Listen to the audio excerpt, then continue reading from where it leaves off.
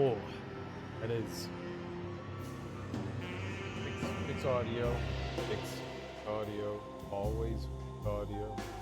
First thing I should do. I'm never gonna remember. Literally never going to remember. I'm gonna try.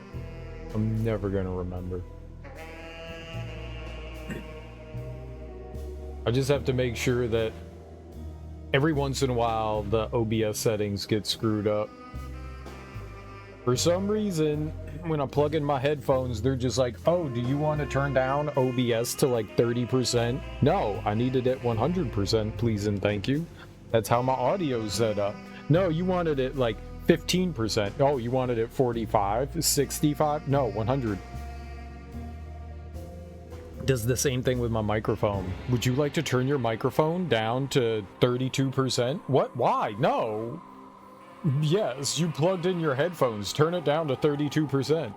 Why does plugging in my headphones affect my microphone? I don't know. I don't know. It shouldn't, but it sure does. Yesterday, we started up Alone in the Dark for the first time. This is like the 4th reboot of the series. It's fun so far, though. I'm liking it. It's little set pieces. So you've got like a mansion to explore, and then you kind of like travel to an alternate world, reality, dimension, whatever, what have you, and play there for a little bit. You know, you have like this little contained spot. You know what it kind of reminds me of a little bit? Eternal Darkness. Now, it's not, you don't have Chaturga, Pargon, Chaturga, Pargon. You don't have any of that going on, thank God. But yeah, there's like, in Eternal Darkness, you had like the mansion that the young woman inherited from her uncle. And she was like trying to her grandfather and trying to like figure out, but she was going through like different time periods. There's a little bit of that going on here. I feel like this game's a lot smaller than Eternal Darkness. Oh, Eternal Darkness was an experience. And if you beat the game 4 times, you can get the true ending. Yeah, no thank you. A little bit of that. But yeah, we started up, I guess it was Edward Carnby's playthrough, Edward Carnby, and then we'll do Emily's, right? Her name's Emily? I don't know. We'll do her side of the thing once we beat this. I think we're close to the end. I think we're very close to the end. Almost done with it. Yeah, we spent like pretty much the entire stream on Edward, but I feel like we're like closing right on in on the end. Maybe like a couple more hours and we'll be able to do Emily's. Is her name Emily? What's the name of all the characters? There's Edward Cranberry and Edward Cranberry alone in the dark. Alone in the dark.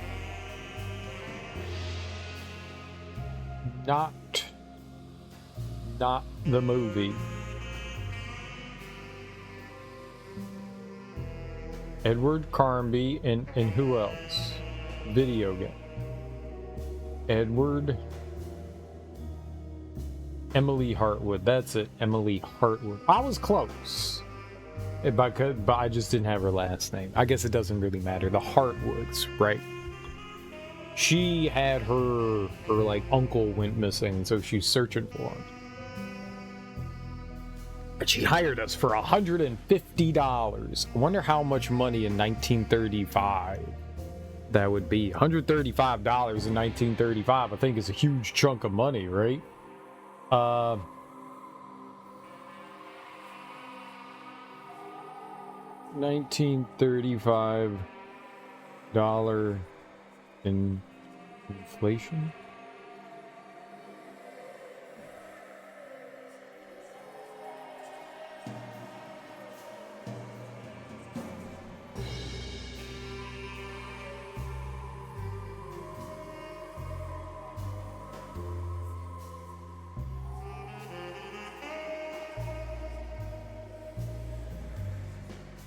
2365. Somewhere around there. 2365. We're doing math. Look out, we're doing math. 150 times 2365. She paid him $3,600.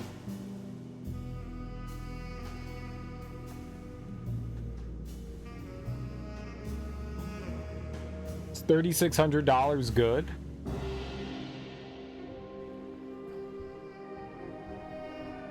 I feel like that's not enough. $3,600? I would demand an even $4,000. Five, 10. $9,000. Where am I? What am I doing? How was I looking at a window? Am I going out the window? I can't see. Oh, I got a flashlight.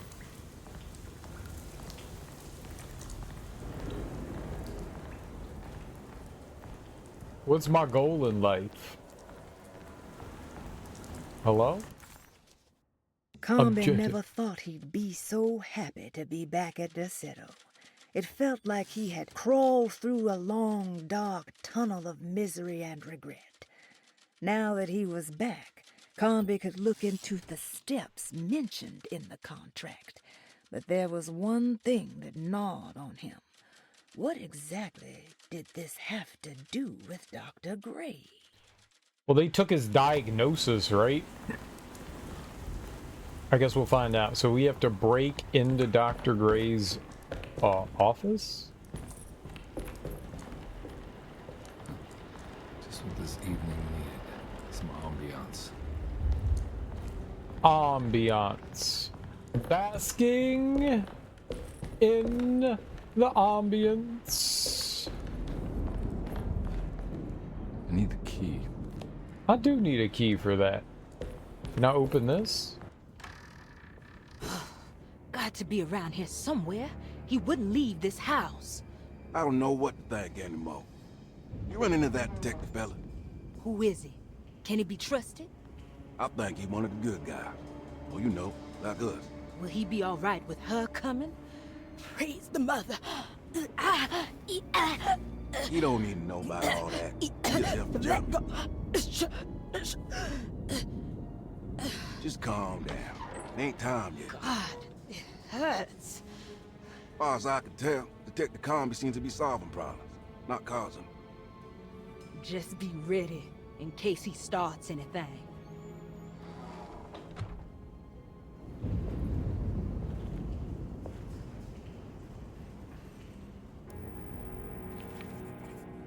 The two orderlies still hadn't found Jeremy. Carnby figured this was good news. Emily had reminded him about some strange deaths at Deseto, and Carnby wasn't sure who he could trust. The orderlies are brother and sister, I believe, and they were using... Somehow they were going into whatever those alternate worlds are as well with us. Like, we met Batiste in one and Charlotte in the other. I can't believe I remember their names.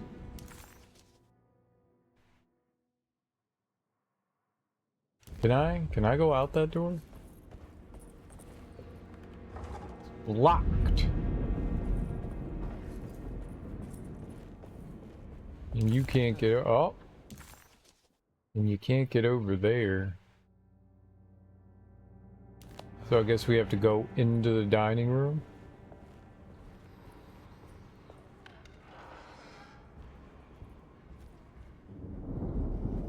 That's good and lovely. I like how the infection has taken over everywhere. That's good.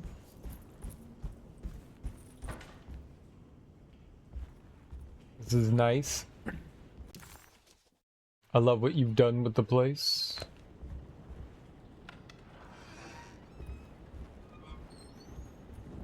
Alright, so where am I going here?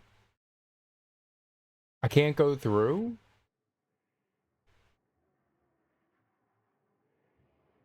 You want me to go like a very... Christ, what the hell was that?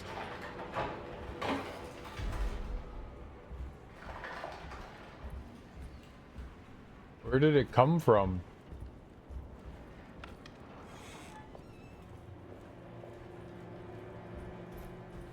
It's blocked.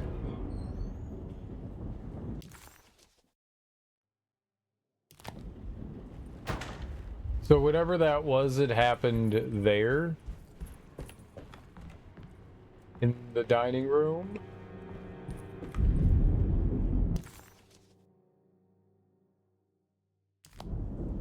Maybe I don't have a choice but to go upstairs? Locked. Weird.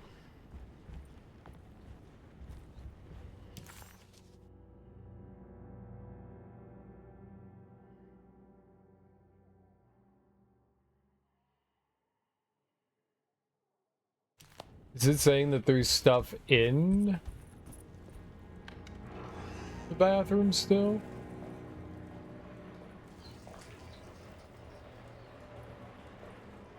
I don't...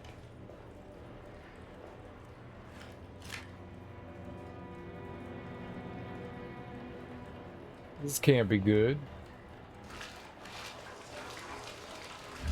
Put your hand in there.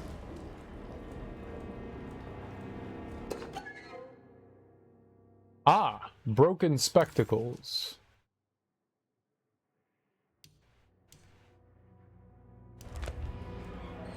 Does that finish this out? It does. Let's go into Lottie's room. I like how doors can open both ways. It's just like me. I open both ways somehow.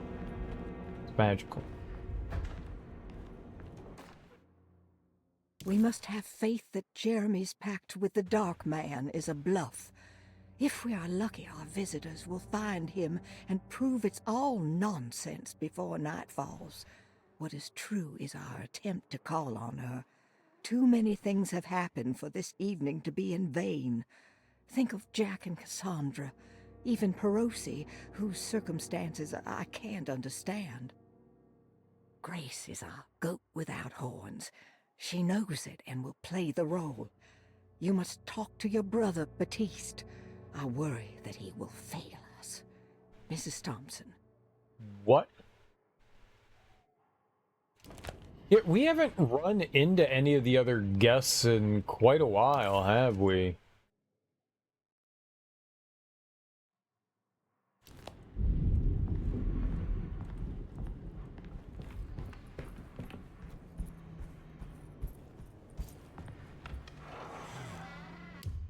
We'll save.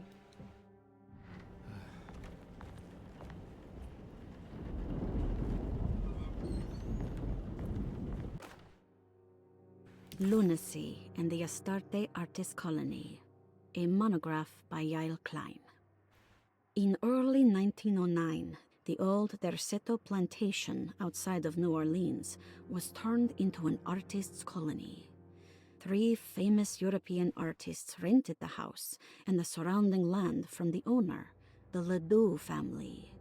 The colony was chiefly run by Sebastian Cortez, who was playfully dubbed the captain by his collaborators, William Arges and Heinrich Kassel. The colony existed for 6 years, until one day all 12 members disappeared without a trace. It is widely believed that their disappearance is connected to the disastrous hurricane that passed through on September 29, 1915, but nothing truly supports this claim. What is known is their frequent participation in New Orleans nightlife, their love for hosting parties, and their elaborate contributions to the Mardi Gras parades as the Pirates of Pontchartrain. Accounts of their lifestyle can be found in almost every gossip column. It can effectively be summed up as carefree and bohemian. In late June 1909, the name Astarte first appeared in the newspapers. Cortez said the name came to him as he was painting. There is never any claim to knowing about the ancient Phoenician fertility goddess with the same name before this time. His fellow colonist Heinrich Kassel did know, because he later produced sculptures that show clear references to ancient idols of the goddess. It's impossible to know for sure how this name suddenly made an appearance, but it is interesting because of Derceto's history. Even the name Derceto is the Greek name of a Syrian fertility goddess. In the case of naming the plantation, Derceto was certainly not an accident. We know that Elijah Pickford intended to build a temple for his cult, for he had distributed pamphlets 2 years prior to the purchase of the land, advertising his intentions. His followers were estimated to be almost 100 men and women, mostly sailors, Maroons, and Cajuns, when the plantation was built. To outsiders, Derceto registered as an ordinary slave plantation, which enabled Pickford and his flock to remain hidden for decades. The official story is that the cult lasted until 1862, when the Union Army came and burned down the plantation and scattered all who lived there. Following the Civil War, new people started to congregate in the ruins of Derceto to invent a new fertility goddess, the Shub-Niggurath. As much as Derceto is a particular name to have heard of, it's not entirely uncommon among the learned. Astarte is equally known and could have been subconsciously chosen by well-read artists. Shub-Niggurath is, on the other hand, very uncommon. Almost impossible that anyone in Louisiana would have heard that name. The name is referenced only in rare books like Unaussprechlichen Kulten and the Necronomicon, and is believed to be a bastardization of Arabic words meaning pertaining to the dark young. The few paragraphs printed on the goddess are so upsetting that no one in their right mind would want to build a religion resting on such qualities. The Shub-Niggurath cult was hard to get rid of, but it is believed that despite the police jailing and killing several cultists over the years, the main culprit in the cult's demise is the cult itself, which seems to line up with every instance of cult activity on Derceto's grounds. When Captain J.W. Norton of the Union Army arrived, he described the people at Derceto as malnourished and maniacal. As much as the army tried to save them, they fought back with fervor, as if nothing was going to stop them from slowly destroying themselves. While the disappearance of the Astarte artist colony remains a mystery, the recurring motif seems to suggest that their fate involved lunacy and a hunger for self-sacrifice to that fertility goddess with 1,000 names. What's up, Ebony?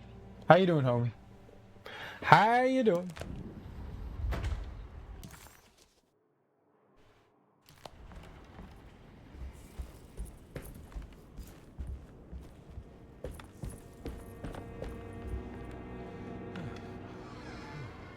You're good? I'm glad to hear that.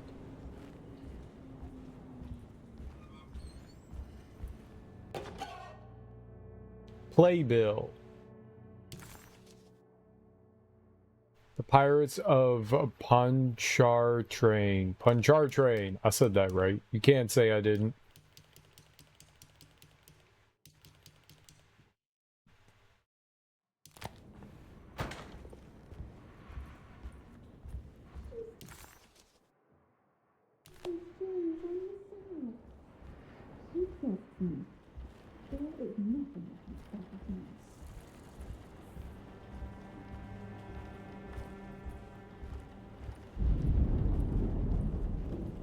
What else is in here? You got food yesterday? Hell yeah, what kind of food you get?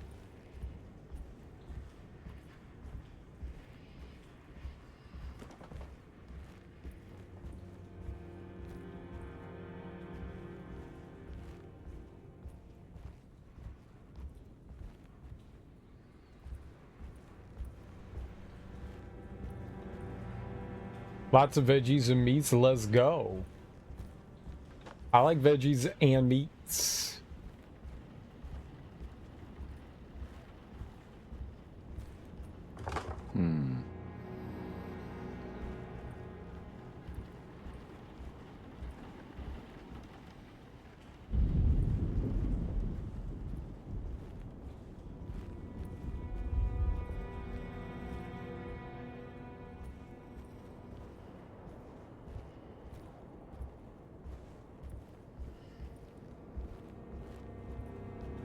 Yeah, there's nothing else in this room, yet the room remains... got that weird color to it. I don't know why.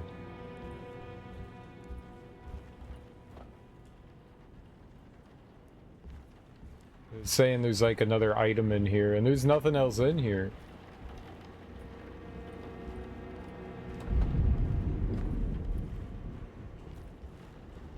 When you get near something to interact with it, stuff pops up. Like a icon. Might be a secret? Yeah, maybe. Maybe. There was a shotgun in here behind a case right there.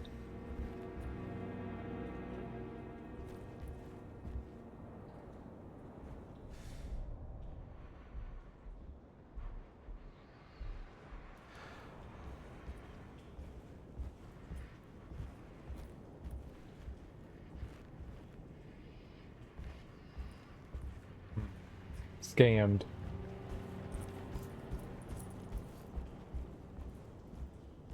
Yeah, because when you get close to something, that pops up. You see the little circle? That kind of thing pops up and says, hey, look, you can interact with something here. And there's nothing else in this room other than the doors. And if you walk by them, you see how it pops up in the corner? It's pretty obvious. So I'm just kind of confused why there's another thing in here and I can't access it. I'm angry is what I am. Blar.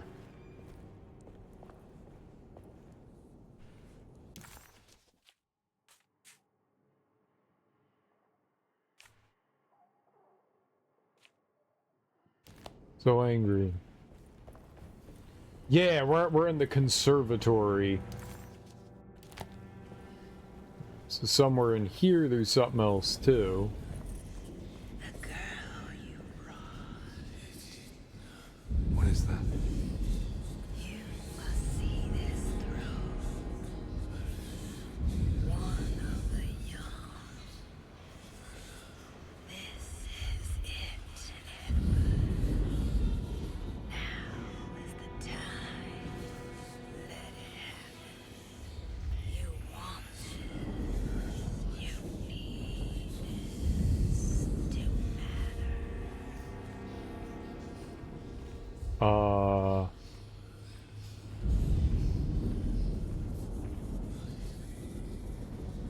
Who's talking to me? I don't believe in talking trees. Okay? I don't believe in talking trees.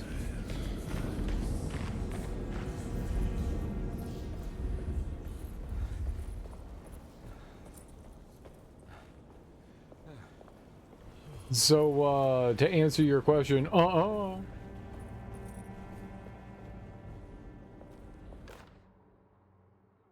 Mrs. Thompson, I understand the last week has been busy. Under these circumstances, I find it important to remind you that Dorsetto's concerns are not a public matter, nor is it something that should upset you. Please continue your excellent work, and don't spend a thought on the death of Perosi, or, more importantly, the suicide of Cassandra Beauregard. They should mean nothing to you or the staff. I rely on your loyalty, and trust that your close kinship with the Tabois siblings will keep Dorsetto's secrets hidden. Dr. Gray.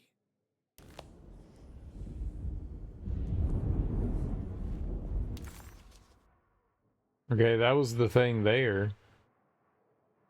I can't go, that's blocked off. Yeah, for whatever reason, there's something in the parlor that I just can't access. Makes no damn sense.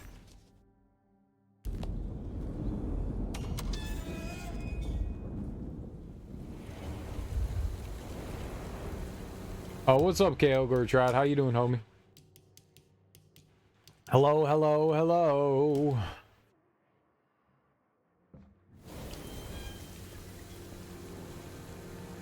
Alright, there was nothing out here, right?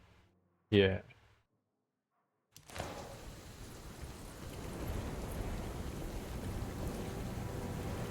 So we circumvent probably by going up and around.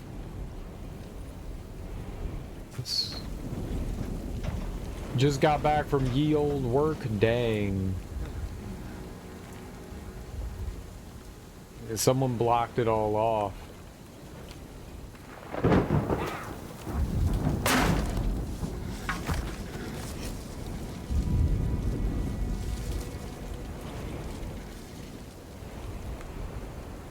Uh-huh. Yep, all that's good.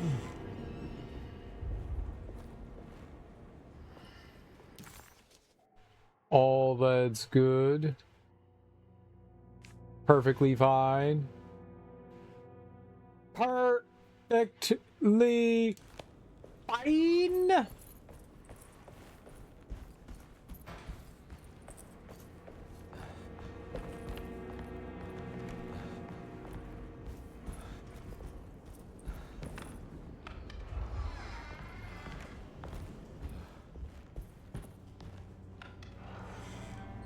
Having a cold one? Ooh, what kind of cold one? Very nice. A Modelo? A special. Detective Carnby, I'm terribly sorry that my niece has pulled you into this mess. Please, with all my blessings, take her away from this cursed place. I have destroyed that eater of worlds and locked it away in the attic and retreated to a place of hiding. Tell Emily I'm safe. Tell her all the lies you can think of to make her listen. Take her back to Nolans. Sincerely, Jeremy. Nolans.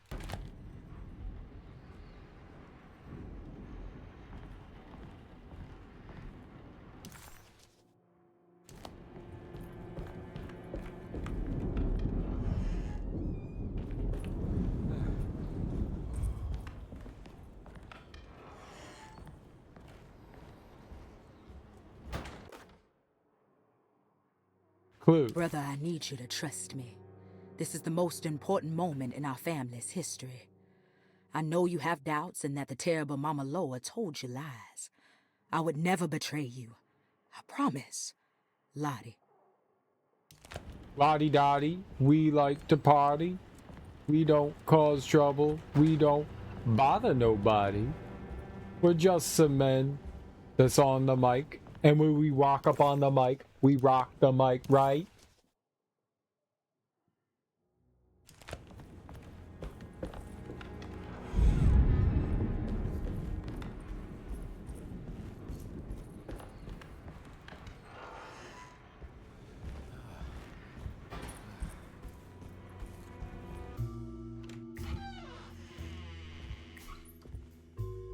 Detective Carnby. Good to see you again. Solved your case yet? I'm trying. Hey, Grace, you okay? Oh, she is just peachy, Detective. Are you looking forward to the Feast of St. John, Grace? I can't wait. Kids, ain't they great? What exactly are you planning for tonight? Oh, not much. We eat, we drink, we pay tribute to the wishing tree in the conservatory. The usual. Then why all the excitement? There is just something about tonight. Something's different. I think we all feel it. Besides, we got ourselves some new words for the prayer thanks to your buddy Jeremy. She'll come and turn the world inside out, and things will begin again. That sounds strangely threatening. You should come.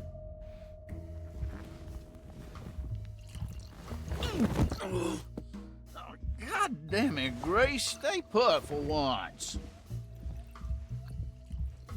Sounds strangely threatening. Alright, he dropped something. McCarthy was a deadbeat. His mere presence annoyed Carnby. It was like watching the worst version of himself mock him by simply being worthless. While Carnby enjoyed watching the child outplay the drunkard, There was something terrifyingly familiar about Grease. It was taunting him, like he was supposed to remember, but couldn't. Uh-huh.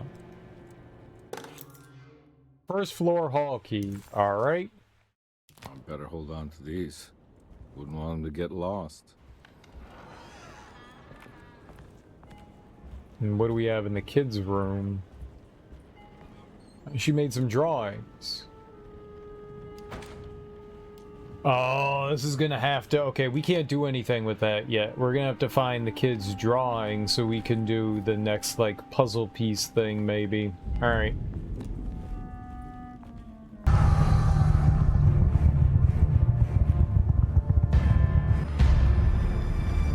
I'll always need you. But for now, I have this. Char Yoshi, thanks so much for that raid, homie. I really appreciate that. How you doing? How's your stream? Oh, I'm not tired. Shh. What are you playing? What were you getting into? Oh, yo, Darby, thanks for the shout out.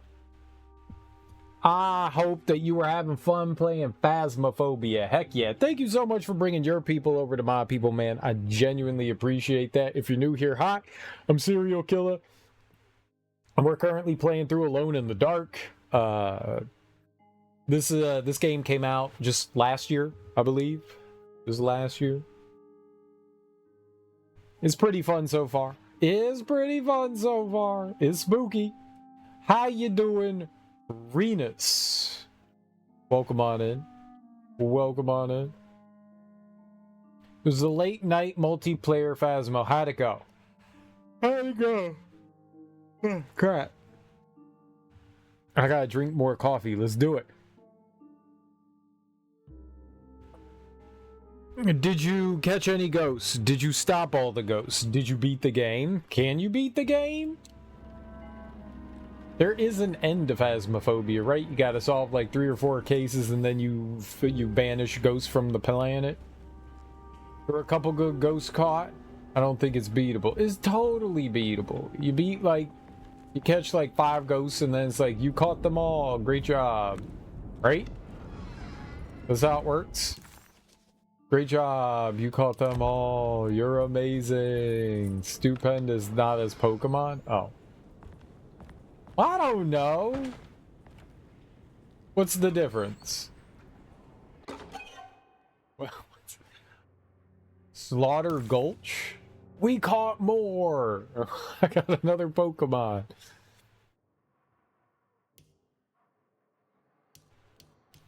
Yeah, I guess I was under the impression that, like, you clear out, like, the haunted places, and then once you catch all the haunted places, you win.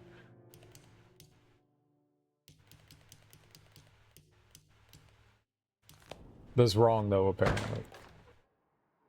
Jeremy knew that the only one who could help him now was the guest in room number 3.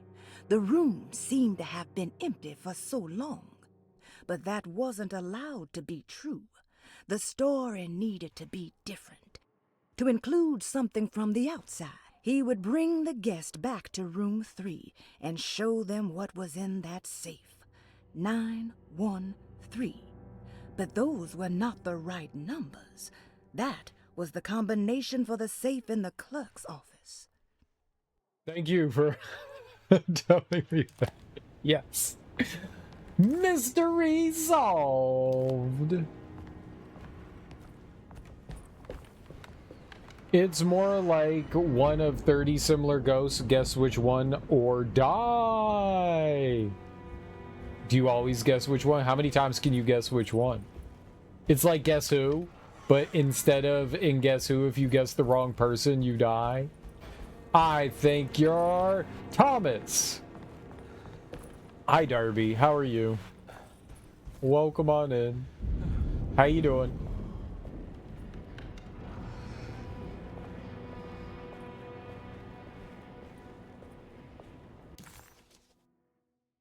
I'm allowed to hit this button.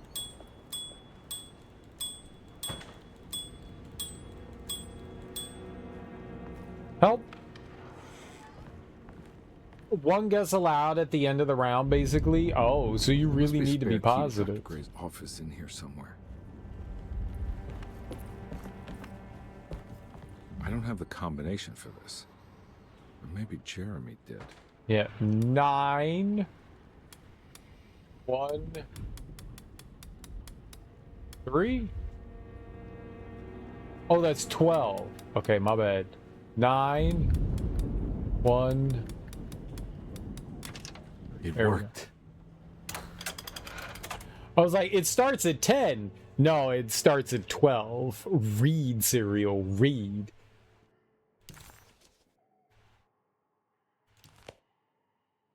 The last guest in the empty room suffered from severe maladaptation. I must write this down, because if I understand the condition sufficiently, it could make me deny this fact at a later date. And there is reason for me to think I may come to suffer the consequences from this dysfunction, as some who came in contact with the guest seemed to adopt a new worldview in which everything was predetermined but broken. Upon accepting this worldview, some memories became unmanageable and later rejected. I do not know what this means. I cannot even remember the fate of the guest. I think they were simply misplaced one day and forgotten. Just like all documents pertaining to this guest, they have all been destroyed, or they never existed in the first place. Who wrote this? There has never been a guest in the empty room. Interesting. You're doing, I'm doing. I'm pretty tired. Pretty tired.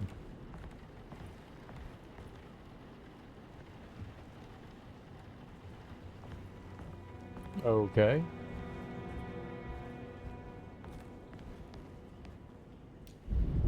First floor key, Dr. Gray's office key. Got him. Dr. Gray was somehow mixed up in this business with the Dark Man, Detective Carnby decided. He had to be. Either Dr. Gray was using the idea of the Dark Man to manipulate and torture Jeremy, or the Dark Man was an actual powerful being possessing Jeremy.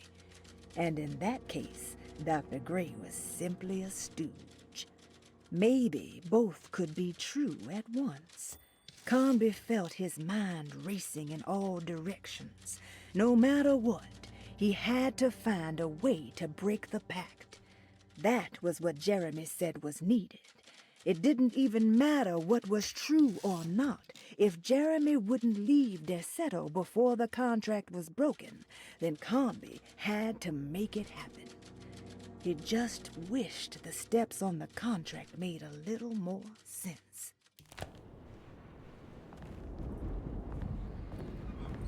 I like the voice acting when you're like completing objectives, like the little storytelling is great. But the game said that there was something else in here. Is there though? I don't see the something else. I don't think there's a something else. It says that there's a puzzle on the wall. Where? Here? This? Yeah, I solved that game. I solved that. How do you not know I solved that? I'm going to assume that was it. All to myself. Let's see if we can figure this guy out. Yeah. I'm gonna unbolt it too. Wata!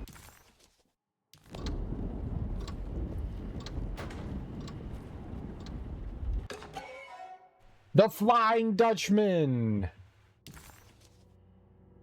Alright, forbidden knowledge, here I come. Unlock the shotgun, forbidden knowledge, secret objective. Secret objective. Unlocks a hidden memory in the attic.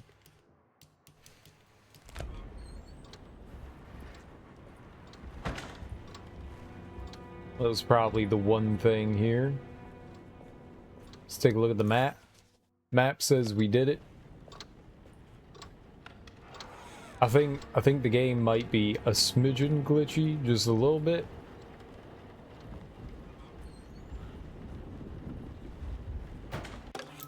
That's a huge key, stairwell key. What stairwell? That's the real question. What stairwell? I have finished tidying up Miss Beauregard's belongings. I will leave it to you to contact her agent and have them collect her things.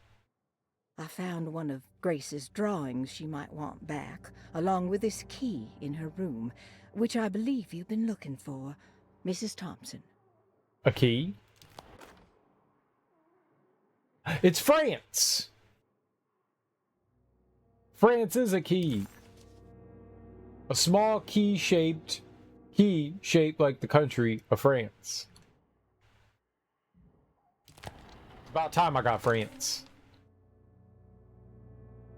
McCarfrey's pirate treasure. This is where McCoffey has hidden my favorite young. It's very important. This is where McCoffey has hidden my favorite young. It's very important. My favorite what? This is where McCoffey has hidden my favorite young. It's very important. My favorite yum? This is where McCoffey has hidden my favorite young. It's very important. Favorite yum? This is where McCoffey has hidden my favorite young. It's very important. What the hell's a yum? My favorite yum? I'm not hearing that right? This is where McCoffey has hidden my favorite young. It's very important. Hidden my favorite. She says hidden my favorite and then the word. This is where McCoffey has hidden my favorite young. It's very important. This is where McCoffey has hidden my favorite young. It's very important. My favorite yum? This is where McCoffey has hidden my favorite young. It's very important. This is where McCoffey has hidden my favorite young. It's very important. This is where McCoffey has hidden my favorite young. It's very important. There are none. Normally there is something, but some of them don't. I don't know why it doesn't. What's up, Stronger Discipline?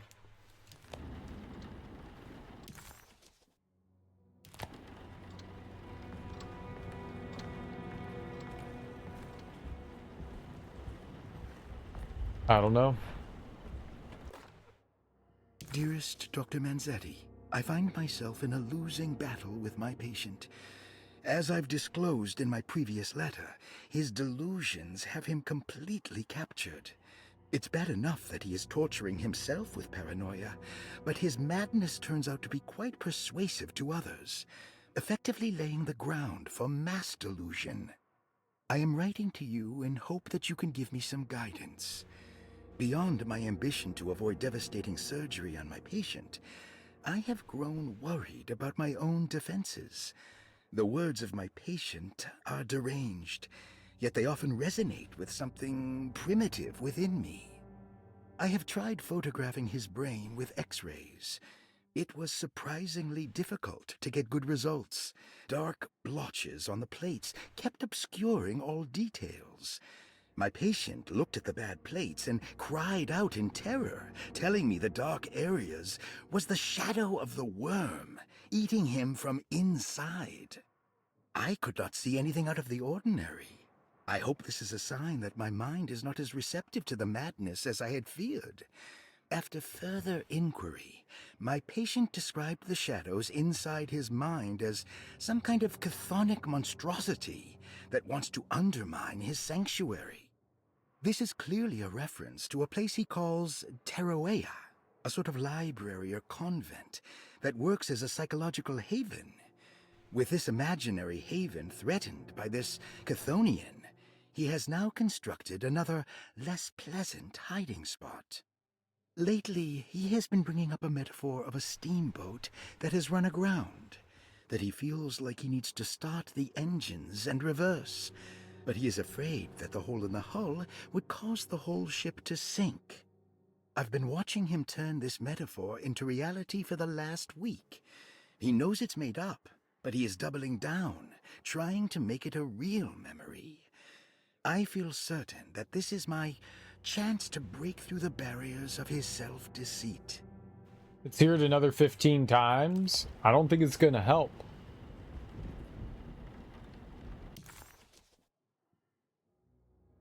Look for Jeremy's plates in the infirmary. What infirmary?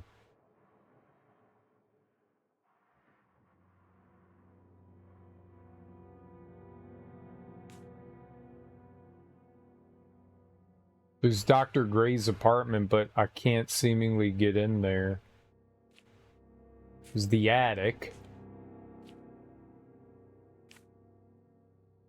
Oh, there's the infirmary. Interesting. Okay. How do I get there?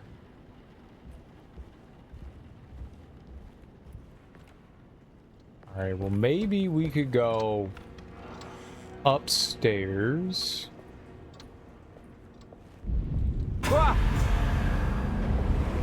This can't be right.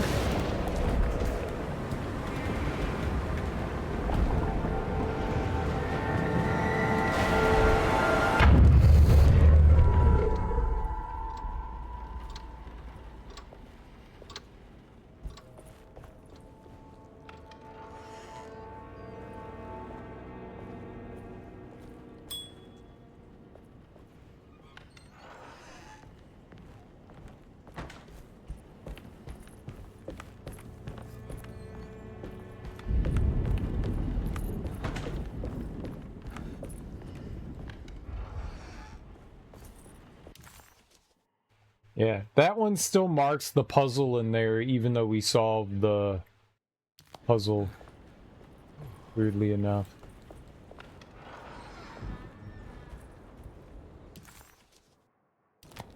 Yeah, I've never been able to get into this hallway.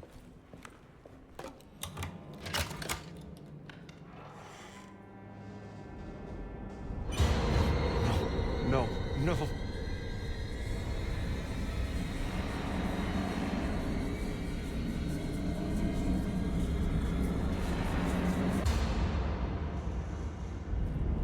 Okay. Well. Found that guy. Surprisingly neat. Maybe I've been selling that old barfly short. Found that guy.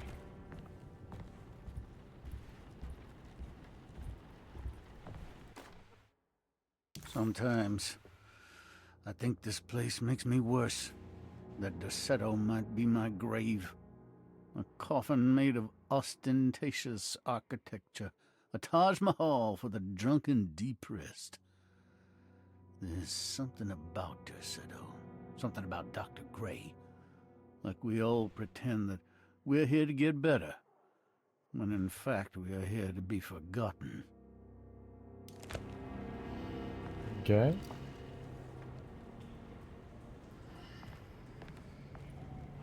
Nothing in the drawer. Looks like McCarthy has something hidden inside. Okay. Well, I can't get in there. We'll have to screwdriver or something.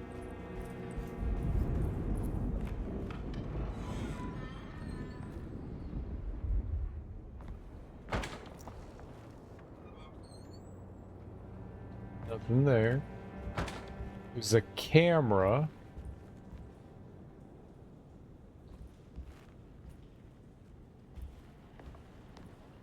Interesting.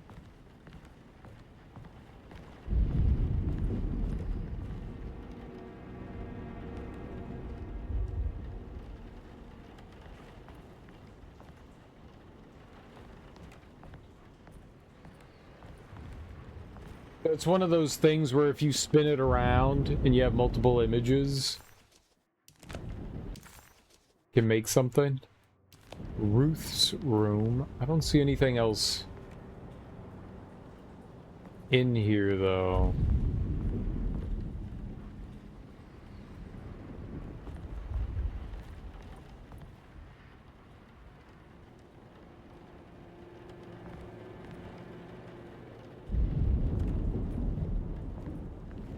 Oh, where was that?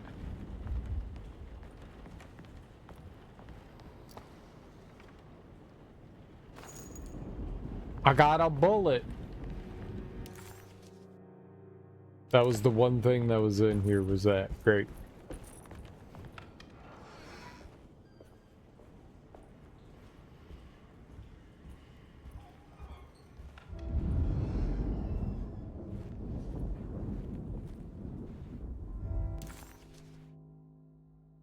The grand parlor. That looks very different.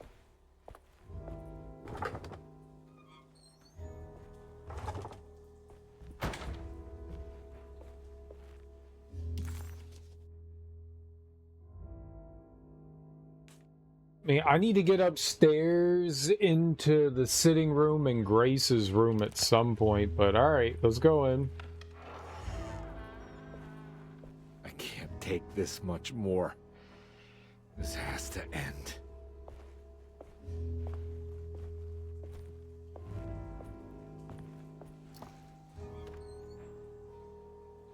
Can't rob the place and take all their money?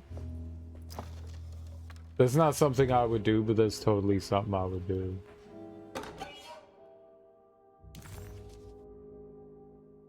Goat without horns. I got a secret objective.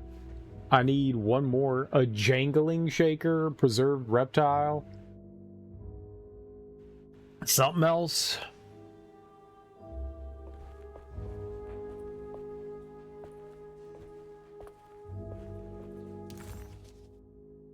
Looks like we finished up this room.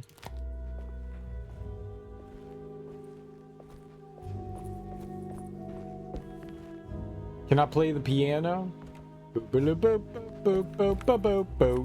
not a piano. Wait, there was ammo in here? I thought it said I was done.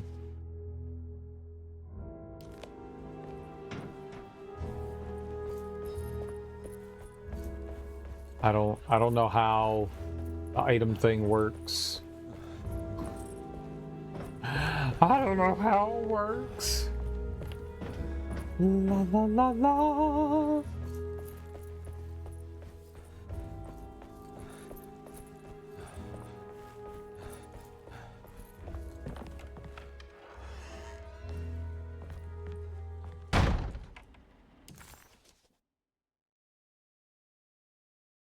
Right, so I could go downstairs into the infirmary laboratory area, I guess.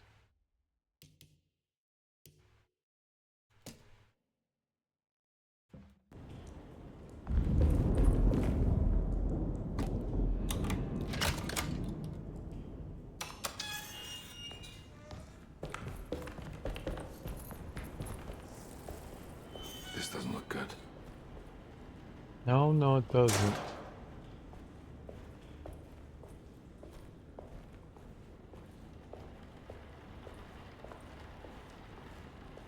It's fine, though.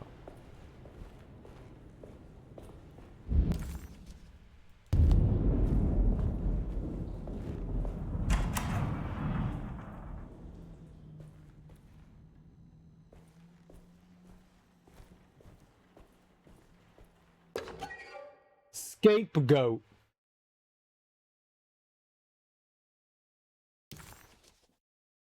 Unspeakable cults.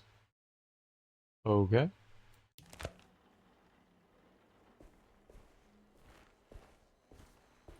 Lovely. That is seemingly...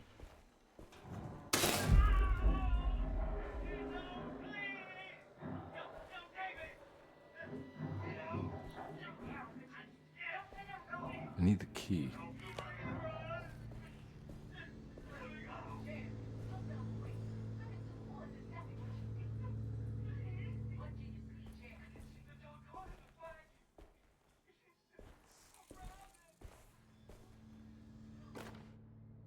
Radiography. Patient Jeremy Hartwood. Date June 14, 1930. Plates. Jeremy's skull proved difficult to capture properly. Partial radiographs worked best. A complete picture of the brain can be assembled by piecing 3 plates together. Observations. Even when looking at an assembled version, a shadow covers significant parts of Jeremy's brain. Possible tumor, but more likely that the equipment is failing. Jeremy reacted strongly to the pictures and claimed to see a giant clay worm eating and displacing his memories. Notes. While this exercise has left me nowhere closer to an answer, I feel confident that a Burkhart lobotomy should sever all necessary parts.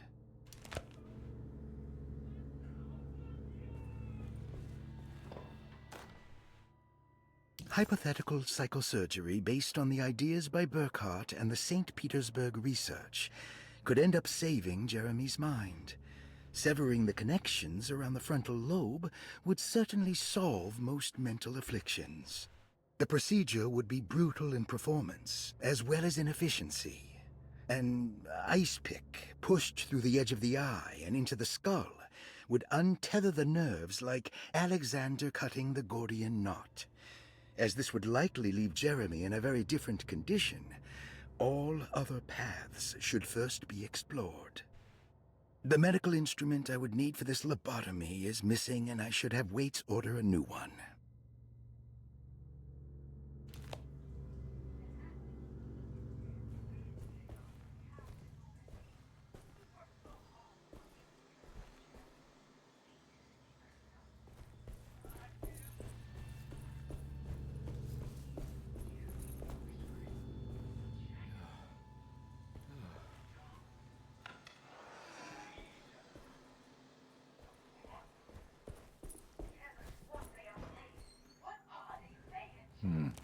I need the key.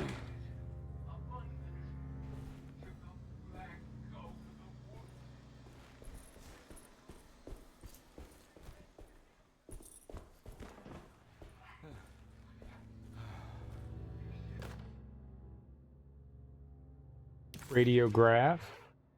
Partial capture of a brain grimed by unsettling darkness. Surgery room.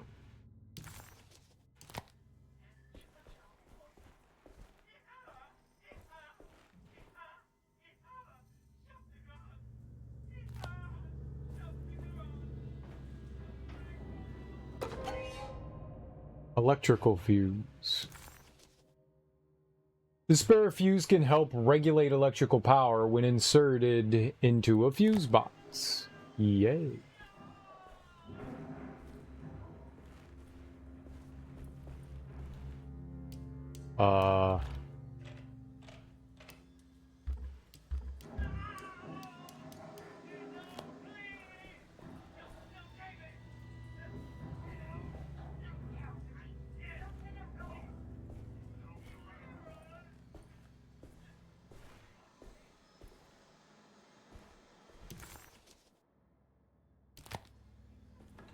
There's more we have to do in here. We need to get the fuse back on. Locked.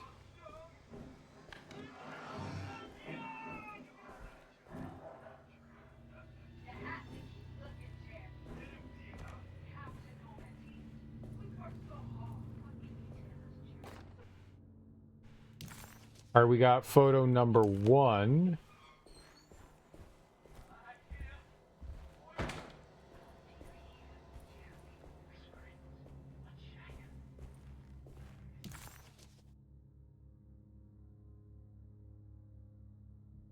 Alright. So it looks like we're going into surgery.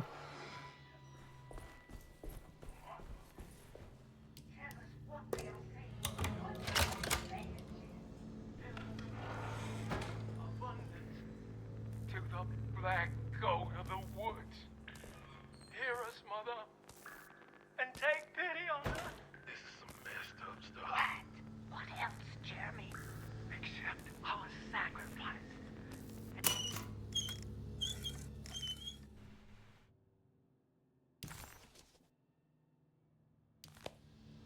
mind if I do. So they did some experiment on Jeremy.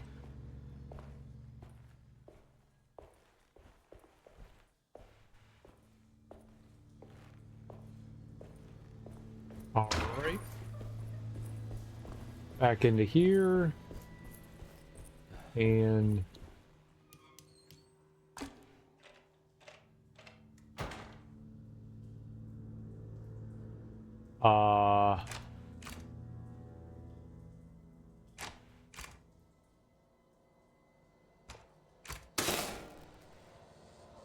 That's better. Dr. Gray had been putting Jeremy through some thorough medical investigation. He was trying to break through Jeremy's stories and get to some truth, just like Carnby was. Could Dr. Gray have been trying to break the contract as well? break the Dark Man's contract, break through the barriers of deceit, acknowledge psychological trauma.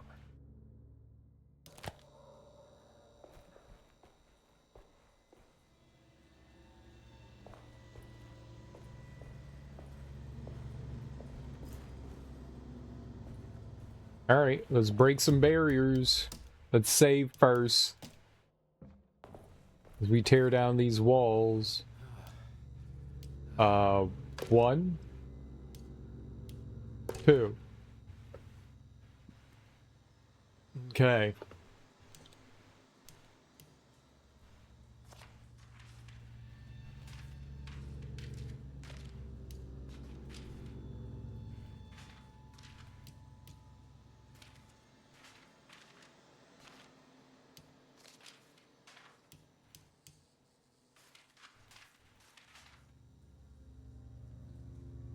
Oh no.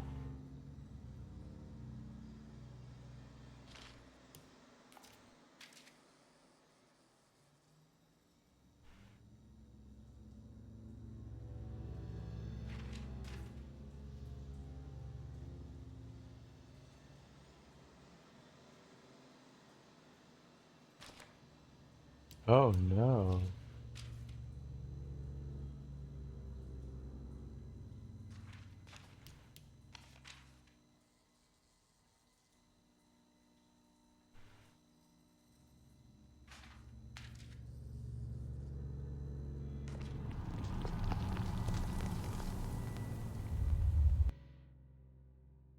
I did it? What?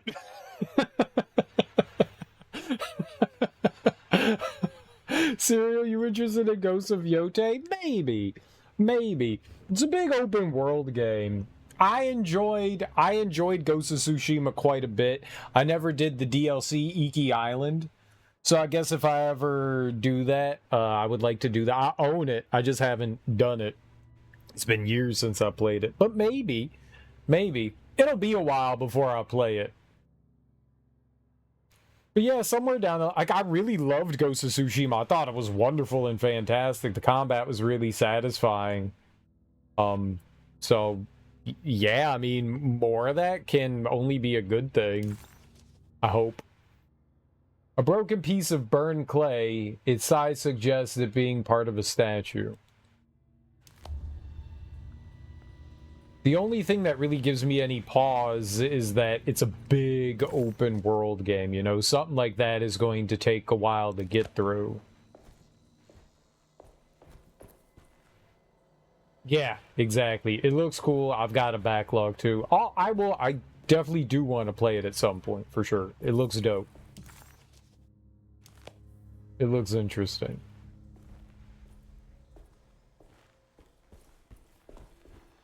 There's something else here.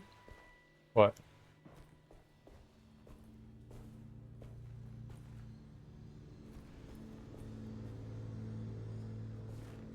This thing?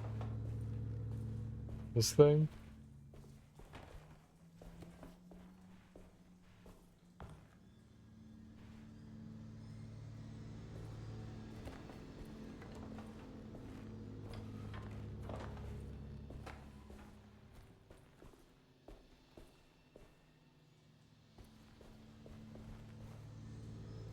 Yeah, I don't know if like the game breaks or whatever. I don't see anything in there.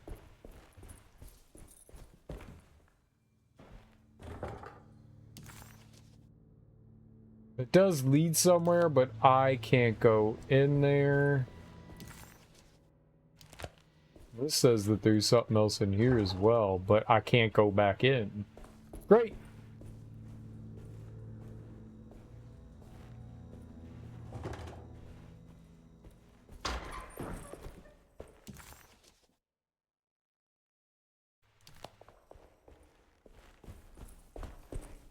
Very concerning. Gotta take over the world and civilization. You do need to do that. That's very important.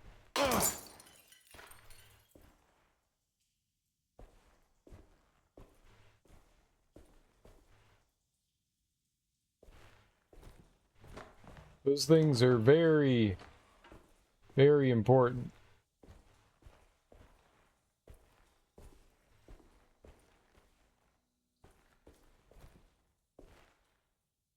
How goes taking over the world? Made any progress?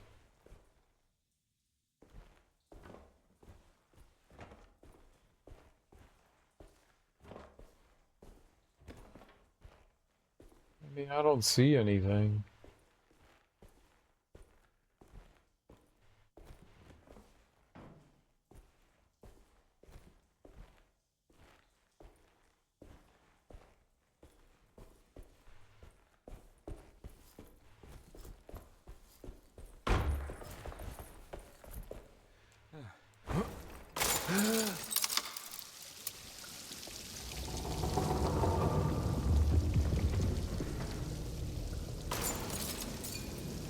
Why does this keep happening? What am I supposed to do?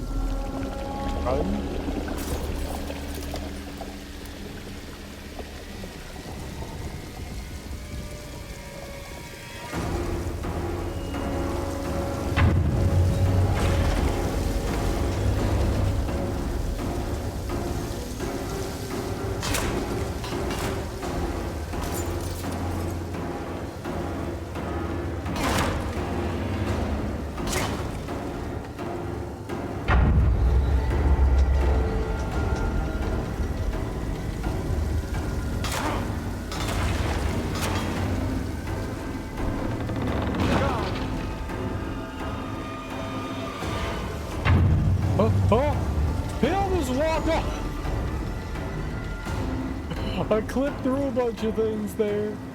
I don't think I'm supposed to clip through things like that.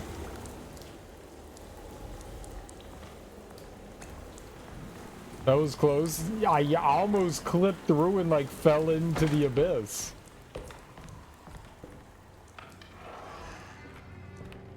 And we're back here. Well, perfect time to have a look around this place. Yeah, we've never been in the attic. The attic has stuff.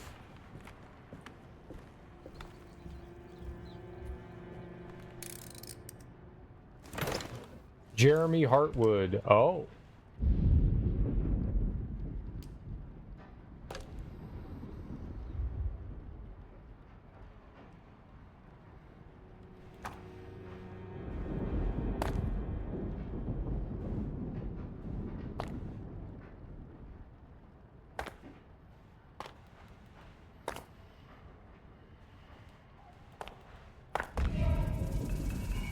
What?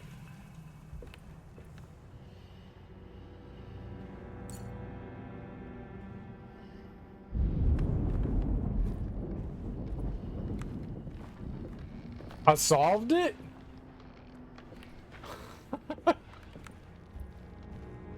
I don't even know what I was doing.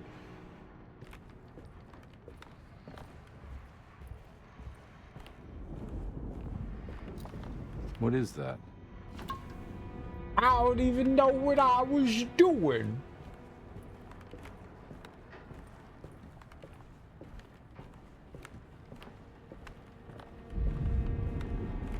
Good job, gamer.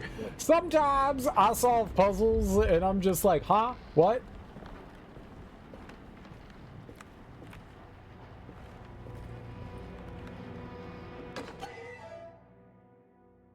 Tessellated shard? Obviously, I wanted the tessellated shard.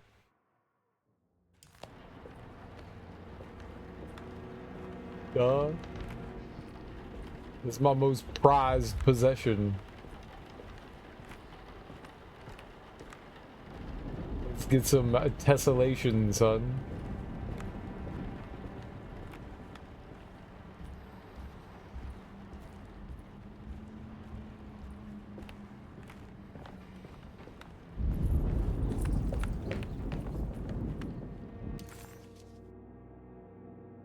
Right, well, we have whatever that's gonna be. It's 641. We've got the combination. I want to go... I mean, I gotta go do that. Whatever's going on there, we gotta go do.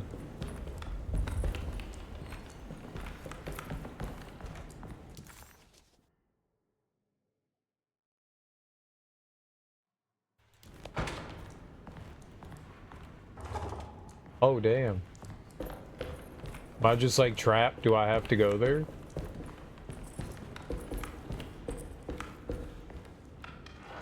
Oh, no, we could go here.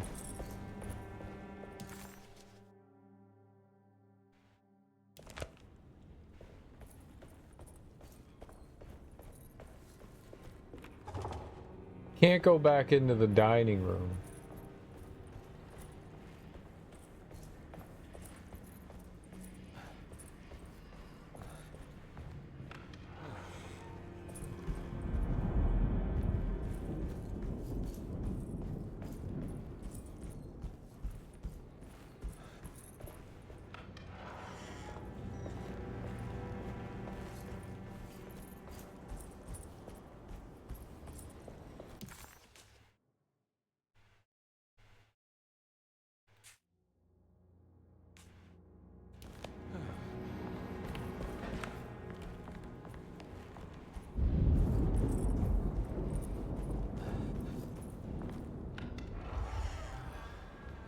Okay, I see London, I see France.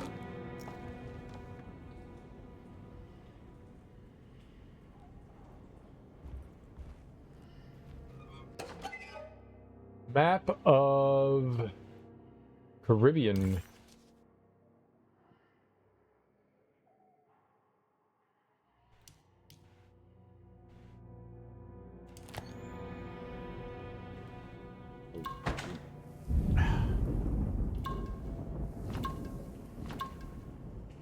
Is it?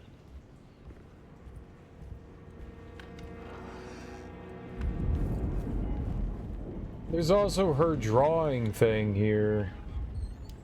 I can't do anything with this yet, but there's something going on there? Use the talisman to open up Jeremy's mind. Yeah, the map says that there's a puzzle here. We just can't do it yet. Do it. Do it. Do it. And we can't open up his thing. We finished the clerk's office. I can't get back into the boiler. Alright, so there's just stuff I still can't do quite yet. Well, I'm glad we got that thing, though. Alright, I guess I have no choice but to go into the attic.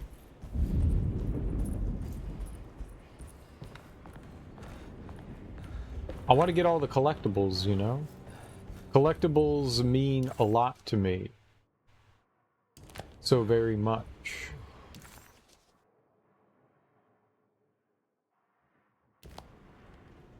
Is this one?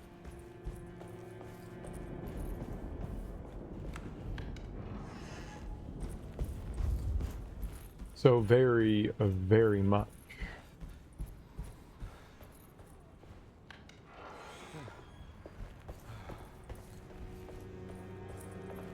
I'm a collectible kind of guy, you know?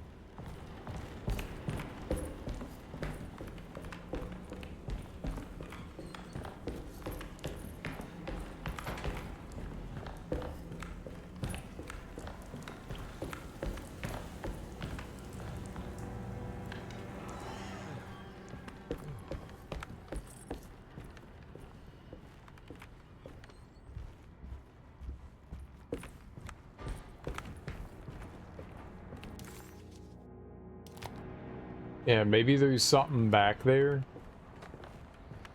Kind of looks as though there is. Alright, so this says 641.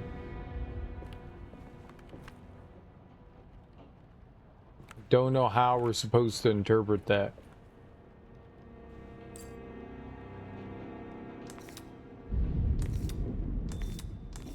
Let's go with 6, 4,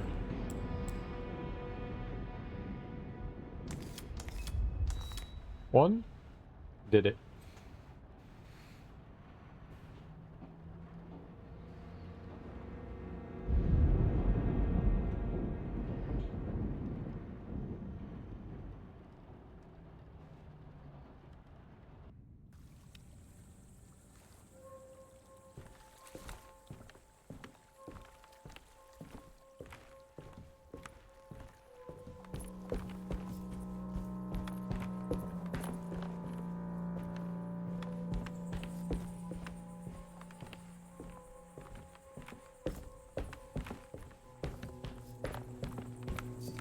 So now that we activated the talisman, somewhere in the house should...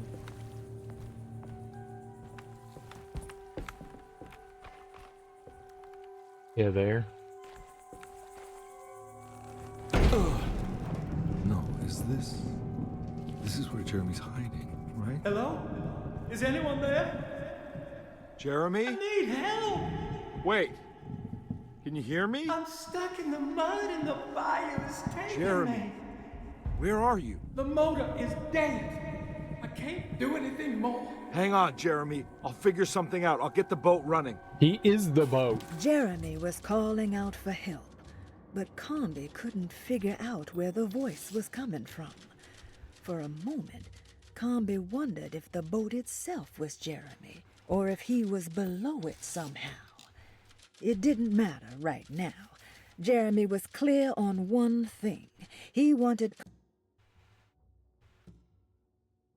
Jeremy was calling out for help. Accidentally bopped the Carnby controller. couldn't figure out where the voice was coming from.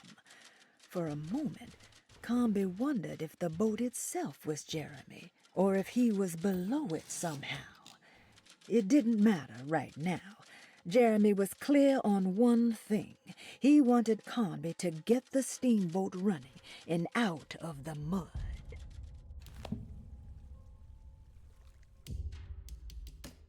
All right. Cool.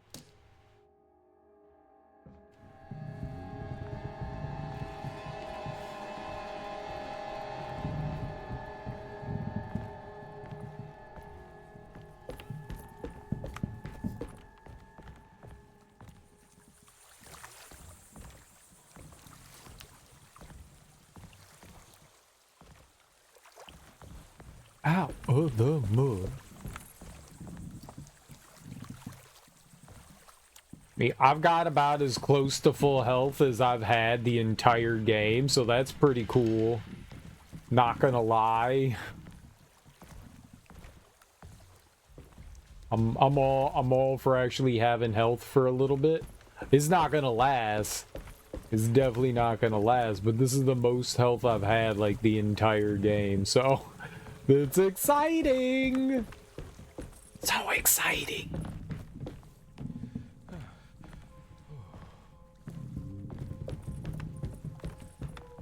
Anything else? Like, the health pickups have been pretty much non-existent the entire game.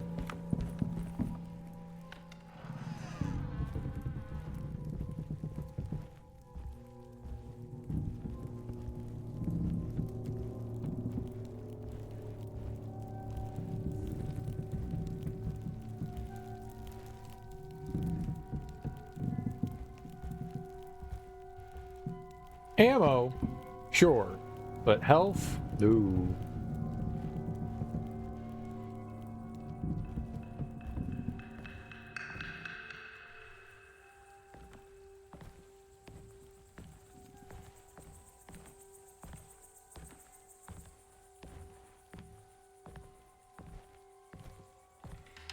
Hard mode definitely be big stingy.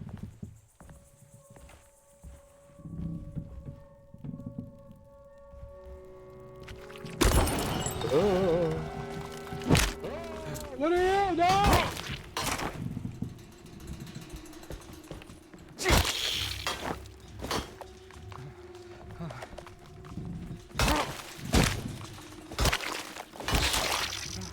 Did that thing just... Yup. It's still fucking alive? Well, bye, health.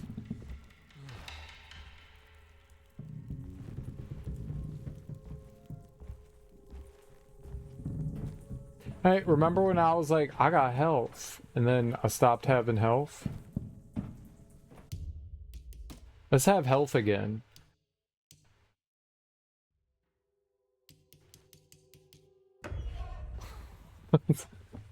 Let's have health again. I got health again. What that? Why? How did that little thing hurt me so much?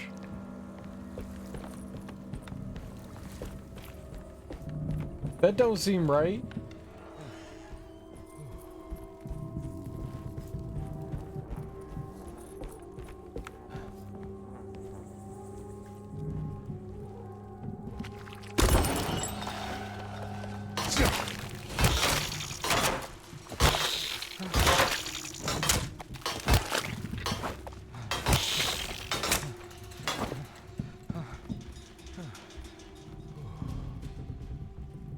Don't stop swinging till the piece of shit is fucking dead.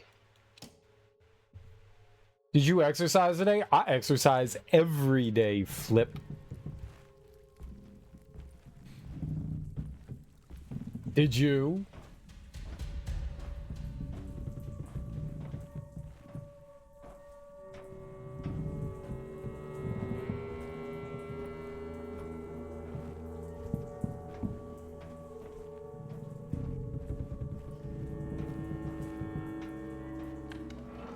By exercise, I did this.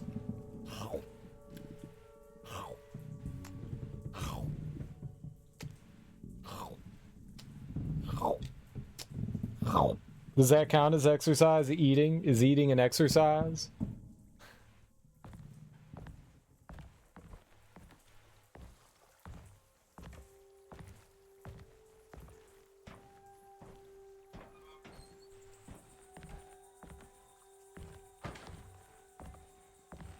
The boat's wedged itself right into the bayou. If I get the motor started, I could try reversing back into the river.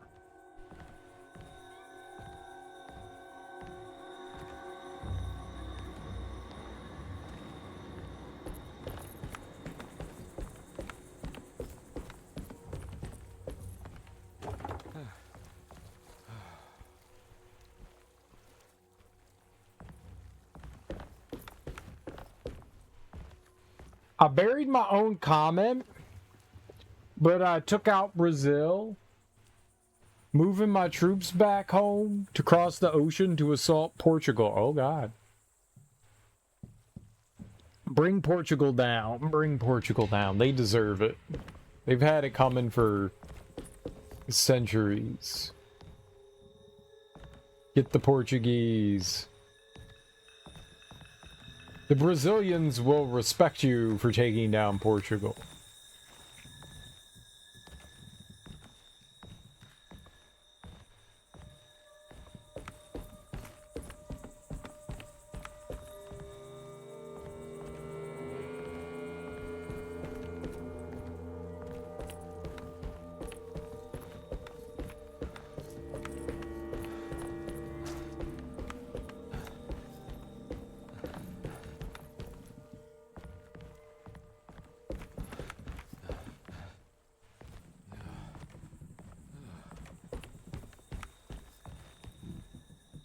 After it'll be Indonesia, then Persia.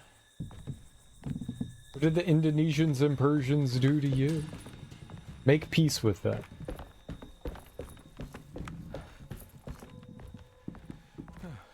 Fire's good.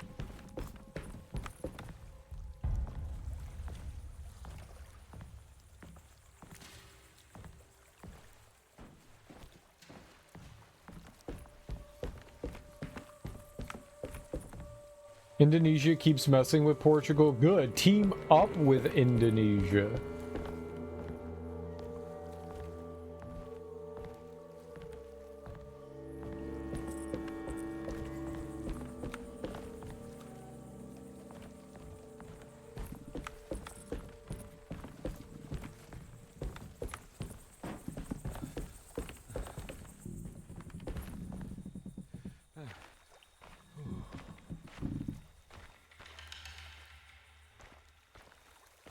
I got elevators up in there.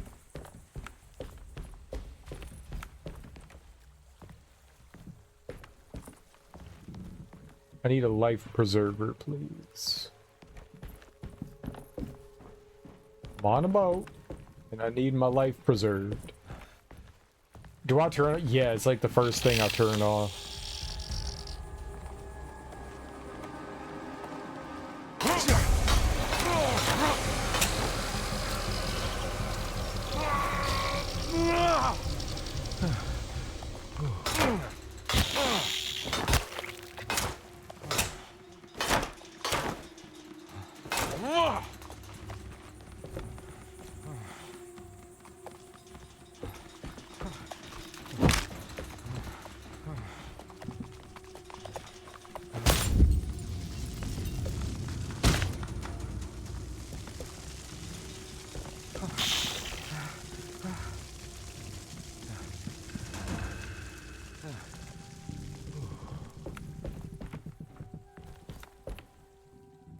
Motion blur is the bane of every gamer's existence.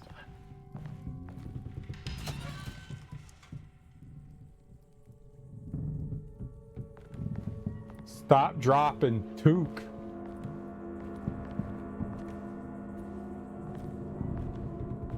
And Took. Take? Took? Never trust the Took.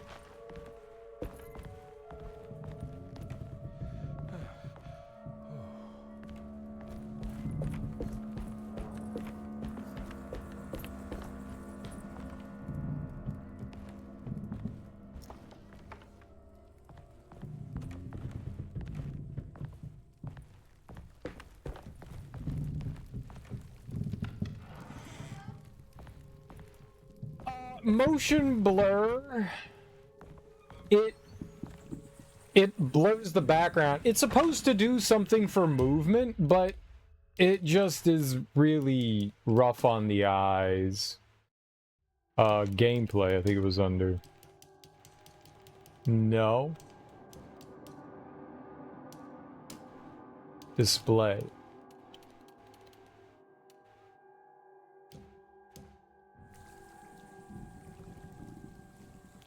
It hurts your eyes to look at it. Like, everything gets... I don't know. I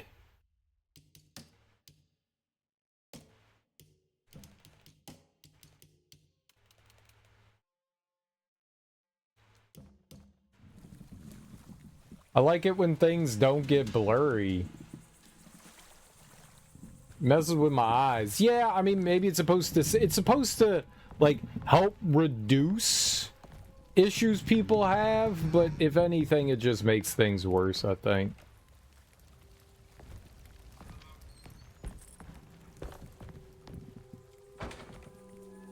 Axe is nice.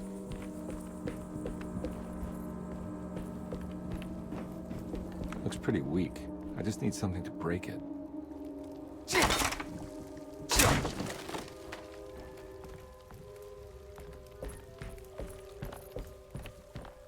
Nice.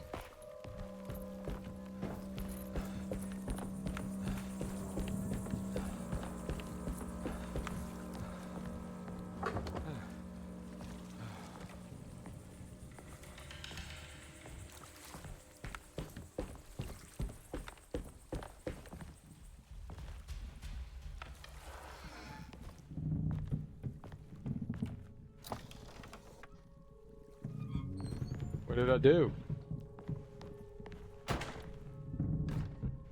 Sledgehammer, let's go.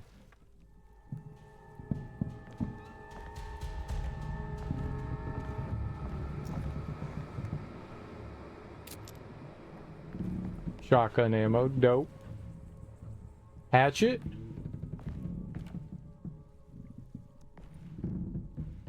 No, I want the sledgy wedgie. I can't have it again.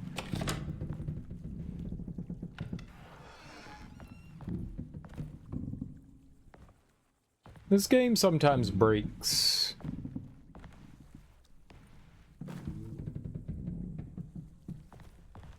And my pickaxe is okay again?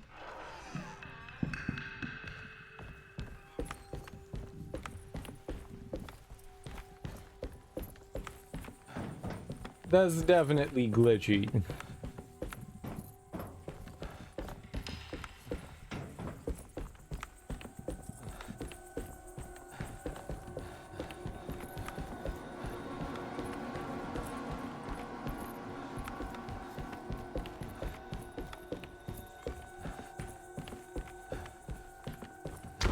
Jeremy, where are you?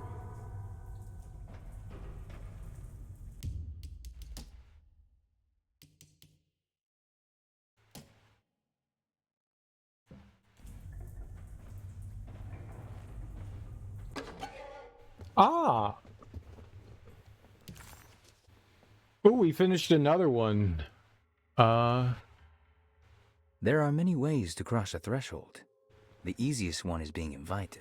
A door swung open, leading you inside. Another is sleep, hypnosis, or even sudden fright. There are those who fold spaces that challenge Mobius, or jump through angles that defy Euclid. If you learn to properly use your talisman, you could go anywhere. You wouldn't even need to rely on the fluttering wings of the shrieking Byakis. True. I rarely, if ever, need to Byaki.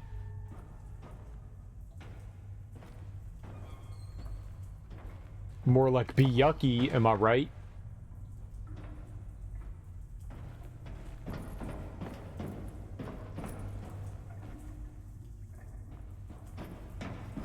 Alright, well we found the hidden thing here. Yo, this is not dark.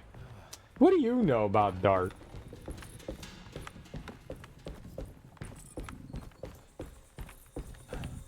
It's always darkest before the dawn, okay?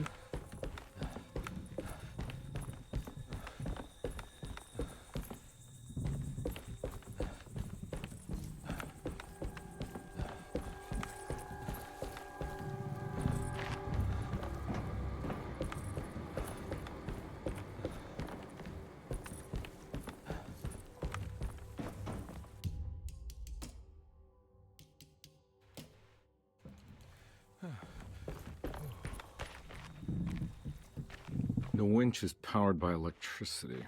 I need to find a way to turn it on before I can use it. That's not how electricity works.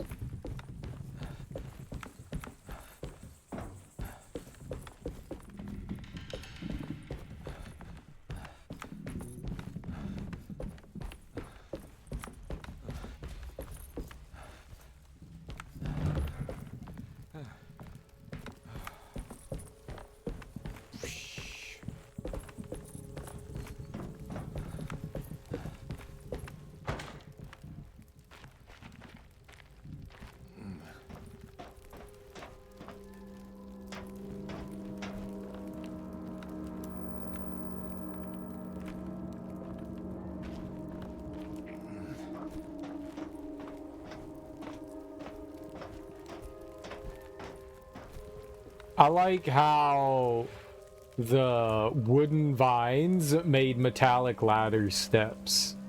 Just like life. Just like life.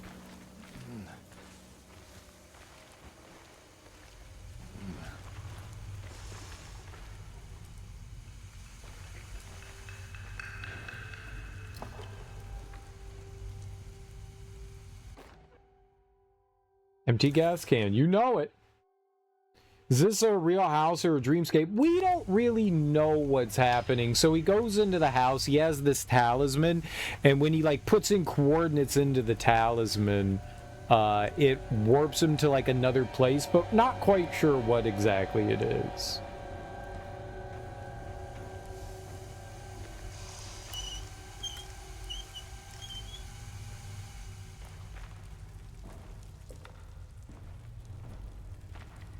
This definitely needs fuel.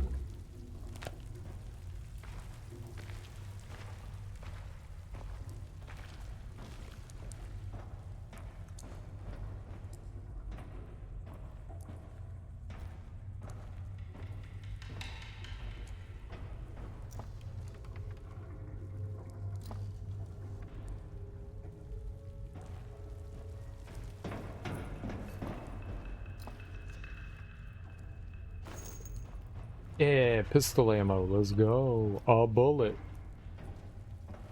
Nito? Yeah, yeah. It's like you get warped to like another like time period kind of. It's not very clear, but they're like places important to the person we're hunting down, Jeremy.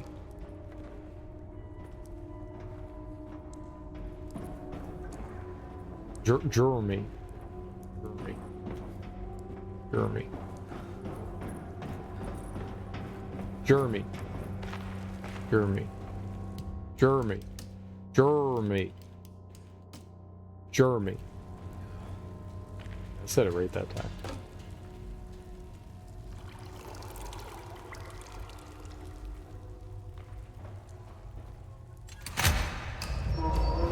Dude.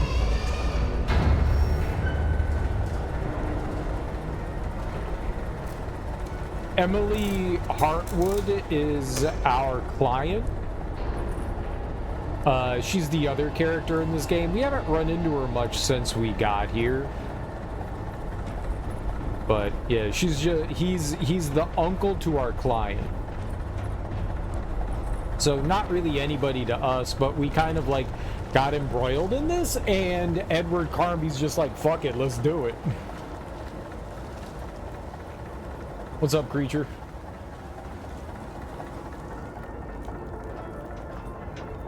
Yeah, Carnby's just like, screw it, let's do it. Otherworldly weirdness, I like it. Like, he hasn't even batted an eye. He's just like, yup. He's not even like, what is this weird shit? He's just like, let's kill stuff. It's my favorite song.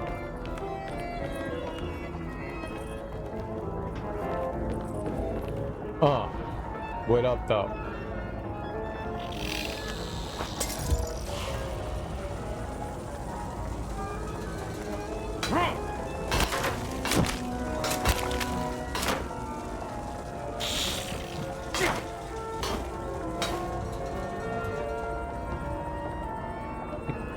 Rip it. Rip it.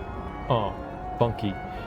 This guy loves putting himself out there. He does. He just puts himself out, and he puts himself out, and he puts himself out till he can't put himself out anymore, and then he keeps putting himself out. It's pretty badass. You sure asked what would Jeremy do? Exactly. Who the fuck is Jeremy? Why would my shirt say that? Oh, right. WWJD. Right. Yeah.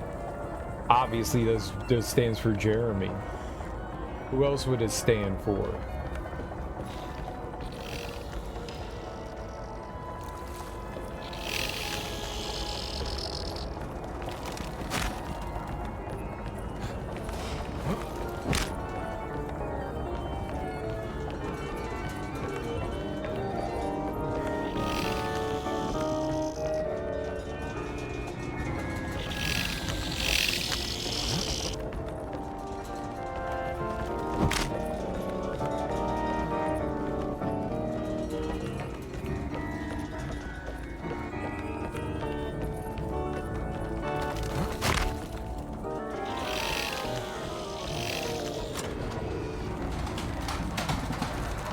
Oh god, going faster! Must go faster.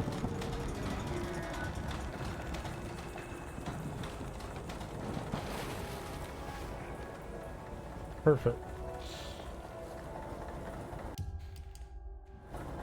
What? I'm not allowed to save, but the game saved? Okay.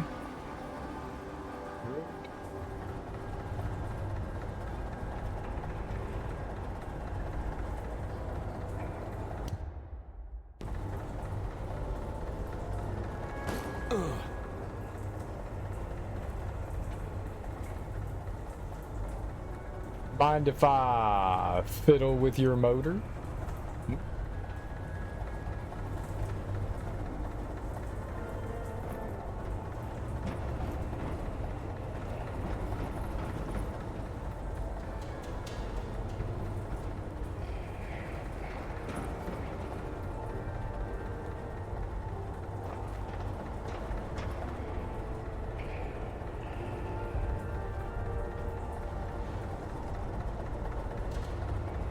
Okay, we gotta be sneaky deaky.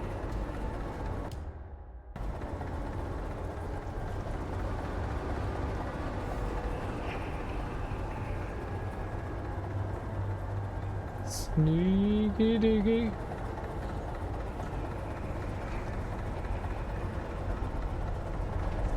Let no one know about you.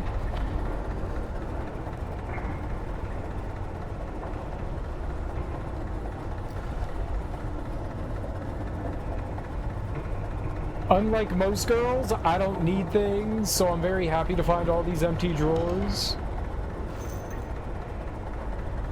Okay. I'm not high maintenance.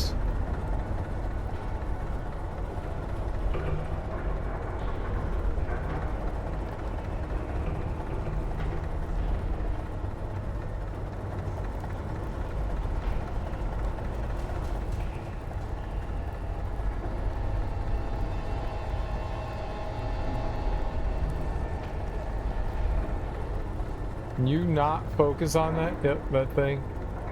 At the bottom. Nothing?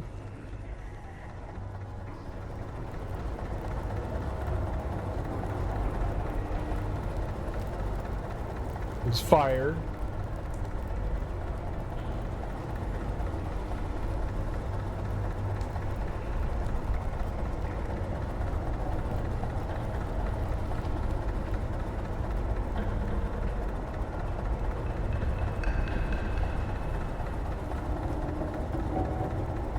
Doesn't seem like there's anything else down here. Let's wake everything up. You know we're waking everything up.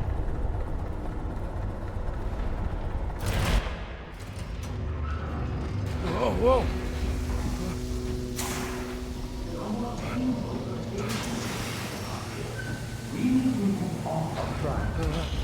Are you ready to tell me what happened in the attic? I put a rope around my neck, and then I strangled all life from my body. Are you under the impression that you died? Yes. No. I was supposed to die. What does that mean? That you were supposed to die. I'm the catalyst. I had to die to make the story happen. What story? What are you referring to, Jeremy? 30 years ago, Frederic needed me to die. You're not making any sense, Jeremy. Come back. Find your focus. Hey! I cheated everyone. I didn't play my part. Hey! I escaped my doom. My destiny. Again, find your focus. Hey, I'm right here. What the hell is going on? Now everything is wrong. Nothing is in place. I'm right here! Calm down, Mr. Carnby. What do you want? Were you not talking to Jeremy right now? I haven't seen Jeremy all day. Are you all right, Detective? No. Actually, I don't think so. Well, maybe. I'm gonna go look for Jeremy. Good. Let me know if you find him.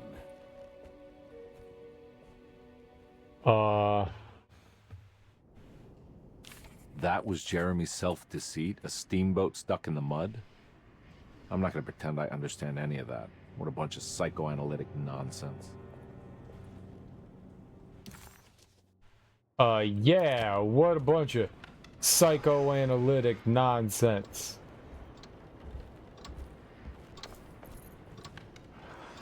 That was trippy. What's up, Gerg? How you doing, homie? It was a little trippy.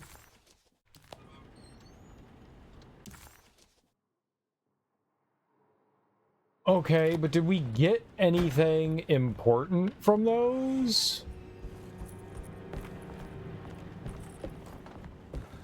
That's the real question. Did we get anything important?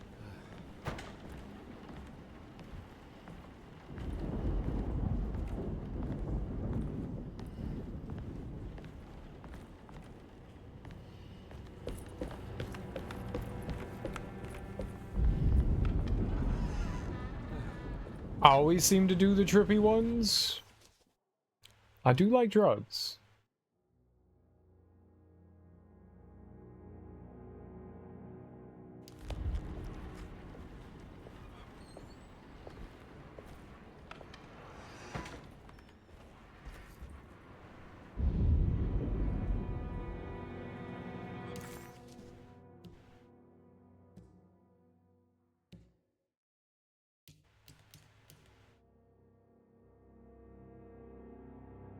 I have a sacrificial dagger and it's glowing.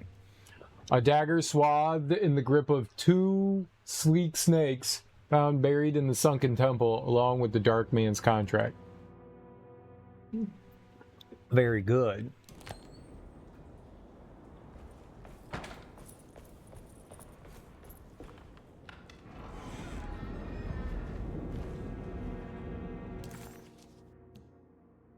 Break through the barriers of self-deceit, break the Dark Man's contract, okay? Barriers of self-deceit. How do I get into that? Looks like McCarthy has something hidden inside. I don't have a way into it. McCarthy! Yeah, I don't think we picked up anything on the boat.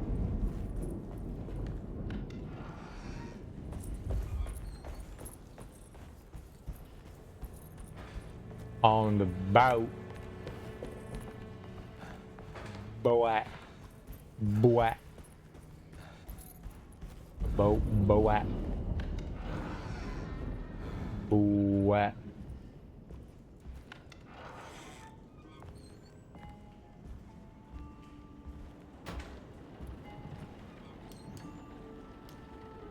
We need like pictures and stuff.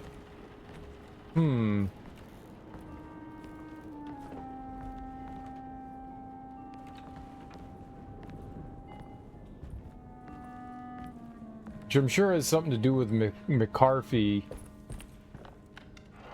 I need like a tool or something. Can I make it into the basement again? Maybe we can find like a tool down there or something.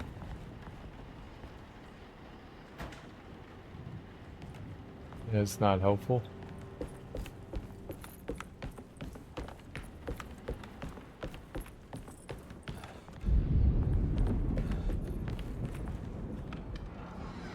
Maybe if I go back into the attic where we were. Maybe there's something up there. Yeah, we have to take care of Grace's room. I can't get into the doctor's room. We can go look though. Maybe we need to try.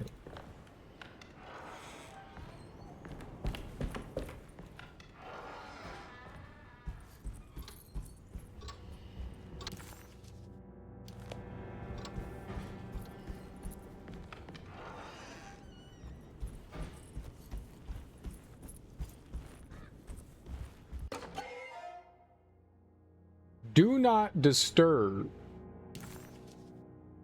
Okay. That's not something I expected to find. I think Dr. Gray might be in there. Perfect time to snoop around his office then. Yeah.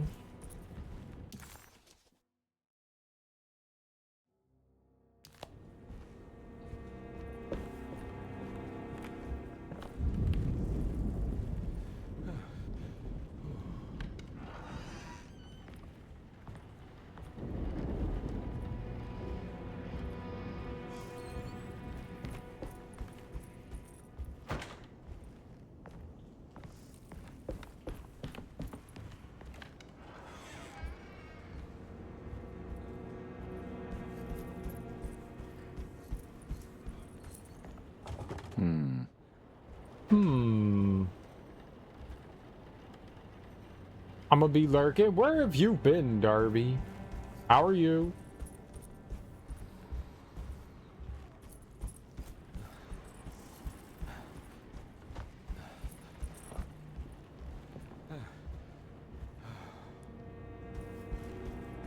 You been doing stuff? Busy morning?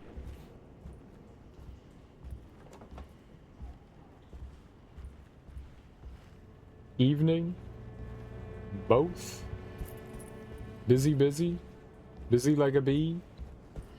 Buzz, buzz?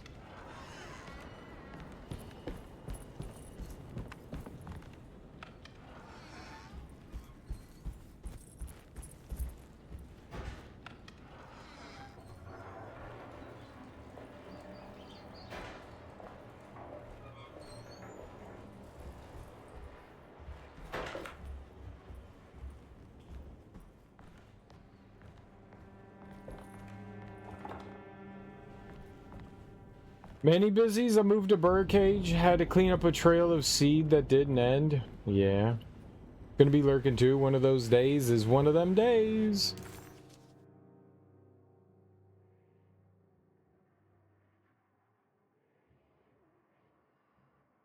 Seems like everything here is blocked off.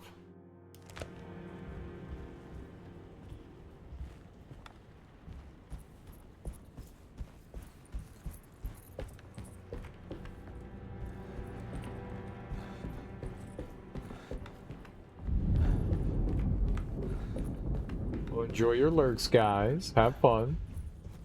It's blocked. But it shouldn't be.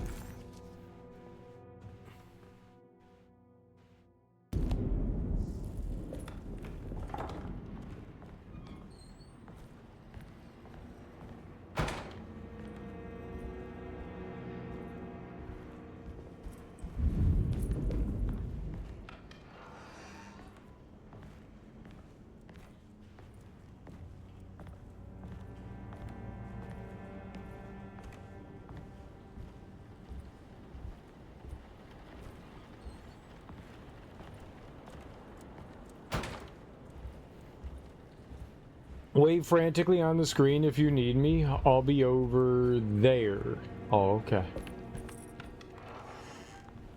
Hey, hey, hey, Darby, Darby, Darby.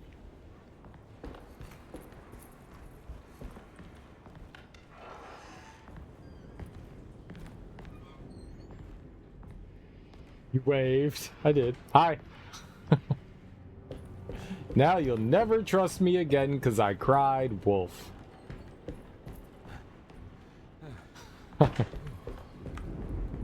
Okay, bye. Good.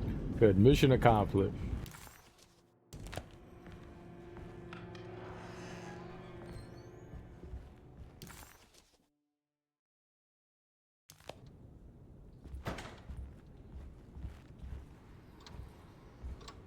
You enjoying yourself here? A little bit. You enjoying yourself here?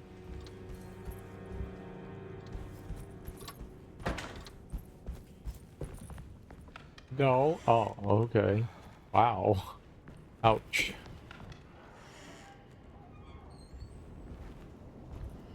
Wow.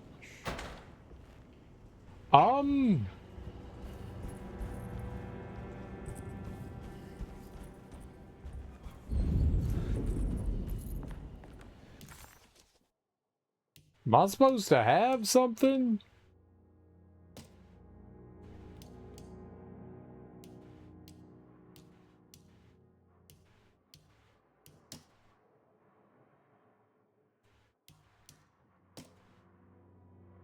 This is where McCoffee has hidden my favorite young.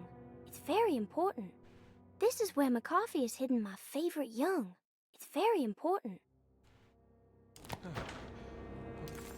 Yeah, I mean, it's in McCarthy's room, but I can't get it.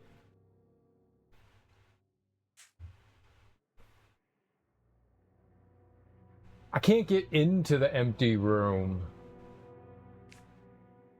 I mean, I could try again, but I don't think I can get into the empty room. I feel like it was blocked off, right?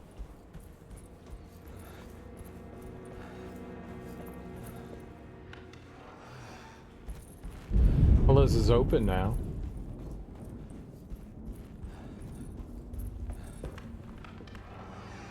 It's open now.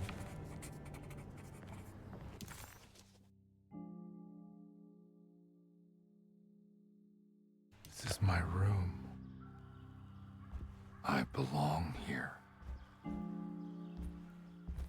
This is my room?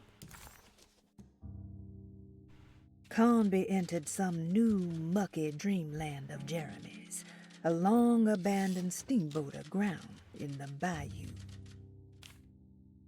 The empty room always felt familiar. It had a mild fragrance of crushed leaves and wet sand that somehow convinced visitors that they belonged. It wasn't real, of course, but it was more real than many other things you could find. You have to cry wolf a few times to earn the liar's buff, which grants +2 charisma for all savings throws, for all saving throws for the next 50 seconds, and it has a 20-second cooldown. That's too long.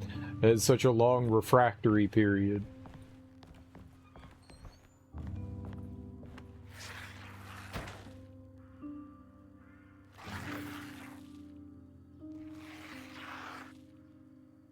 You should come. I can't believe I didn't recognize you as any of this real.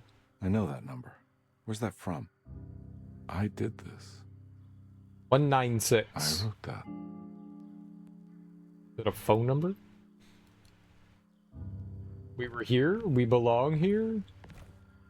This is my house?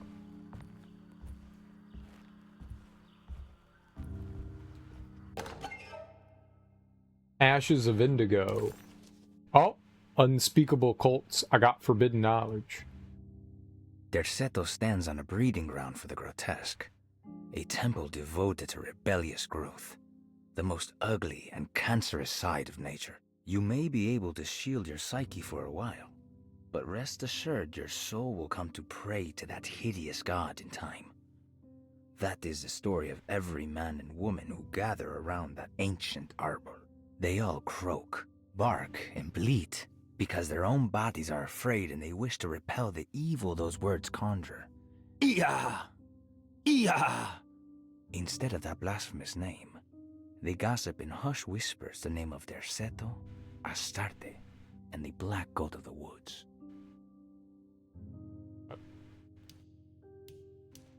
What? What a terrible thing to recognize that your betterment was an illusion.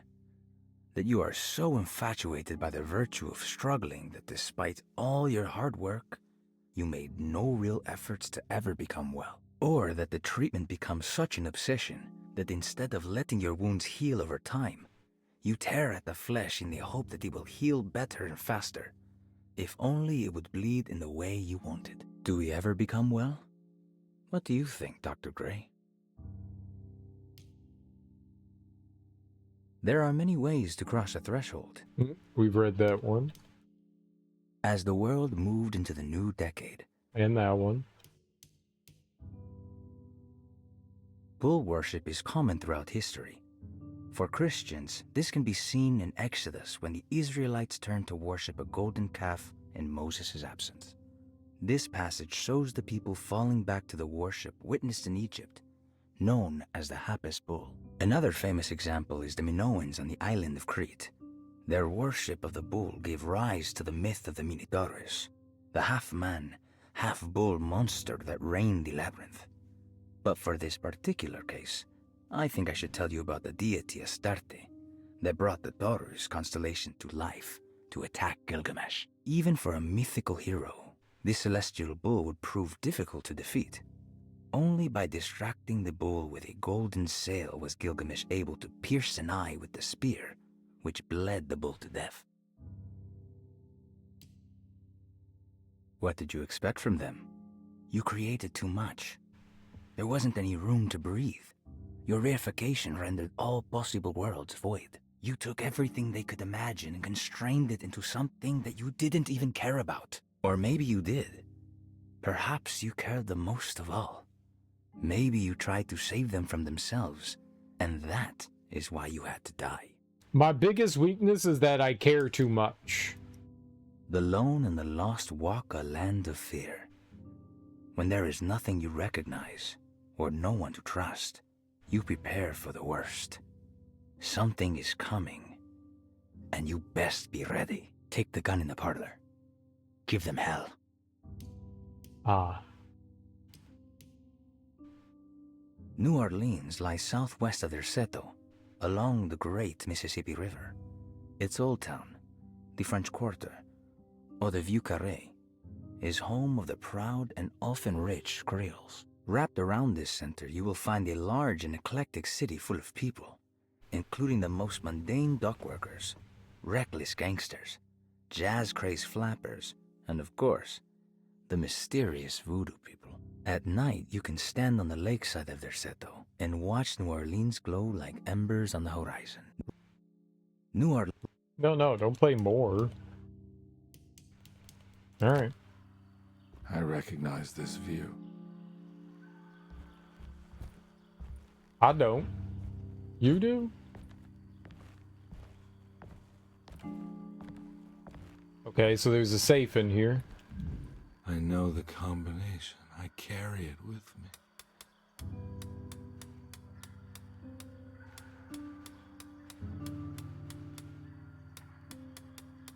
Dang it.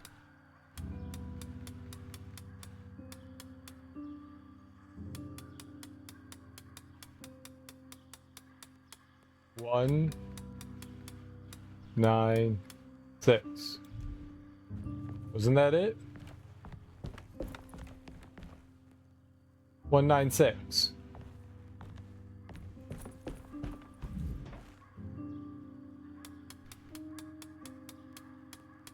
One, 9, 6.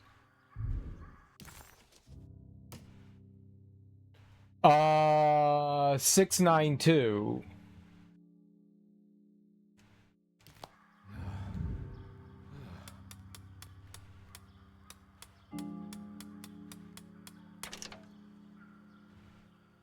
It was the 3 other numbers. A picayune? An old coin from the time when Louisiana was a Spanish colony. Detective, I have made many discoveries in my case. The child we want is safe, thanks to good people like me and you. We're so similar, but you don't see all the things I do. To find your man, Jeremy, you also need to look for the girl. It has always been that way. The young deliver us all. You should have a look in my room. There's a piece of the puzzle you will need. Take care now. My coffee. How long have I been here? How long have you been here?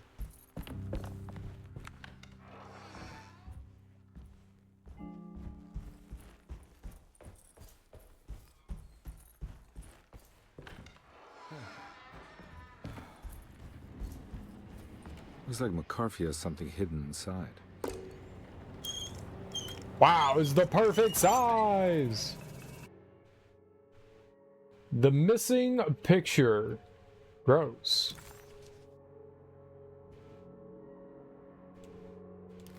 Why would McCarthy lock this up? Was he trying to keep Grace from completing the shame? If so, couldn't she have just made another drawing? Great question. Great question. The answer is obviously, oh. Oh. Is happening again.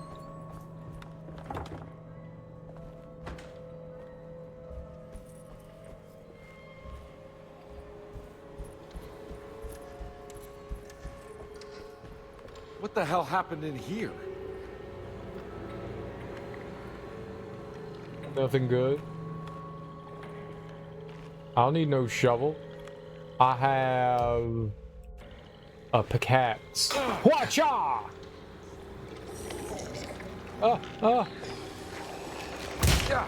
Piece of shit.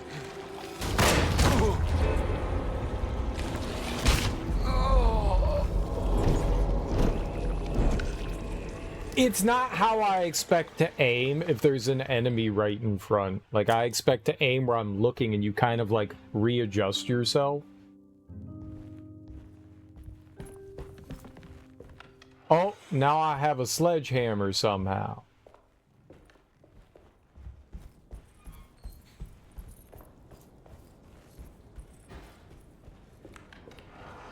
I liked it better when I had a pickaxe. Looks like McCarthy has something hidden inside.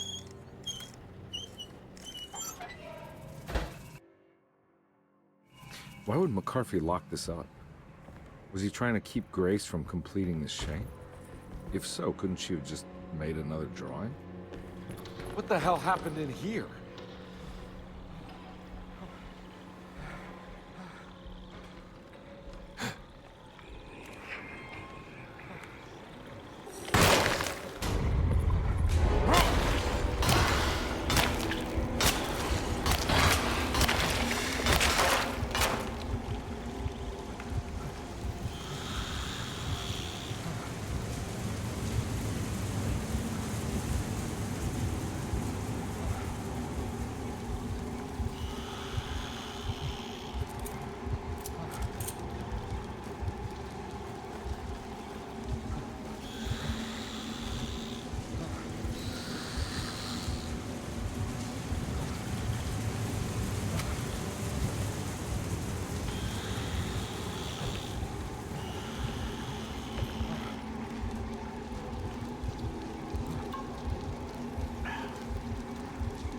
That's not what I was trying to do.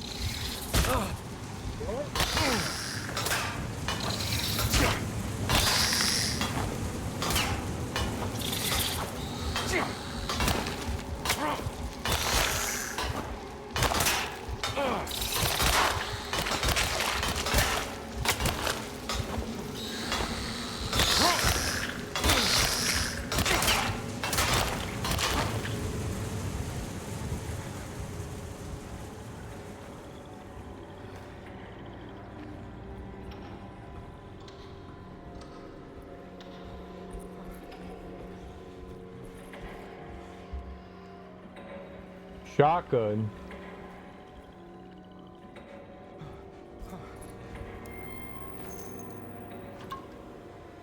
Huh.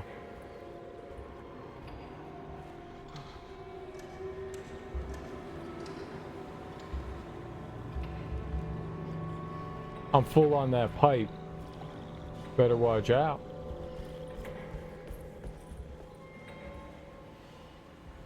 I can't attack? I broke the game?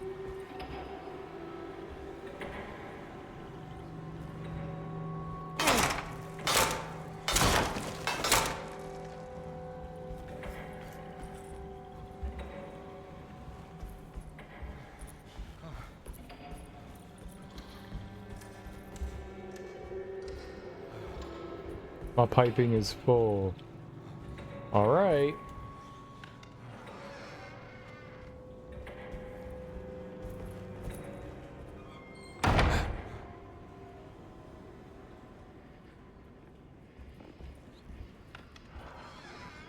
Normal.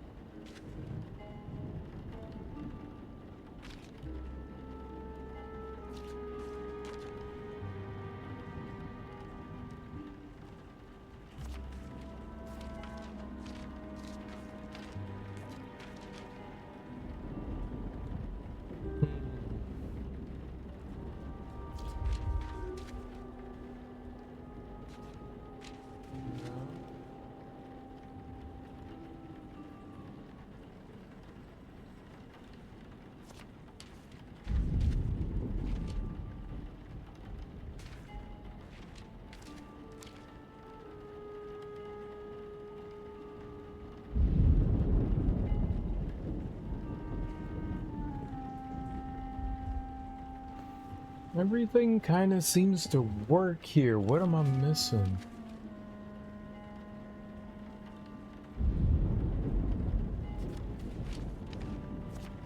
That doesn't work.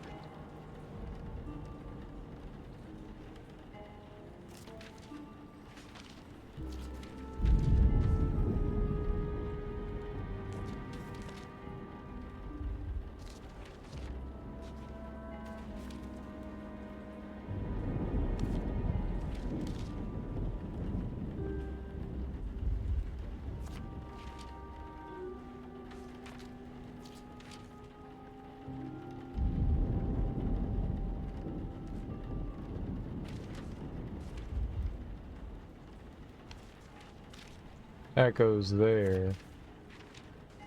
That goes there. Huh? What?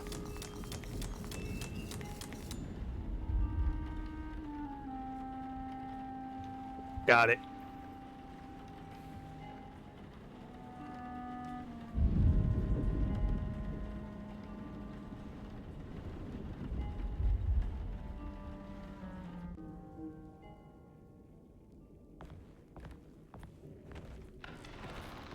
Clock lamp? Thank you. Oh. It's already different.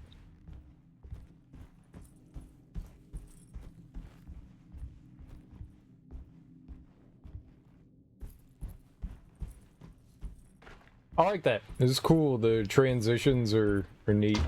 This looks familiar. He was back in the French Quarter, his office to be exact, a place Jeremy had certainly never seen. It could only mean that the dark man had reached inside Edward's mind and conjured this place for him to suffer. How am I back at the office? Jeremy's never been here. That's me, isn't it? How long? Writing desk key.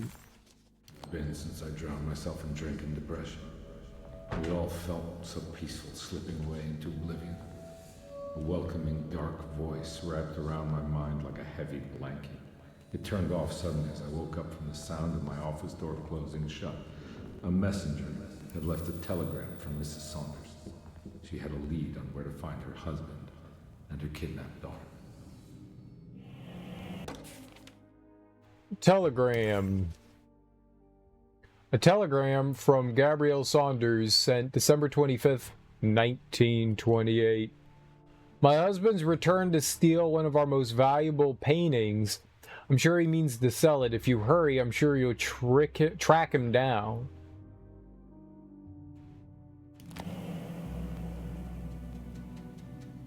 Hello. I would like to trick him down. Drank so much back then. When was this exactly? What case was I working?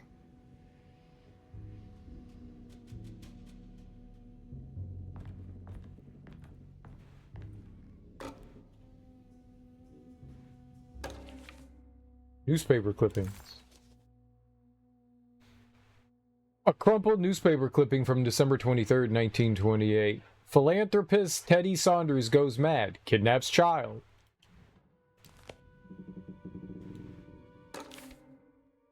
Photograph. A photograph of a man.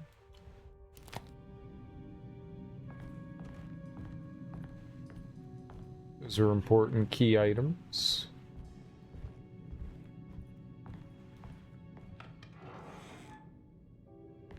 Okay. Just seeing what's over there. Look like that changed too. Alright, let's check this out. Newspaper clipping. Photograph. Telegram.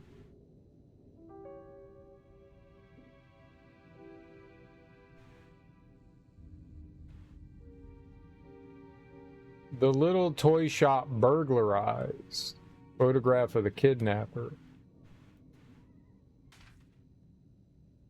Check out Thornhill. I remember this case. Some kid got taken by her father, headed out of state. But he had made a mistake by selling a painting that his wife actually cared about to a collector named Thornhill to fund his venture. That's how I tracked him down. At least I think so. Carnby vaguely remembered the case of the missing child. She was kidnapped by her estranged father. There was some connection to a gallerist named Thornhill. A painting sold to pay for a getaway. Why is the cowboy talking to himself? You don't talk to yourself?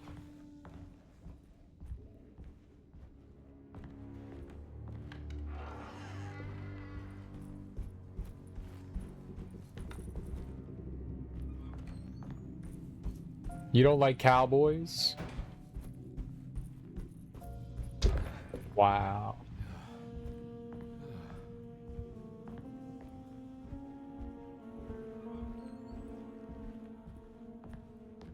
What's more American than greased up naked men wrestling each other? I mean, come on.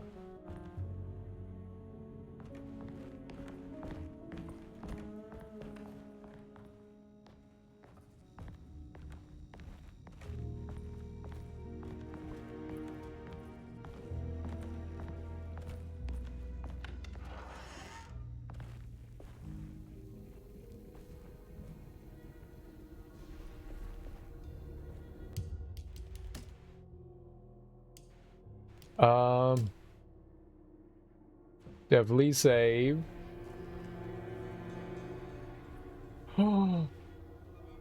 There's ammo and alcohol. Double ammo. I can shoot shotgun shells. Say what now? You heard me. I didn't misspeak.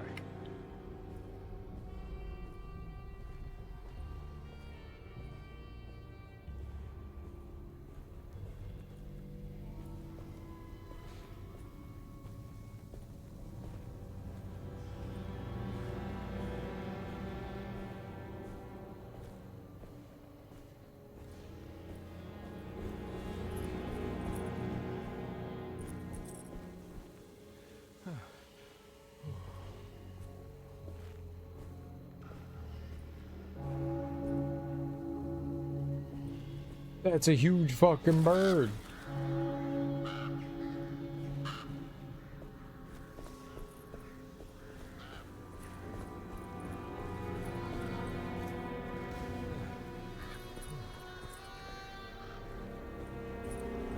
I can't go that way.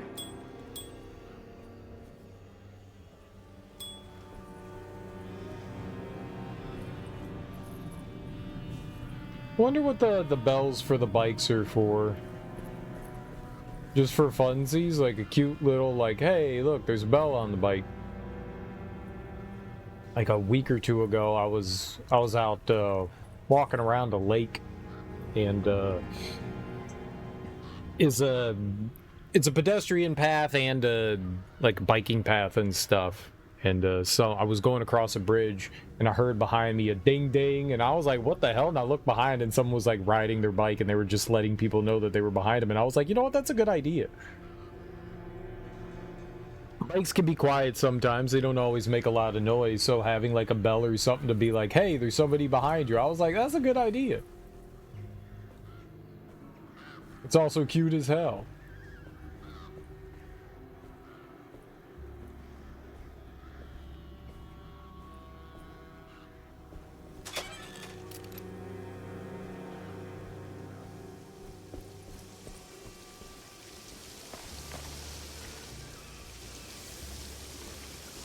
Whoa! Haha! I don't think I'm supposed to be able to ride the fire hydrant. Oh no!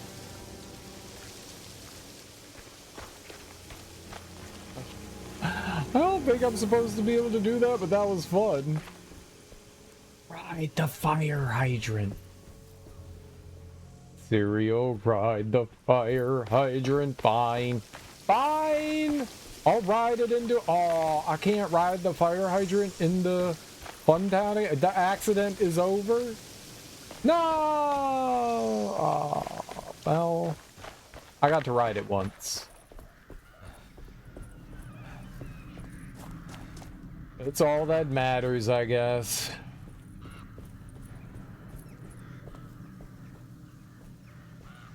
I got to ride it once. Alright. Let's go down the alley. Doesn't appear that there's anything else around here. Thornhill wasn't a bad man, but he had principles keeping him from handing out information about his deals. So he needed some convincing. Some convincing, you say? Well, every case can't be squeaky clean.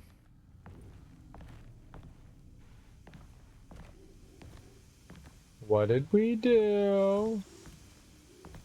Did we tickle them for answers? That's how I get most of my answers. Tickle, tickle. And then usually I get in trouble.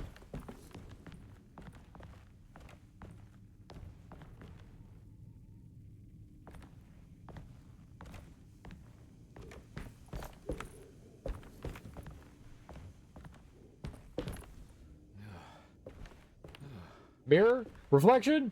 No reflection. Bad mirror.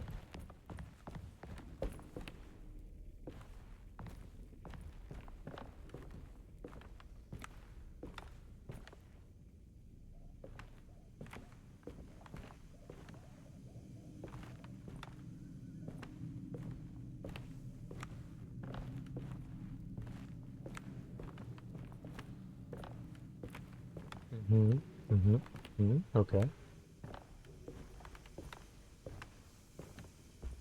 No valuables. Oh, that's where I hide all my alcohol, right next to the bed, too. Wow, we're like twins.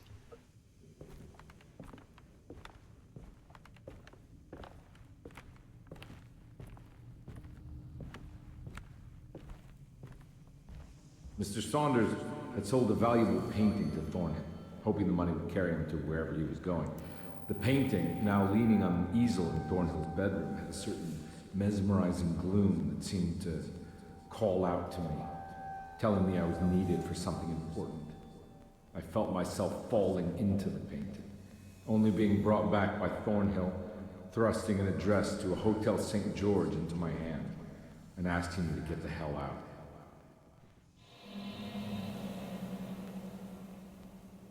I don't remember this at all, but I can't say it didn't happen.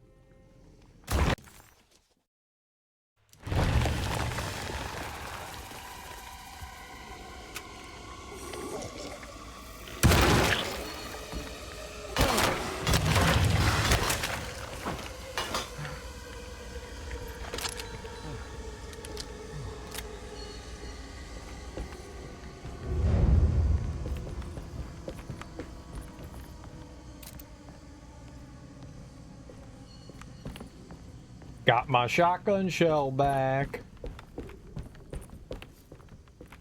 That dude Kool-Aid man the hell out of that door. Now, what was I doing? The kidnapper had sold a painting to Thornhill, the collector, to pay for a car and enough gas to get out of Louisiana. Detective Carnby was suddenly reminded of shaking him down to find out where the kidnapper was hiding. St. George's Hotel by the park. Creature, I'm gonna have to ask you to be here for every stream and know literally everything about me from now on, okay? I'm gonna have to ask you to know everything. Everything! I have played them. I played all the Alone in the Dark games. I've played them all. All of them. All of them. All of them.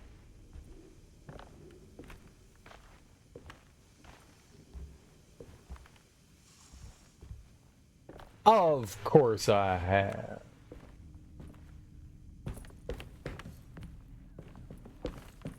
Have you played any of the Alone in the Dark games?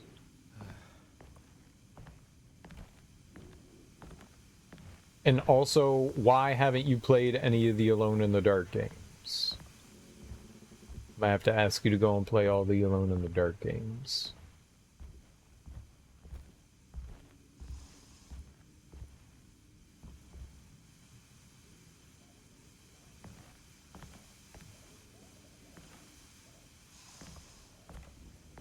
Never really looked into them. They're not very good, except for like one of them. One of them's pretty cool. No, I've never seen the movie.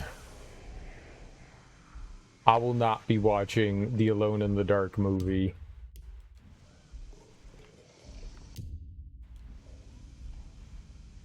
I value my time a little bit. A little bit. There's some things I'll watch and some things I won't watch. The Alone in the Dark movie didn't look good 20 years ago when it came out, and it does not look good today either. I've never seen it, and I don't particularly want to. Bowl is a abysmal director. I don't think I've ever seen one of his movies. And I don't think I plan on ever seeing one of his movies.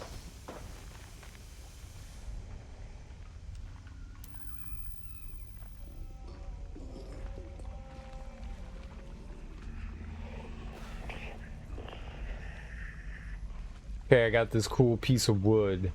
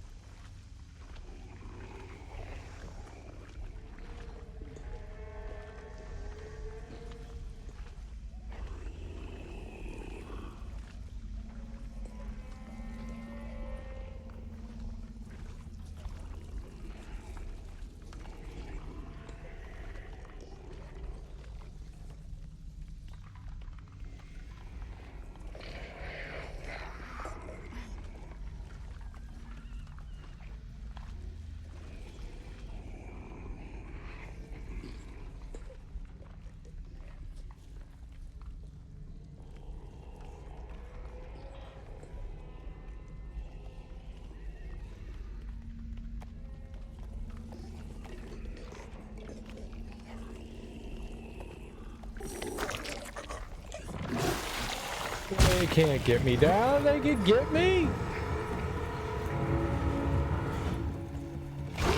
Oh, ow! Double ow! My wood! The way he's dressed makes me think of the game Murdered Soul Suspect. I mean, he's dressed like 1930s decor. Have you ever seen like older, like film noir style movies?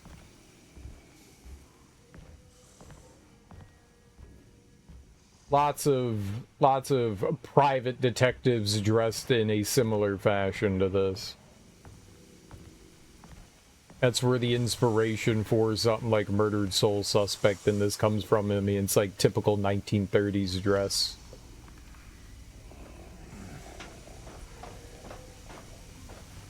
Aside from the gun strap, holster, a lot of people wore vests and bowler caps and stuff like that. This is just the fashion of the times. As for why Murdered Soul Suspect did that, who the fuck knows? That was not a very, like, time period correct attire. That was just for fashion.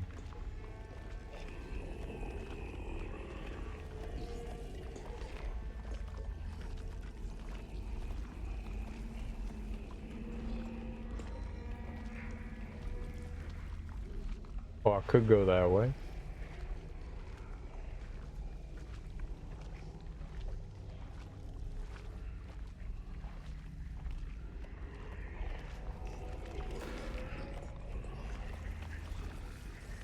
Pipes are good. Walk, Edward.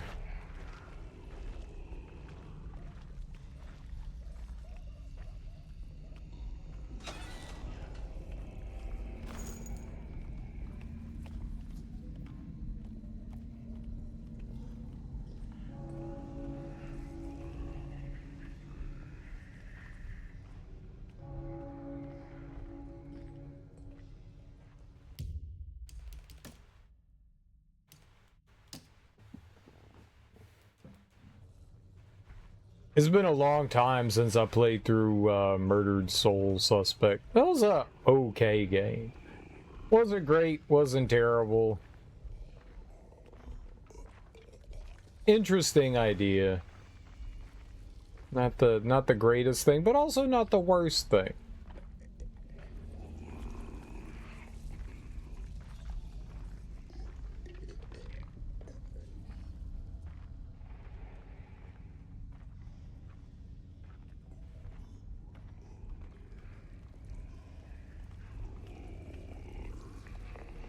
No, I don't want to be in there.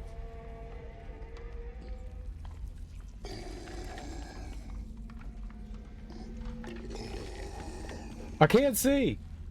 Shit.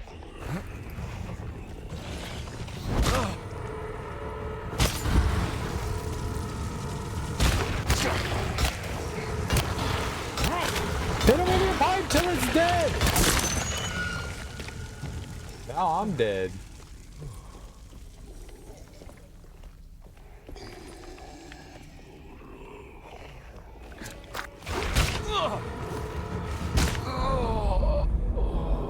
He's so slow. Okay, that was... Don't go over there. There was nothing there for me.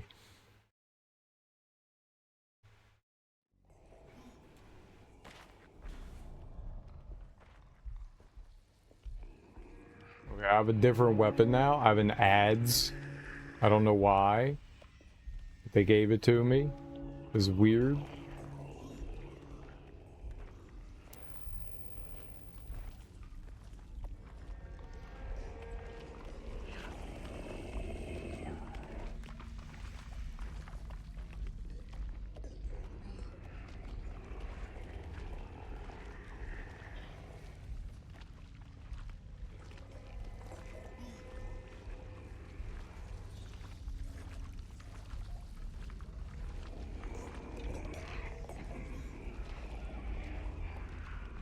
Anything around here? I can't go that way. Really? No?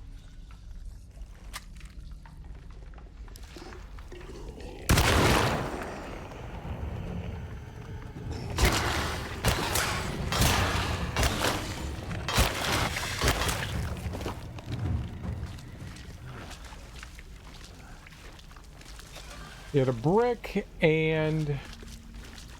So nothing.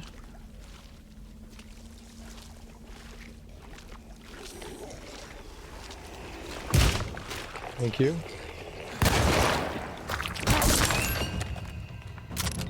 Cool. So yeah, there's nothing over there.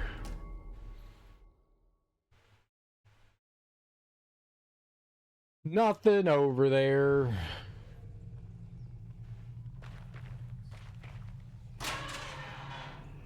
I'm gonna just close that.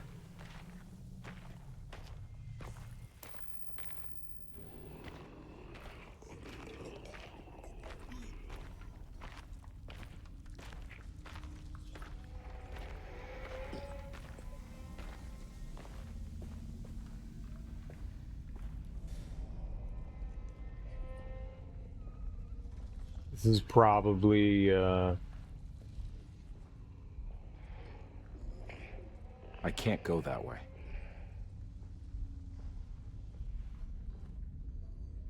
I was gonna say it's probably a dead end over there.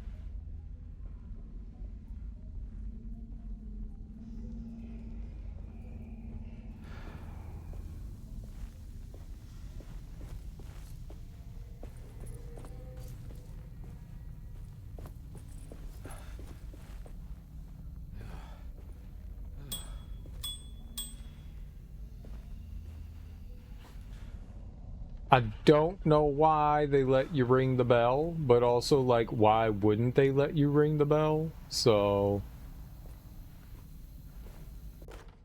Ah! A candelabra. That's what I want. I'm gonna use that to bash some skulls in. Dreams can come true. I thought to myself when I woke up, I'm gonna bash some enemies' heads in with a candelabra, and then the game was like, would you like to bash some heads in with a candelabra? And I was like, yes. Yes, I would.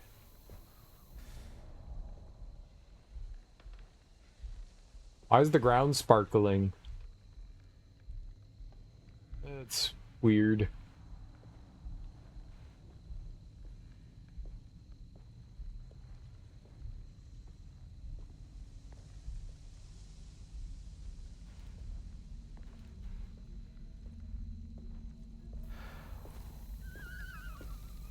There's a horse?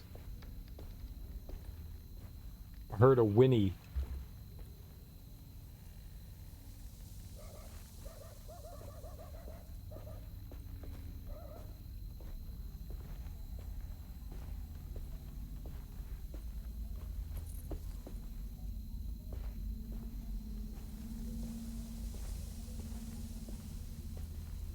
Am I going into that thing?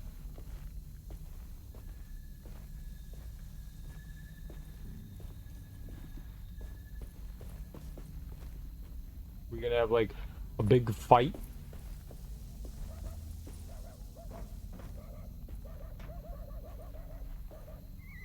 It does appear that there's something on the other side of the fence there. More Molotov cocktails. Another throwable item. Benches have a lot of Molotovs. It looks like I got drunk and crashed the car and then took a nap. That's like something I would do. I have, for the record, never gotten drunk and crashed a car. You should not do that. It's bad.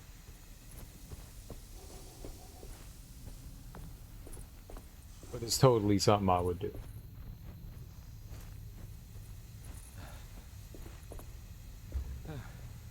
Shotgun bullets.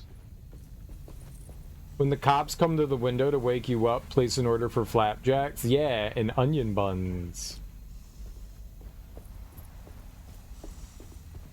Hello. I would like a sausage McMuffin with cheese. Thank you. And 2 McRibs. And some spicy nuggets. And a coffee. And I would like that to go right now. Chip, chop, chip. Off you go. Here's $3. And then I'll throw like pennies at them. Change.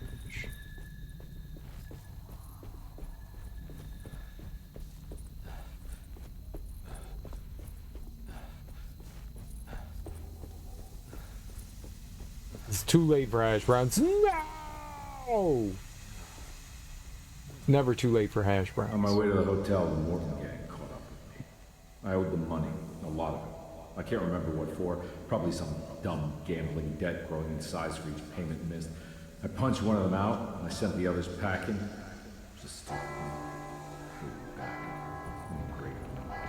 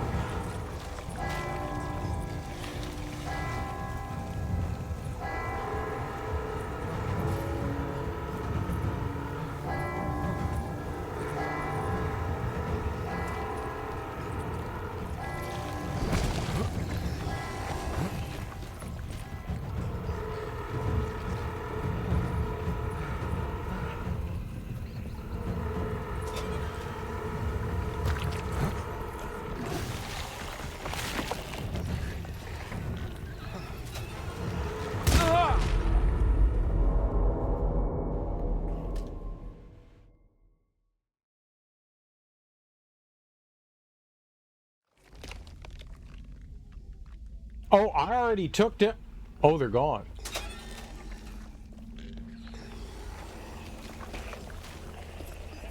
They are not gone. They are back.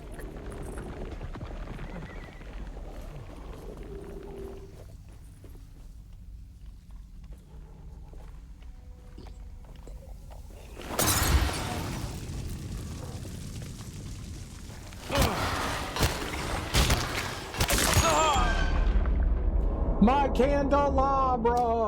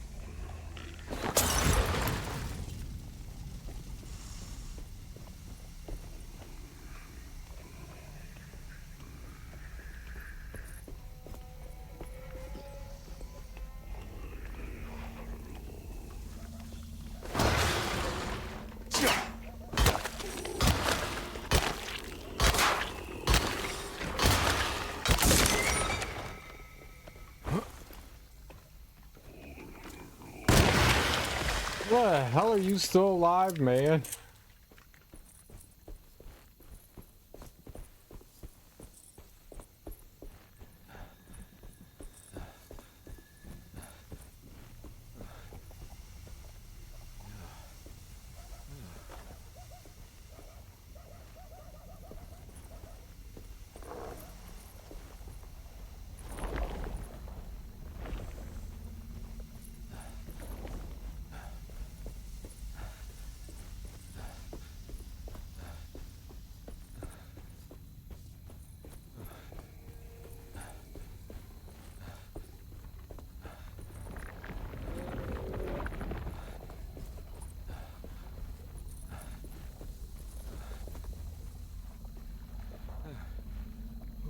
Where is it?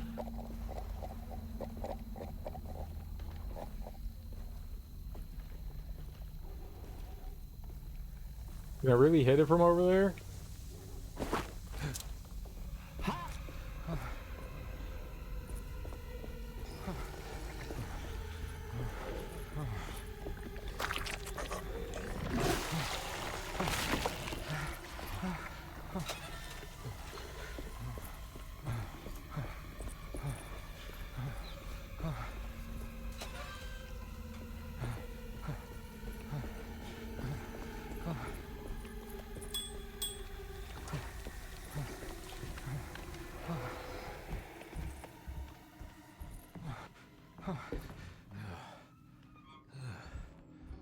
My dude was right on top of me.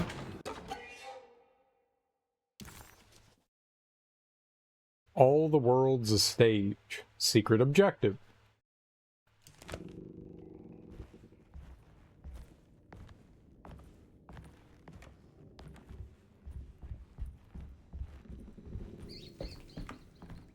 I'm sparkly.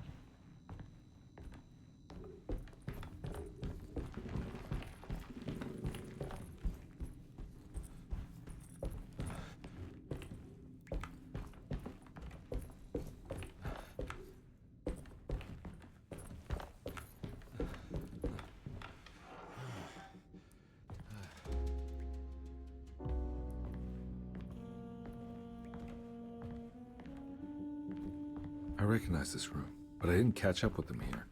I must have followed them. But where?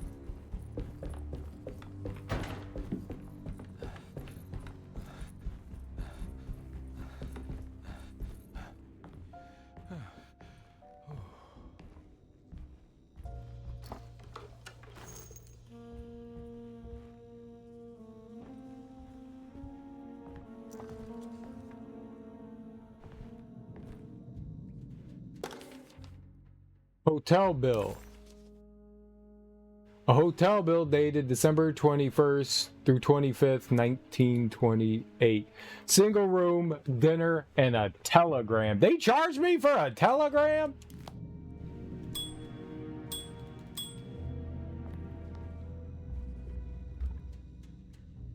I found him. In the hotel ledger, I recognized the handwriting of the signature, Ted Stryker.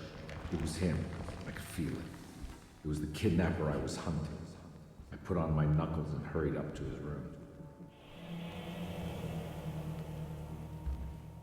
I put on my knuckles? Something about that name, Ted Stryker, rings a bell. Feels vaguely familiar.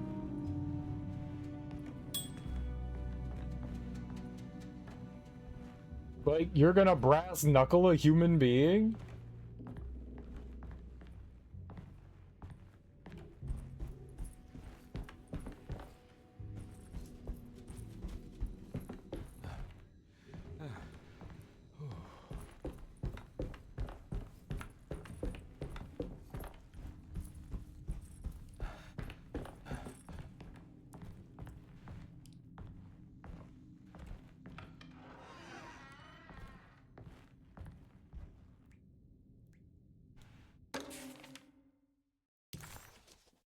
David Thornhill's business card.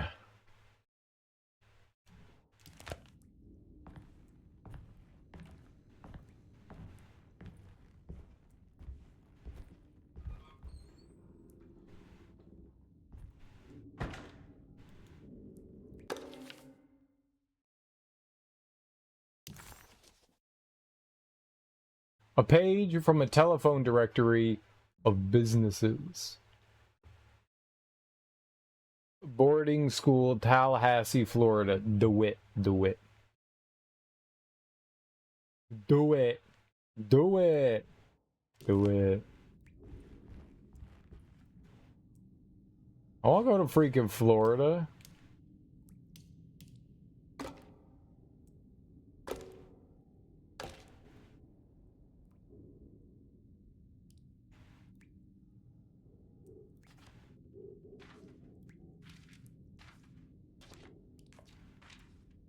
Deserto.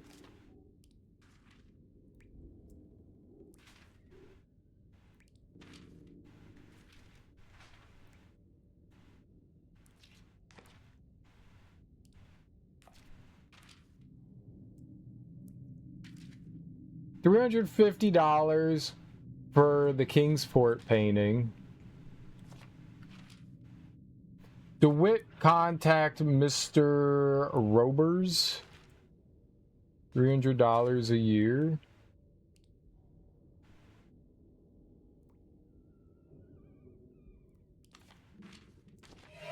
That's right, he was running away, ditching his old life and marriage in New Orleans to find something better in Tallahassee.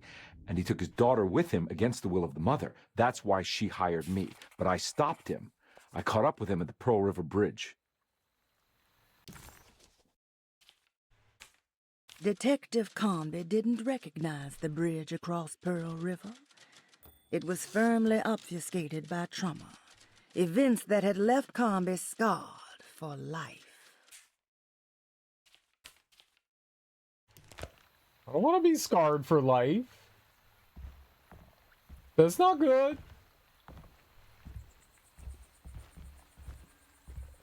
I have enough scars, please and thank you. I don't need lifelong ones. Wait, more lifelong ones.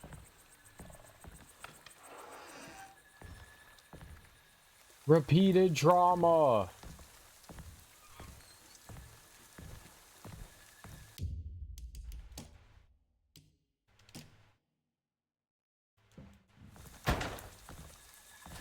Pearl River. This is where I caught up with them. This is what the Dark Man wanted me to revisit. But I'm still not seeing it. What am I forgetting?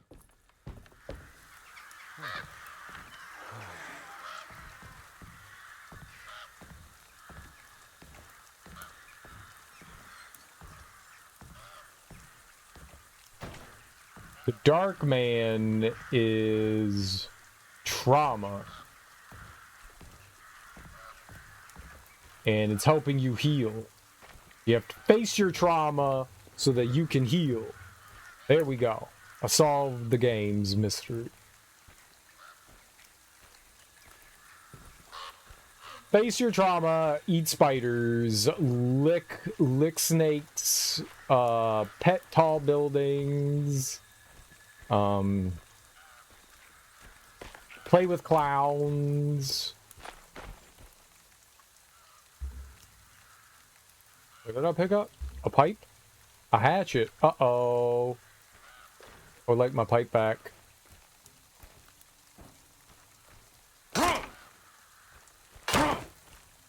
Trauma from your mama because she voted for Obama? I don't think that's how it works.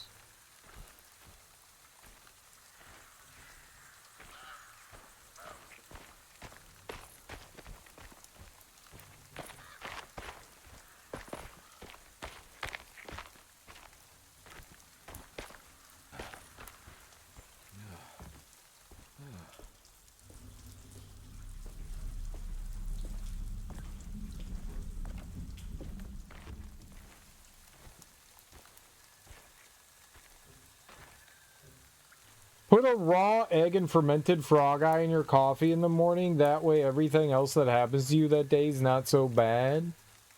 A fermented frog eye.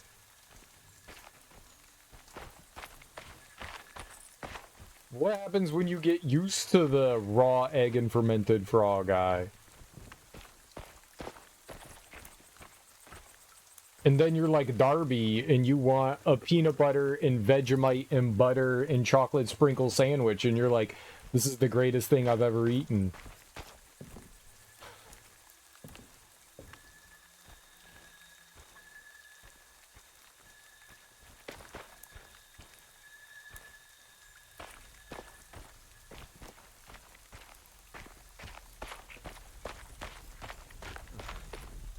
What happens then? Can't go that way.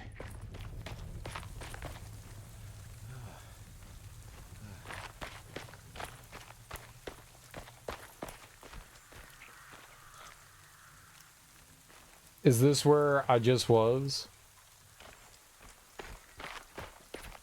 Hopefully Darby didn't hear that, because I don't want her to end my existence.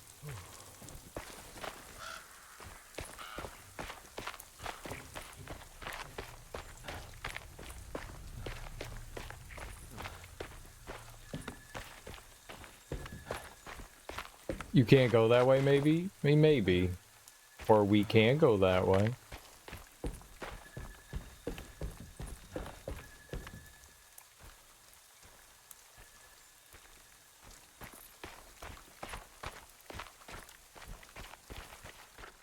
Ha! Treasure Town. Profane Totem. Did it. I got a secret objective. Show set bonus. Edward had heard the whispers for years. When he lived in Brooklyn, it was only on rare occasions, like when he as a child climbed that tall tree in Central Park, or when he almost drowned in the Hudson River, trying to save his despaired mother. The whispers became more common as he moved to New Orleans, but still rare enough to be ignored. Now as he walks the halls of Darceto, he knows what is calling him. He doesn't want to admit it, but the dark young in the conservatory is telling him to sacrifice the cabris and corn. What?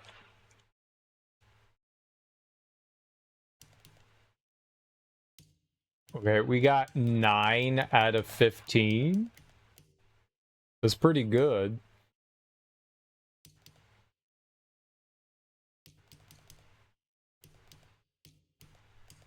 They said only certain things could be got with Emily, so...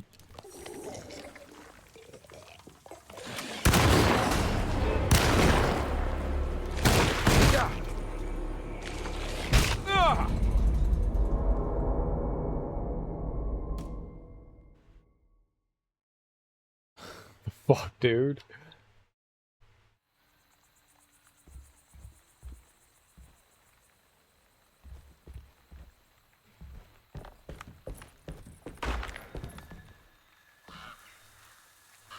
Pearl River. This is where I caught up with them. This is what the Dark Man wanted me to revisit. But I'm still not seeing it. What am I forgetting?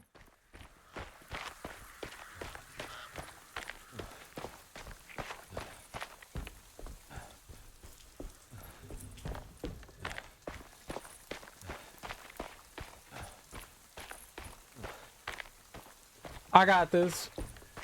Don't worry. Nothing bad will happen to me this time. Oh, I picked it up already?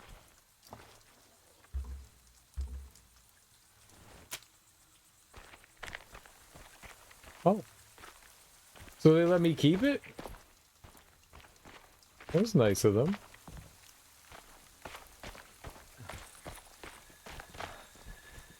I didn't think they'd let me keep the collectible. I thought we had to grab it again. I was pretty sure that they made you re-grab. Re-grab the grabbies. Here comes Mr. Grabby Hands!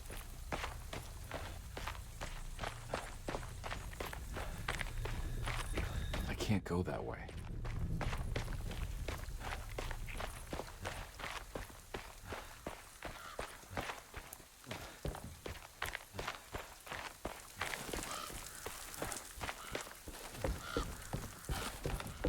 Oh no. It was her all along. The little girl?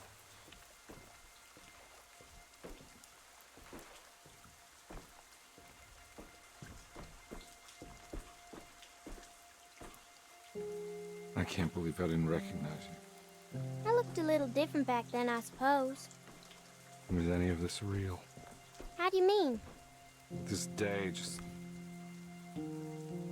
so much is happening. I can't... I think I've lost my head.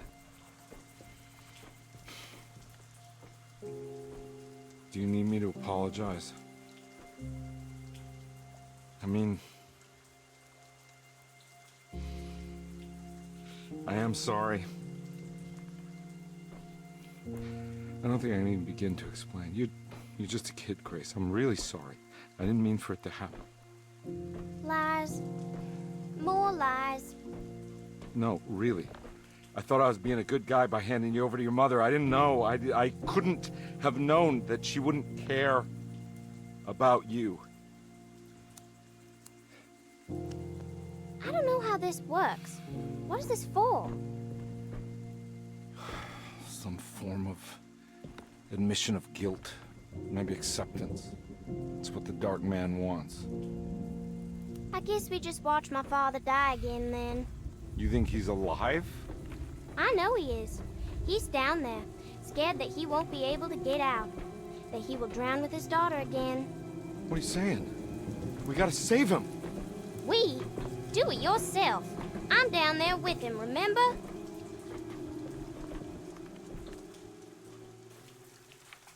Can I really save them? This all happened so long ago. I have to find a way to get down there. I have to see it with my own eyes. Carnby had run their car off the bridge. He pulled Grace out of the sinking car, but left her father to drown. He could have saved him. There was time. He just chose not to. Instead, he took Grace back to New Orleans and collected his paycheck. There was a boat at the house where I entered. If I can raise the bridge, I should be able to get to the car. There must be a way to save you both, right? Why else would I be here?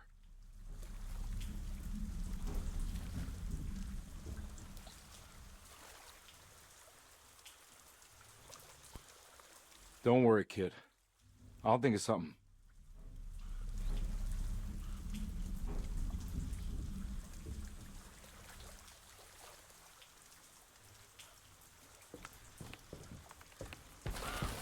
Okay.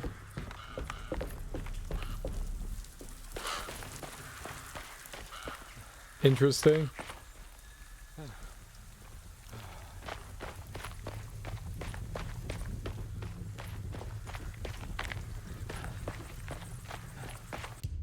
Interesting.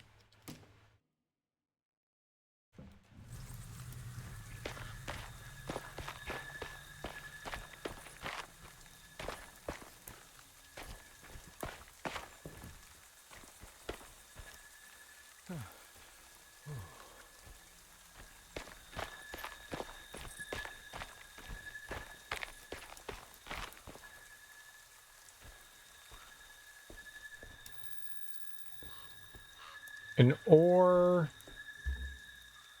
Shotgun ammo.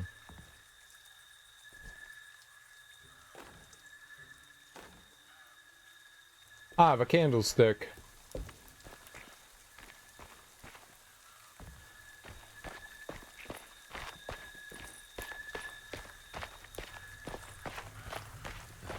I have a candlestick.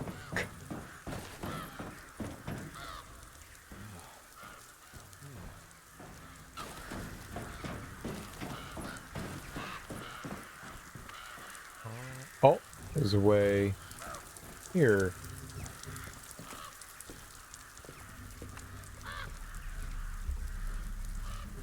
A hatchet. I don't want the hatchet. I want the... My hatchet's full. Now I can't have anything. The game breaks.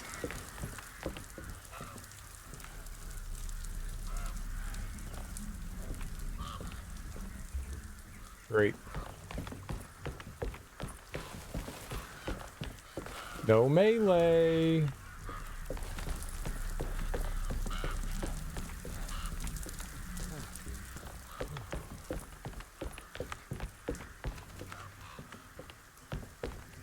What did I get caught on?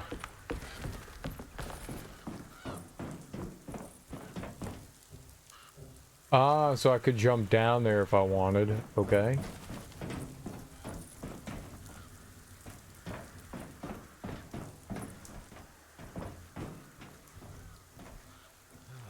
I could go up further?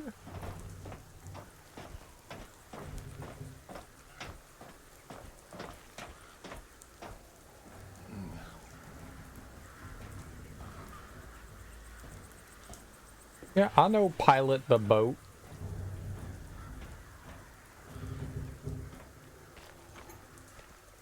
What? Oh, maybe if you raise the bridge, you could get up there through there?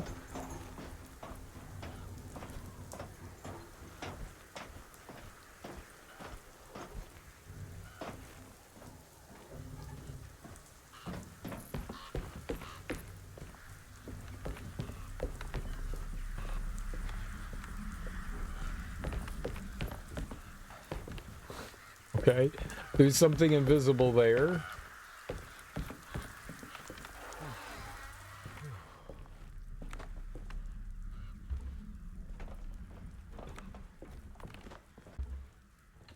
Shotgun ammo's full.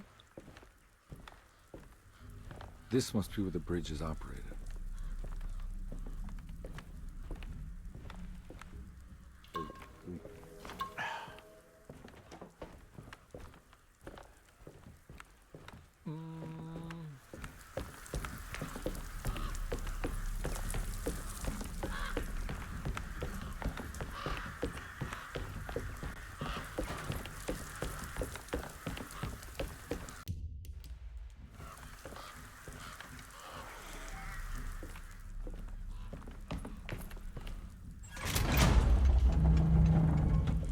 Nothing's happening.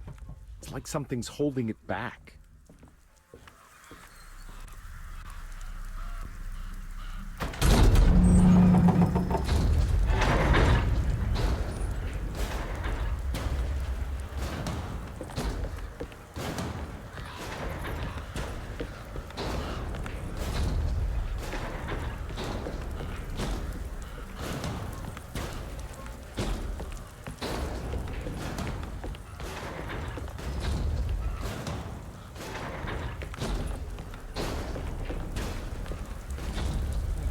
Hatchet is full.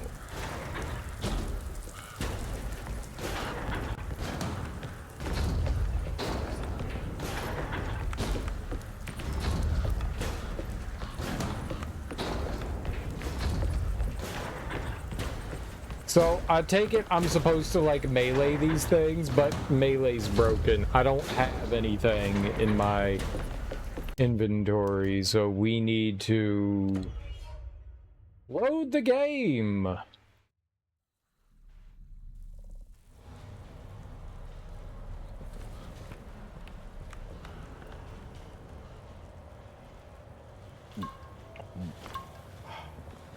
This must be where the bridge is operated. Because somehow melee weapons break in the game. Something's holding it back.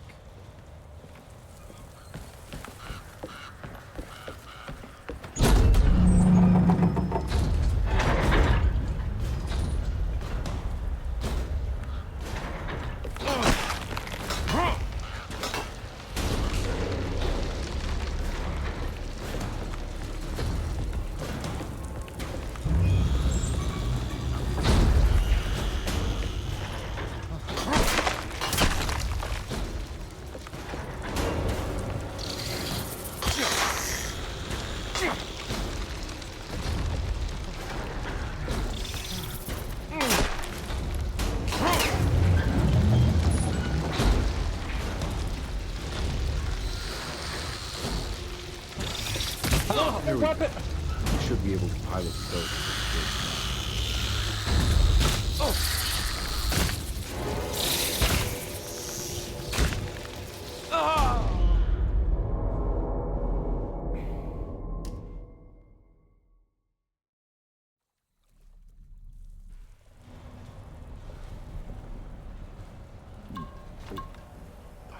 I have a pickaxe now. So it's just broken. Game's just the bridge is operating. Game's just broken. Happening. It's like something's holding it back.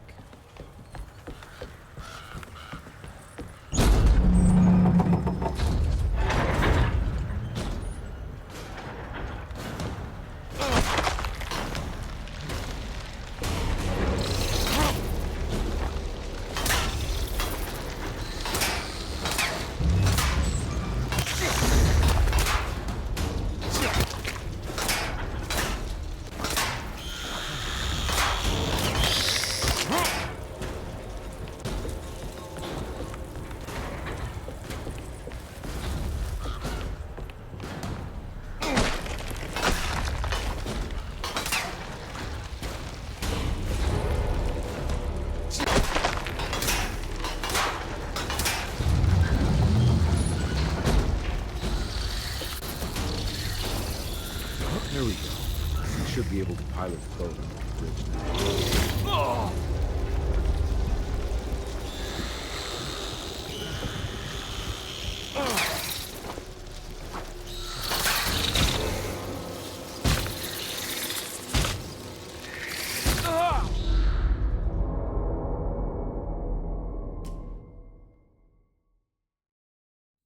Those things are annoying as hell.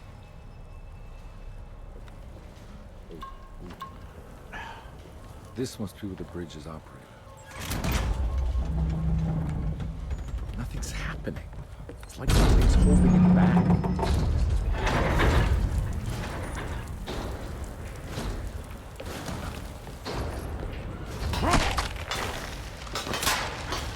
I have a pipe now. That hit me?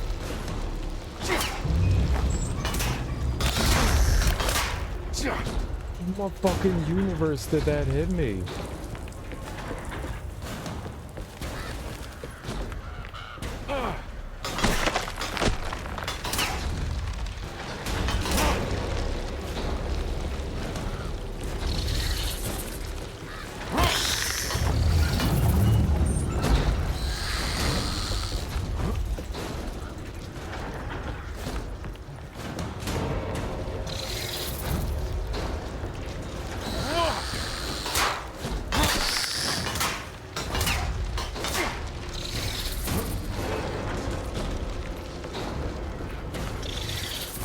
There we go. You should be able to pilot the boat.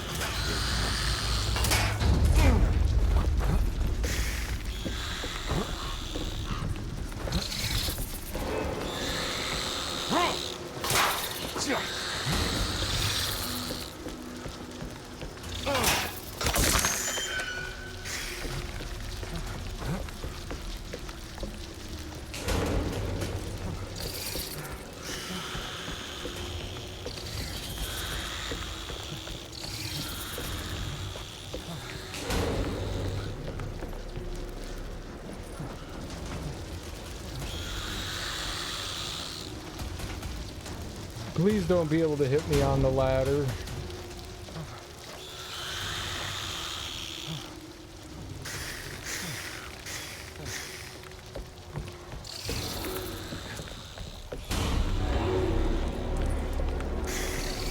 Where'd she go? I hope she didn't jump.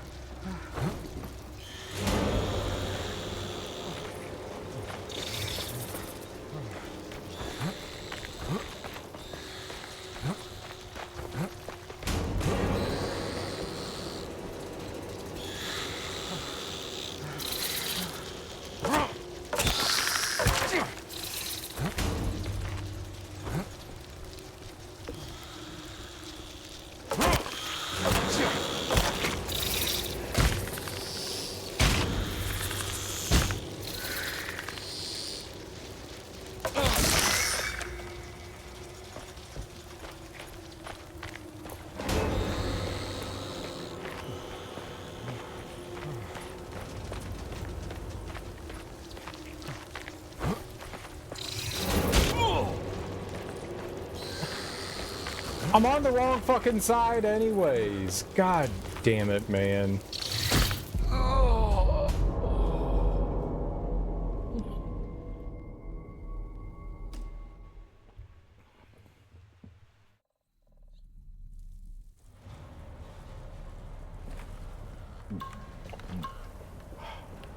This must be where the bridge is operated.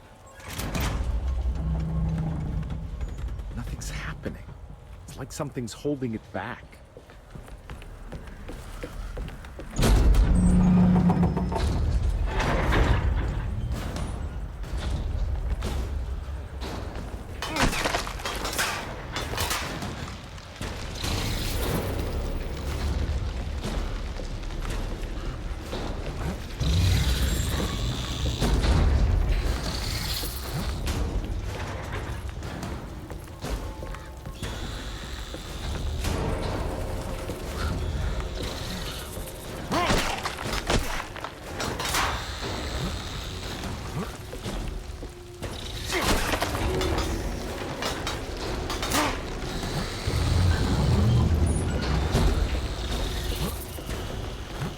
There we go. I should be able to pilot the boat on the bridge.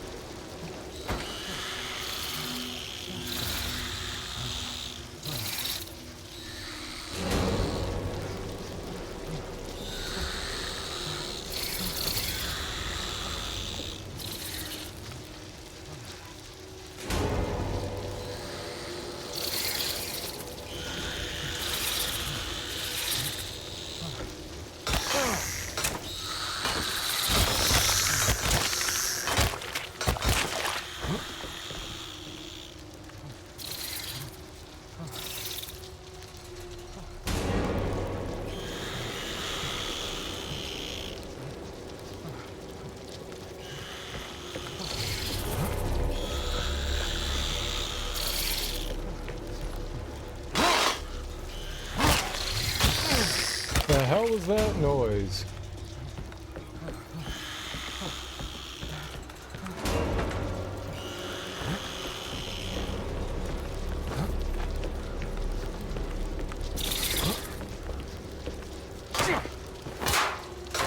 Hit the fucking thing!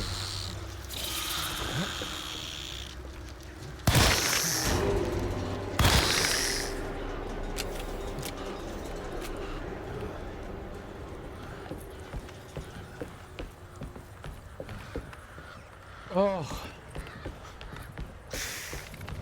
No. Not more.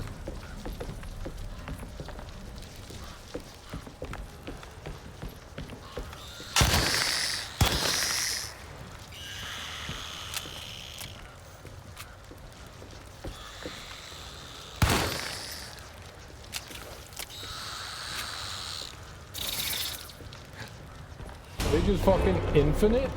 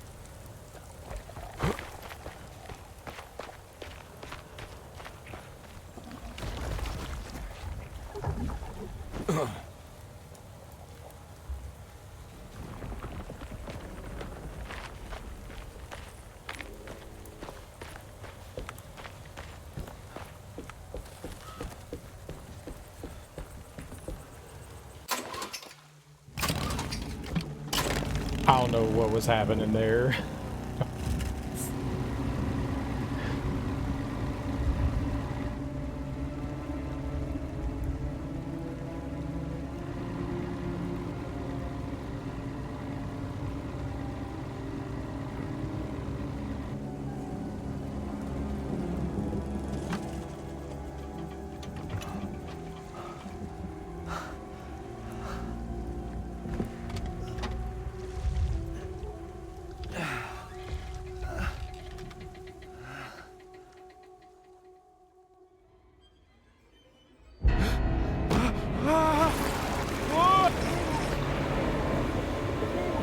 Oh, we're going on an adventure.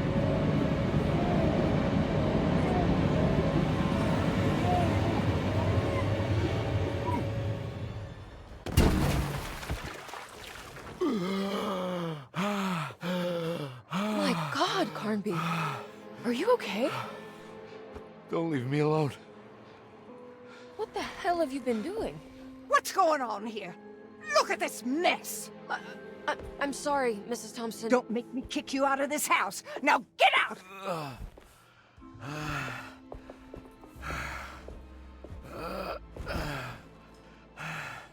Hey, Detective. Mr. Carnby. I'm really worried about you. I'm okay. I just need to catch my breath for a moment. This place? There are some very disturbed figures around here. And I don't think it's just the patients. I've been reading some things about how Derceto has a deranging effect on people. I think it might explain things. What? Just take it easy, okay? I'm gonna go find a way into Dr. Gray's apartment. I want to know what he's hiding. Emily, don't worry. I think I'm close. I'm gonna set everything right. Just be careful. No, don't leave, girl. I need help.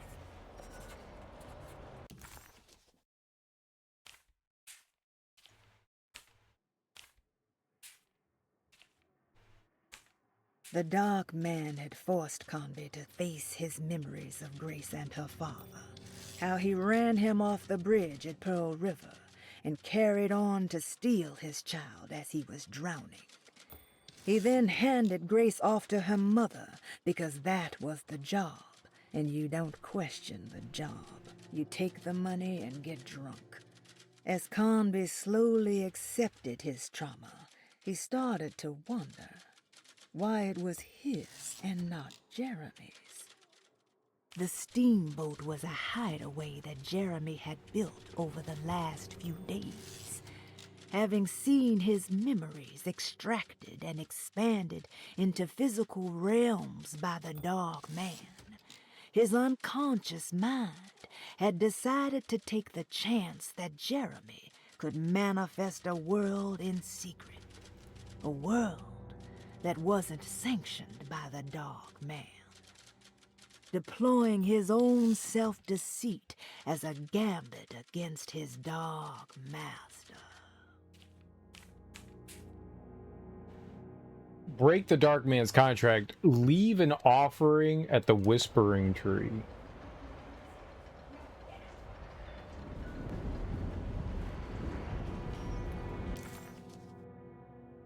I didn't do nothing.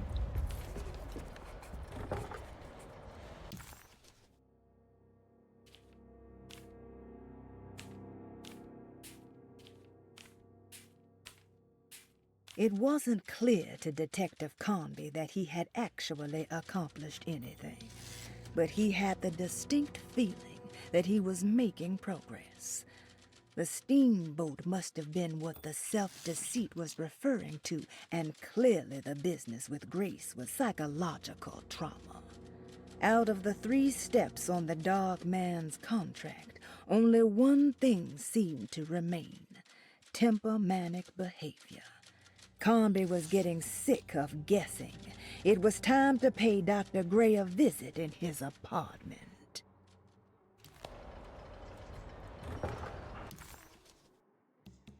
It says there's still something in Grace's room, but I can't get in there. I wonder what it was. We'll never know. Oh my god! Why is there more?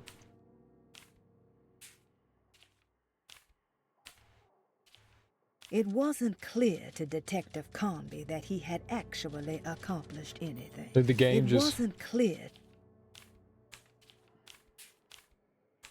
Like, all of them say it wasn't clear. It wasn't clear. It wasn't clear. It wasn't clear. The game glitched out.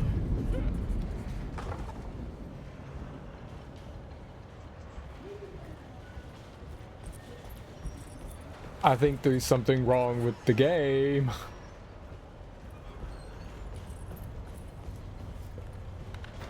Like, this place is going crazy. I don't know. I don't know what we should do. We have two choices here. I can leave an offering at the Whispering Tree, or we can pay Dr. Gray a visit.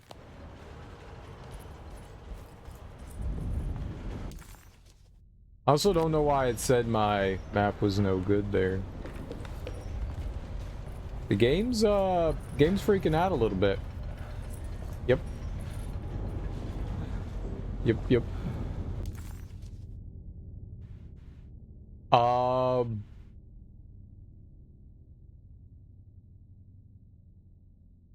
Right, how do I get to the conservatory? I think actually upstairs where we were, like going towards Dr. Gray's apartment, I can go downstairs there.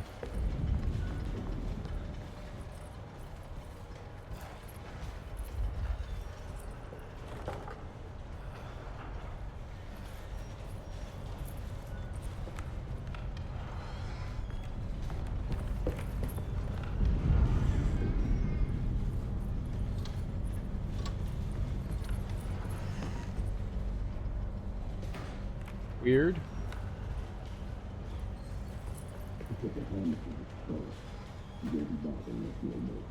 Everyone didn't understand what was happening. It was funny when all the blood started coming.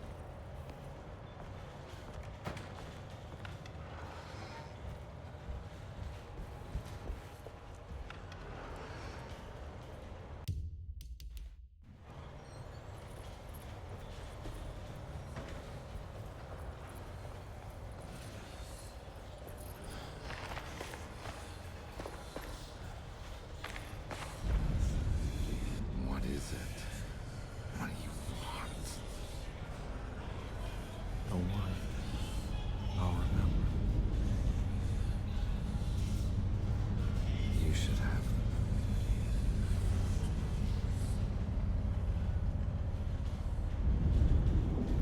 She will call you when it's time. Do not ignore her.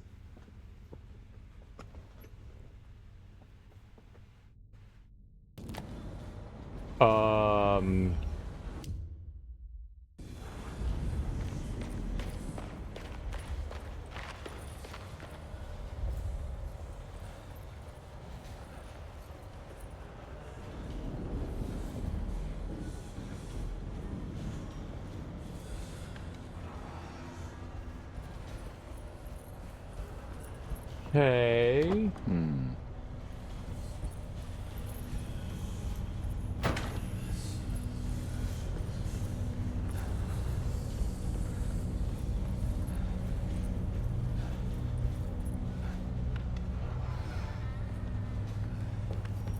Who's gonna call me? I'm not allowed to use my phone anymore. I don't got no minutes.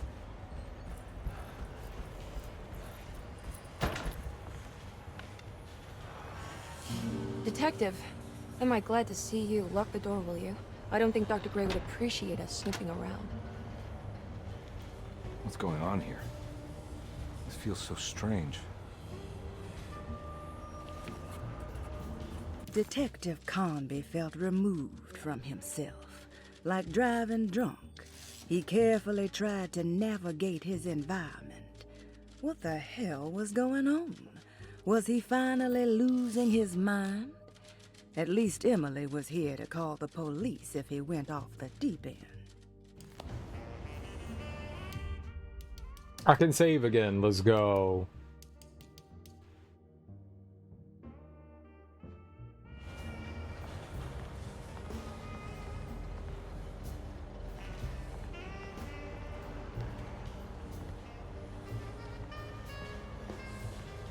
Have you found anything? What? Yeah, I've seen some things. Okay. Let me know if there is anything you want to talk about. Literally everything. It's a fixed camera angle. You don't find this place strange? Dorsetto is certainly one of the stranger places I've been to.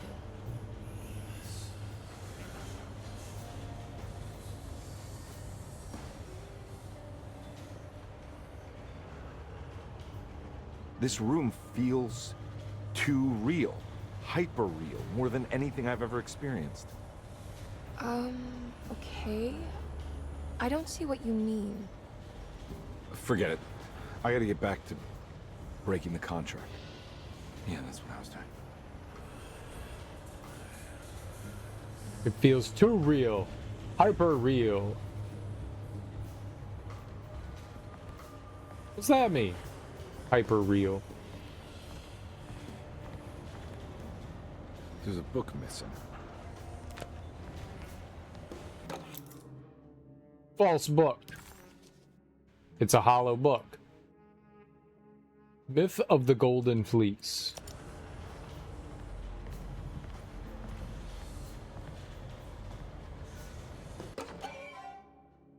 Toy talisman.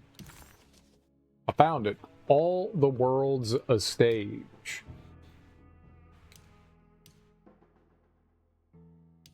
Another secret objective.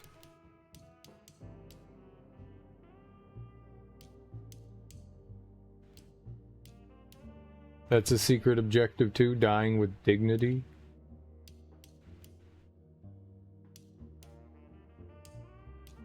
So we have one secret objective going on. Then we need all the world's a stage and dying with dignity.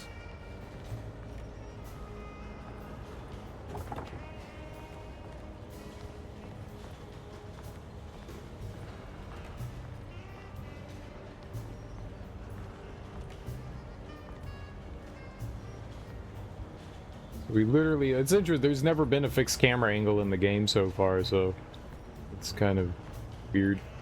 Alright.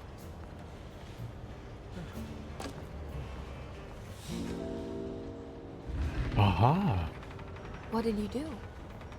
I was just rearranging the books. Well, come on, let's check it out.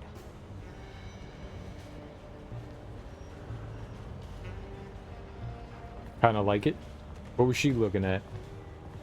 Empty cabinet? She was just staring at an empty cabinet? What the hell's wrong with her? Girl? I think I'm beginning to understand. Dr. Gray is dealing with some kind of mass delusion.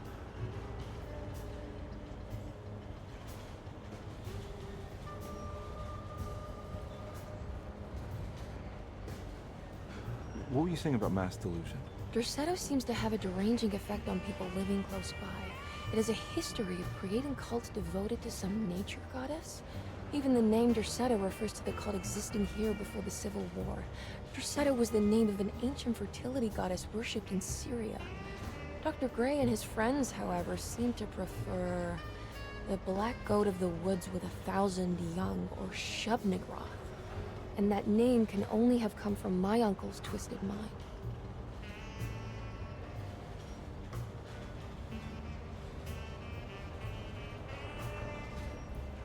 You think all of them are in this cult business? Even Jeremy? I'm not sure any of them have a choice at this point. We just need to find a way to stop all of this.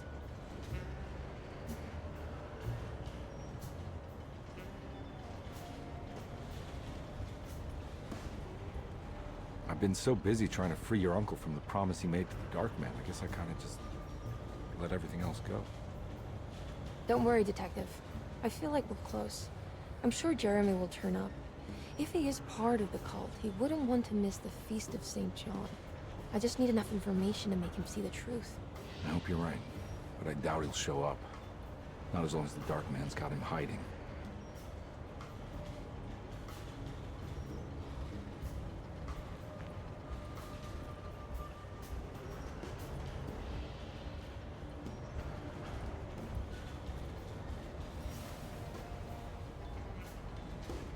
Huh.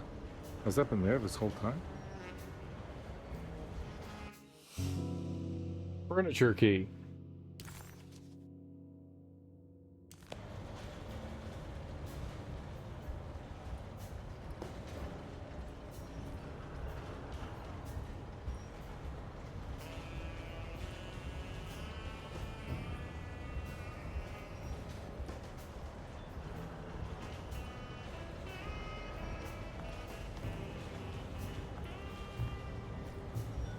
Ah.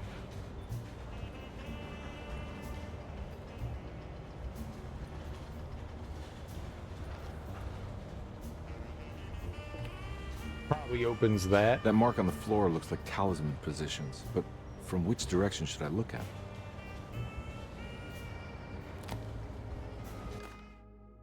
Snake dagger. Snake Dagger, a monograph by Yael Klein. In Ludwig Prin's book on pagan rituals called The Mystery of the Grave, as translated by Nicholas Vachy, there are several references to a sacrificial dagger called the Snake Dagger. It has long been thought of as a poor translation of the original text, that it would be more appropriate with worm dagger from the Latin vermis cultrum. This seems natural following the recent consensus that the original title of Prin's book, De Vermis Mysteris, should literally translate to the mystery of the worm. However, this would take away from Vachy's great effort at translating the underlying meaning of the words and revealing several cultural beliefs. While Prin certainly was using the term worm as a symbol or synecdoche for death and the dead, which is made clear by the contents of the book, in the case of the dagger, we shouldn't be too hasty to dismiss his translation. Reading through Vachy's correspondence with his patron, it appears that he had more than just the Latin text at his disposal. Vachy had dug up Prin's living relatives and uncovered several cross-referenced historical texts and an actual snake dagger. The dagger was dated to the early Middle Kingdom of Egypt and had such a clear shape of a wave that Vachy considered calling it the sinusoidal blade. Knowing the full story, it seems prudent that he chose to translate it as snake and not worm. There are several reasons why this choice of word helps us understand the pagans that Prin's book attempts to describe. Sinusoidal is in like sine, cosine, tangent. Walking dog at the park played a horror game this morning, was driving and a spider starts winding down from right in front of me towards your legs. Had nothing to reach for, so I had to crush it with my fingers. It was big and messy. Why'd you have to kill it? It could have been a friendly spider. Why'd you kill the friendly spider? What horror game did you play this morning? The symbolic value of the shape becomes more apparent when reading about the use for the dagger. In the passage of possession and exorcism, we find the snake dagger poisons the poisoner within the victim and is therefore pacified. Where the literal text would tell us that the worm dagger trumps the demon possessing the victim, it tells us nothing of their reasoning, only that somehow this dagger wins against the demon, like it had the better hand in poker. Vachy's translation allows us to follow the underlying logic to the ritual magic that is being performed. Poison the poisoner sounds like fighting fire with fire. That to hurt the demon possessing its victim, the priests would have to fight back with a power that is known to the evil they are fighting. The snake dagger is therefore not only a good way to describe its form, but it also helps us understand how it could be thought of as a useful tool for exorcism. Finally, it also helps us understand their relationship to lunacy, that it was thought of as something poisoning the mind rather than controlling it. What is also interesting to note is that the possessed are always considered poisoned in their head and not their heart. The snake dagger always went to the eye of the possessed, leaving them partially blind, if they had the good luck to survive. Don't stab people in the eye. That's horrible. How you doing today, Laugh Giver? Did you have fun at the park?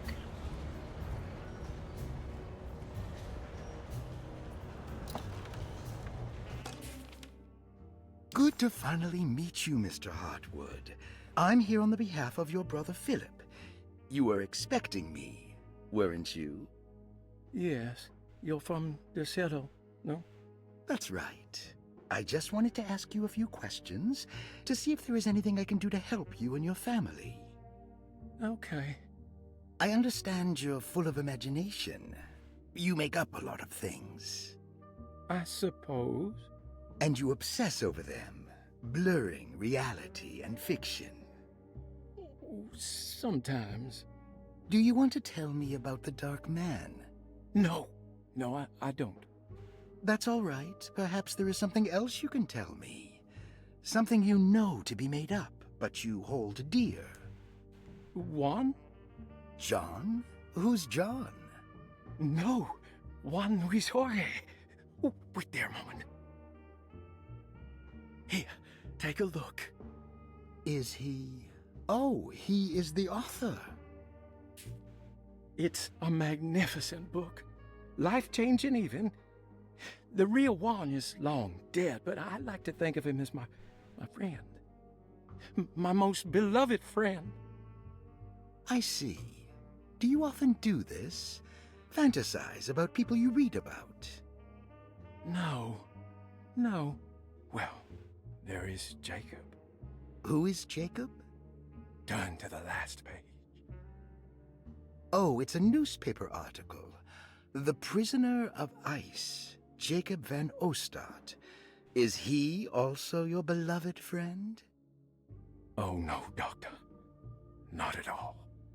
He is the fire that fights fire. Yes, I think it's clear your overstimulated imagination, this mania, needs to be tempered for you to live a normal life.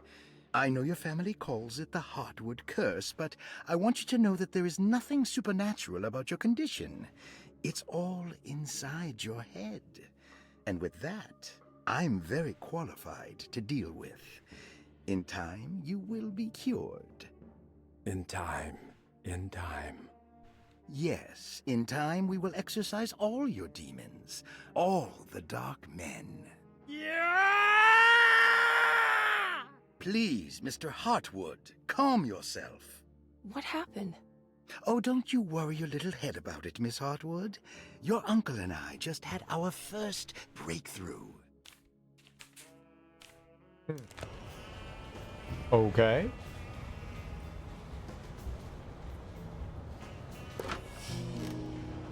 Aha. There was nothing.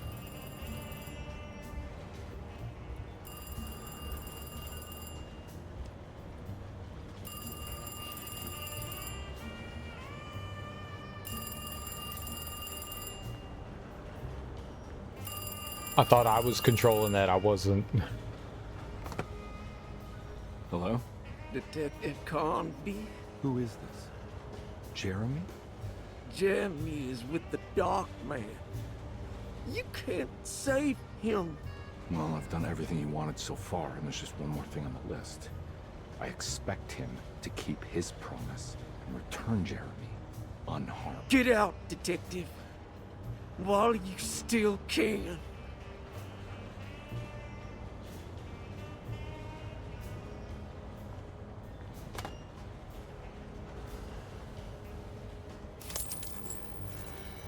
Oh.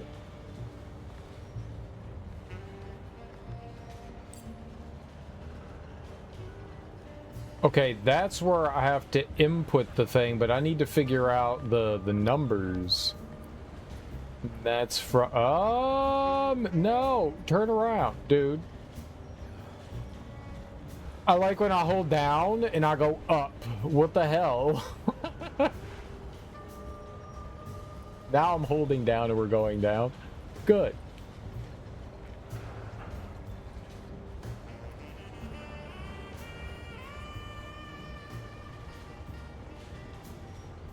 Okay, it looks like all three line up, and it's got the circle with the line through it, and then like the arrows that are pointing in towards each other. So they all line up in a straight line. Okay, I think I got this. Me thinks me got this. Aha. Me hoo hoo hee ha ha ha. Now, get in there.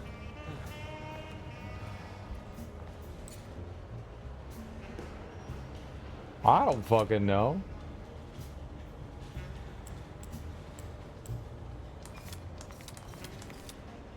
Okay, other way. They're all facing upwards.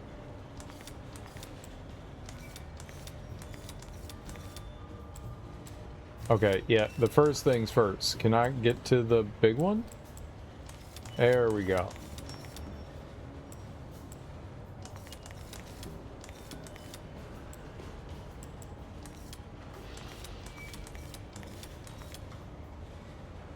That's not it?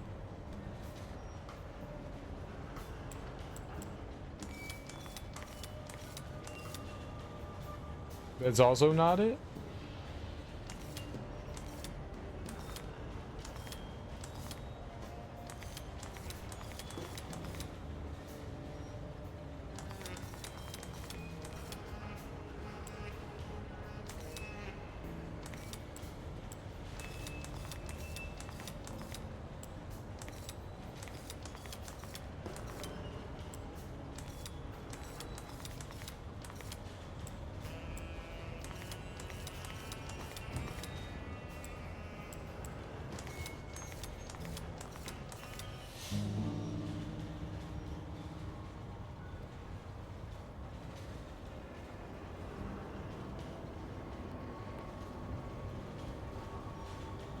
Yep, I realized my mistake. The lion, the witch, and the wardrobe?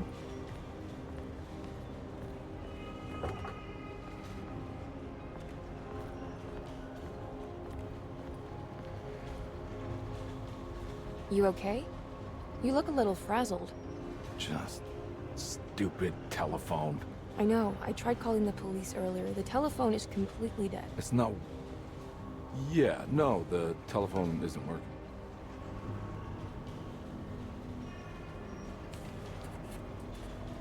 Detective Carnby was worried, Emily could tell, that she could see the madness written on his face. But what if he was the only one seeing the truth? Could that still be the case?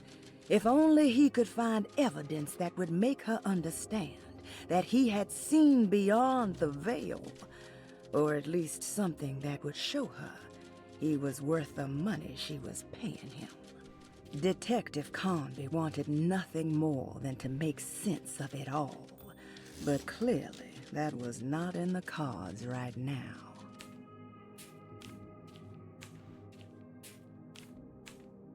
It wasn't clear to Detective. It wasn't. Yup, that's all messed up. Miss Hartwood, I think you're gonna want to see this. Is there something in the closet? Yeah, there is. You don't see the very obvious gate leading to whatever Jeremy's madness is serving up next? I don't understand. Are you making some kind of fashion metaphor? I'm sorry, I don't have time for this. Can you just tell me what you're doing? You don't see this. It's fine. It's fine. Catch you later. Are you going inside the closet? Yeah. You got a problem with that? No. Do what you think is right, Detective. Sorry, I didn't mean to. Goodbye, Miss Hartwood.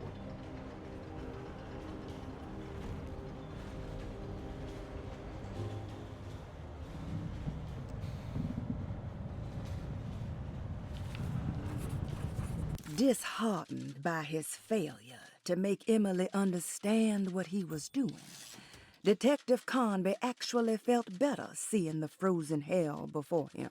There was a finality to it. Its clear symbolic opposite to the dark man's desert made him realize this was the end. Soon it would all be over.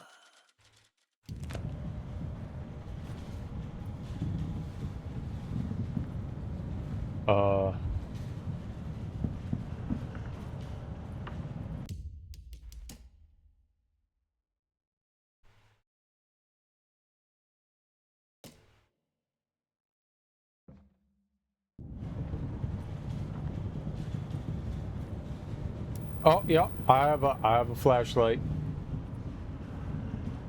Hey, up.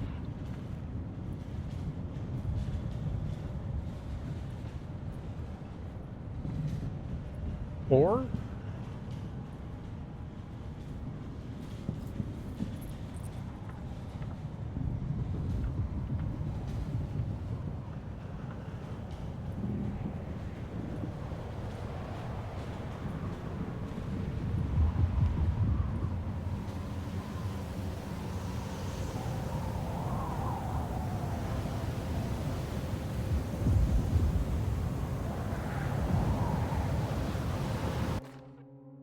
flare gun.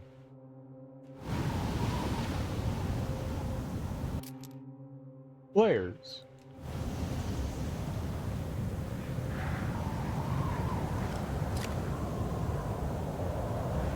I'm gonna shoot stuff with flares. Ice pick.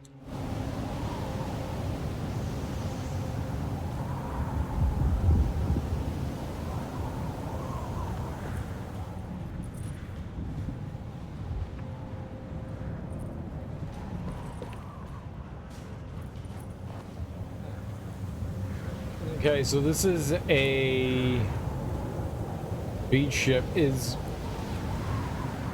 Wonder where we are. Are we in like the Arctic or something?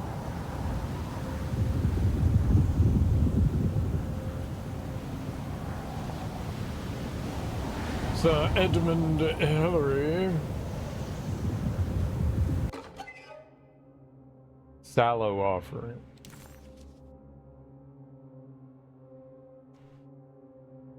What can be said about Jacob van Ostad without evoking contempt or apologia? The first piece of information is the obvious. He is not the explorer Jeremy idolized in his youth, but the figment of his imagination.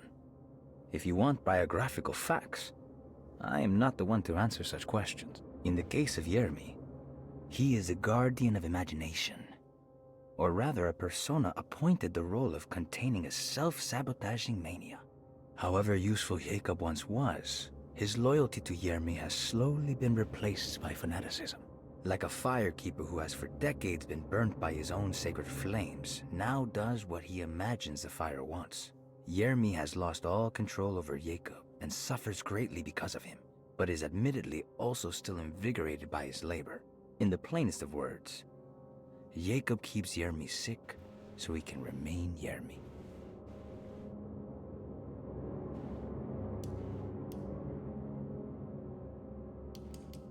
So there's 5 that we missed.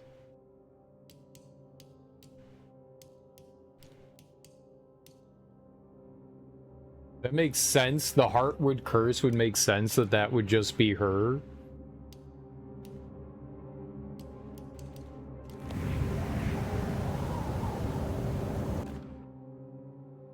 Greenland, okay. We found the ancient stellarium perched on a cliff facing the Arctic Ocean after a day of sailing due north of the Eskimo encampment. Jacob van Ostad was our most keen member of the expedition. He had been chasing down the source of a peculiar type of crystallized metal present in several sacred items among the natives on the northeast coast of Greenland. The site was a remarkable find for any explorer, and we were all enraptured in our search for enlightenment and meaning. The surviving architecture seemed almost unearthly in origin and astonishingly sophisticated. The metal Jacob was searching for was abundant, almost ubiquitous. We were so taken by our find that we were surprised by the sun falling below the horizon. As we quickly picked up our gear, ready to head back to our camp, Jacob van Oostad declared that he wanted to stay. He was adamant. We begged him to reconsider. The night would be getting colder by the hour, and we feared for all our safety. Jacob refused, threatening us with violence if we wouldn't leave him alone. As the snowfall turned heavier, we left him there on his own. The next day, the weather became worse, and we had to spend hours enforcing our shelter as our tents became increasingly useless. The group had written off Jacob, thinking he must be dead. I had an urge to make one final attempt to save him, so I headed out as darkness fell with a handful of flares and headed toward the coast and up the climb, towards the Stellarium. That's when I saw him, transfixed by a burning sky, that celestial lantern. Jacob keeled over and let out a painful shriek that struck me with such fear and pity. He was crying in agony, for the cold weather had ravaged his flesh. I called out to him, and he turned to face me.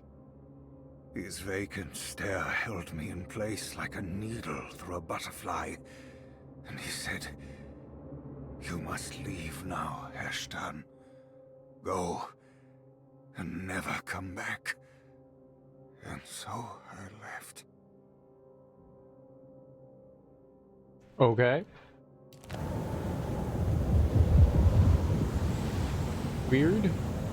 Weird. Very weird.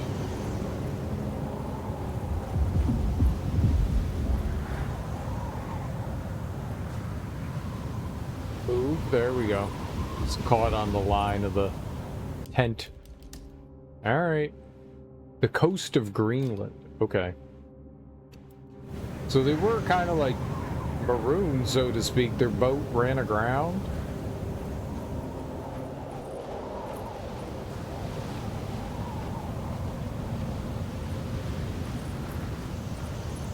What is a stellarium? I found the stellarium. Okay. What'd that do?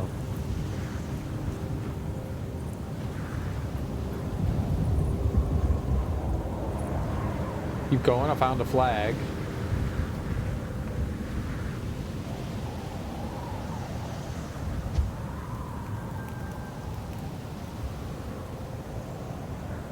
Oh, am I supposed to be firing flares?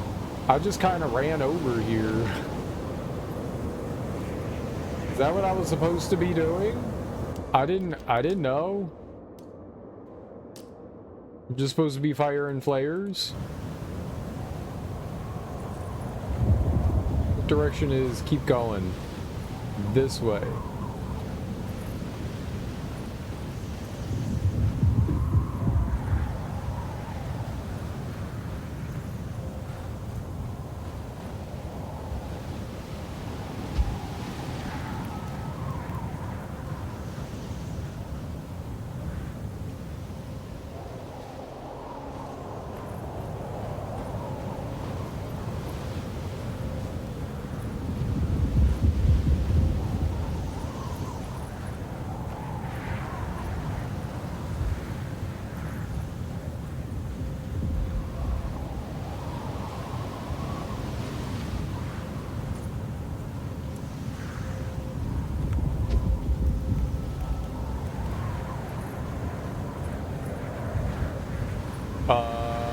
So it kind of looks like a, what do you call it? The Aurora Borealis.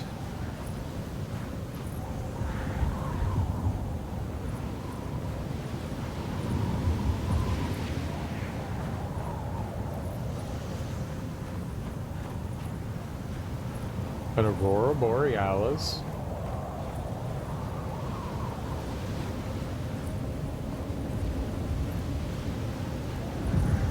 Well, let's see what the flare does.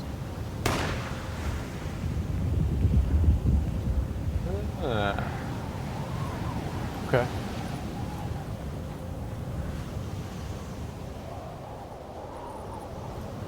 Wasn't there flare? Yeah, I was gonna say, wasn't there flare ammo? It's full. I have room for a flare, thank you. Oh, that's water down there.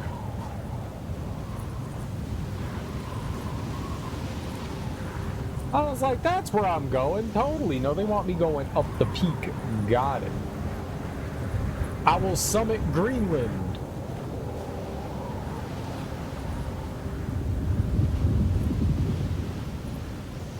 I'll be the first 1930s a private deck to summit Mount Greenland. Oh, it looks like a portal of sorts.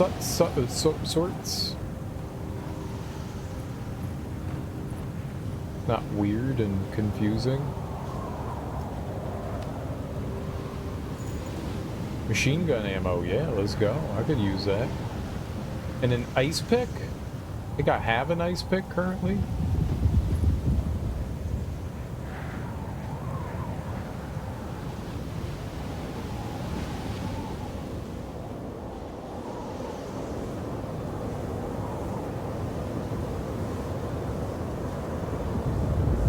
I will shoot an enemy in the face.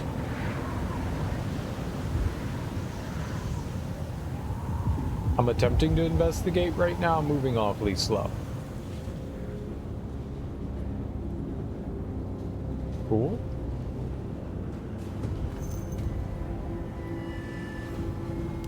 Some sort of ancient evils probably here.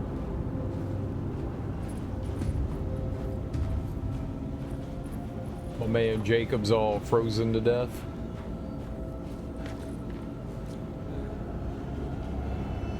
It's definitely not a living homie.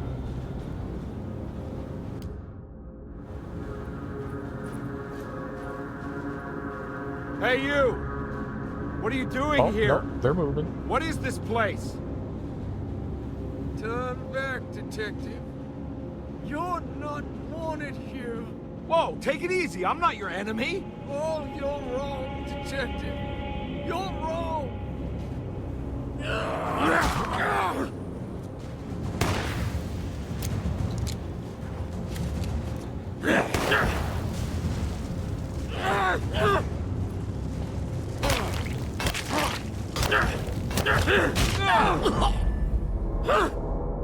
He dodged my first flare shot like the cheater he is.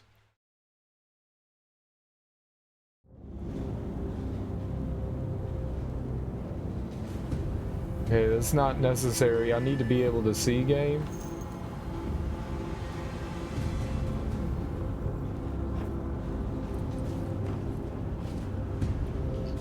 Very much not necessary. I have to use my eyeballs. Hey, you! It didn't let me have control here? until he was literally right inside my face. Turn back, detective. You're not wanted here. Whoa, take it easy. I'm not your enemy. Oh, you're wrong, detective. You're wrong.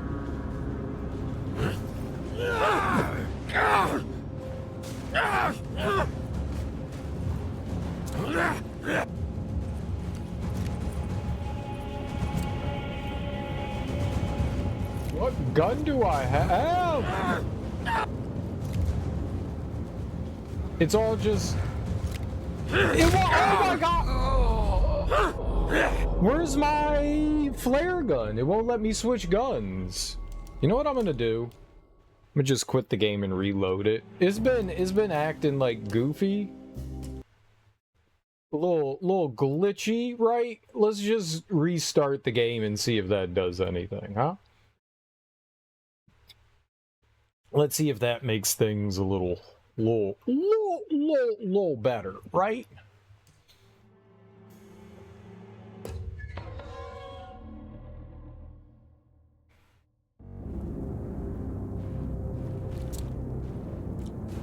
No? There we go. Yeah, it wasn't letting me switch guns, but now I got my flare gun out. Good. Hey, you! What are you doing here? What is this place? I'm gonna burn his ass with the flare gun. Turn back, detective. You're not wanted here. Whoa, take it easy. I'm not your enemy. Oh, you're wrong, detective. You're wrong.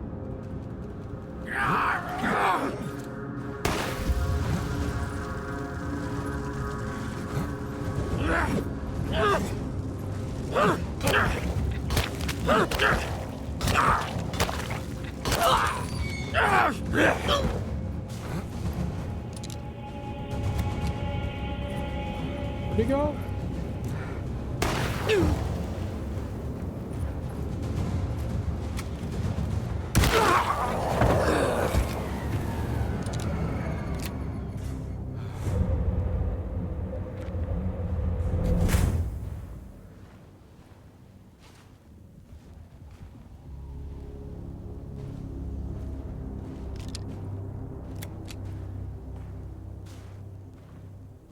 It gave me a pickaxe again.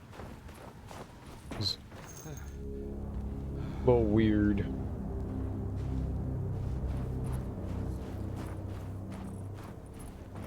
It gave me a pipe again. I had the ice pick, and it was like, you have a pipe now.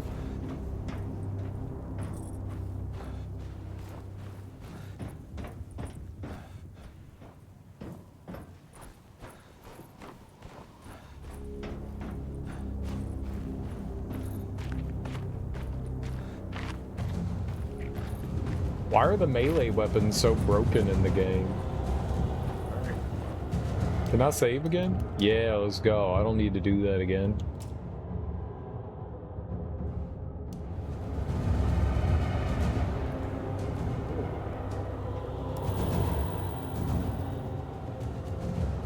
Sacrificial dagger, tight lid. Familiar shape.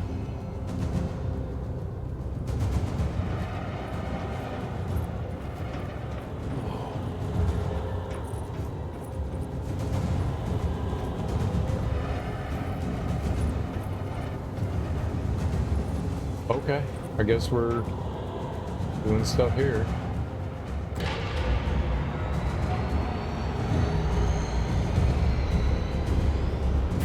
We're making Taurus, right? Of course, a Taurus. I figured you wouldn't want your stars aligned, Jeremy. Maybe that is what you need. To temper that mania of yours.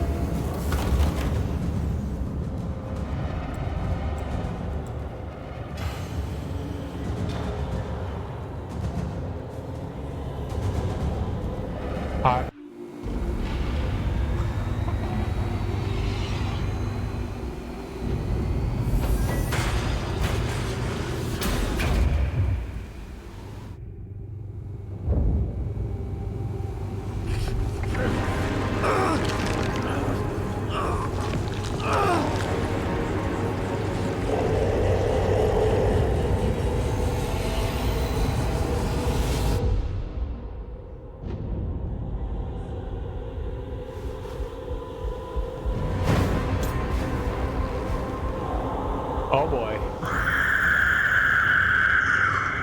God's sake, stay dead, will you?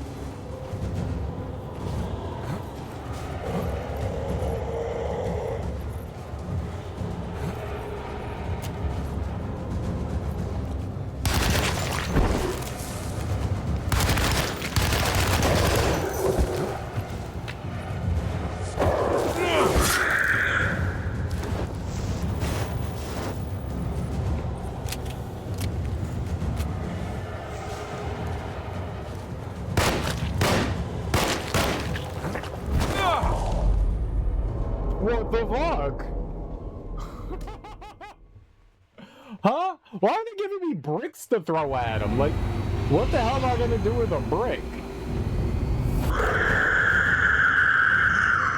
For God's sake, stay dead, will you?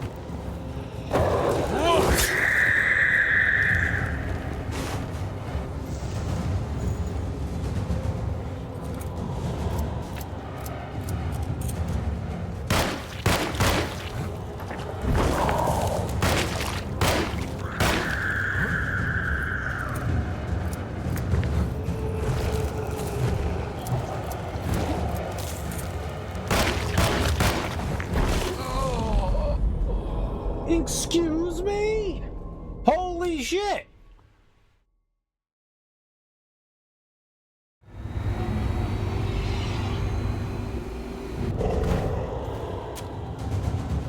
For God's sake, stay dead, will you?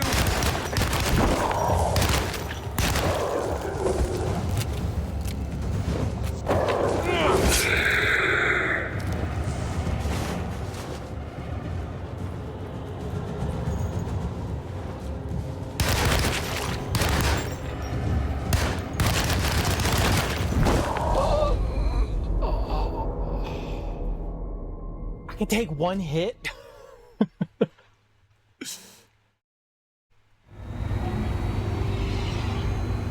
For God's sake, stay dead, will you? How was I getting away so easily from him before and I can't dodge him now? Like, I was getting away, like zero problem, and then all of a sudden I can't, like, move away from it. It was so easy. For God's sake, stay dead, will you?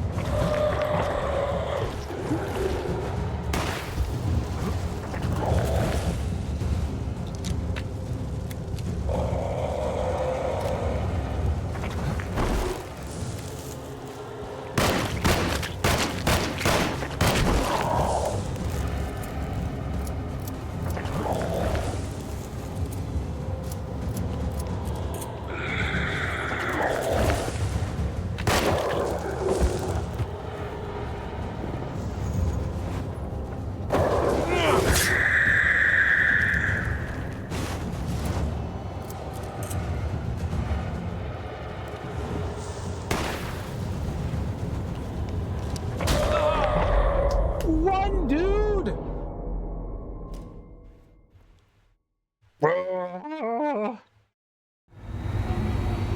You think this is just like the final boss and I should just use everything on him? For God's sake, stay dead, will you?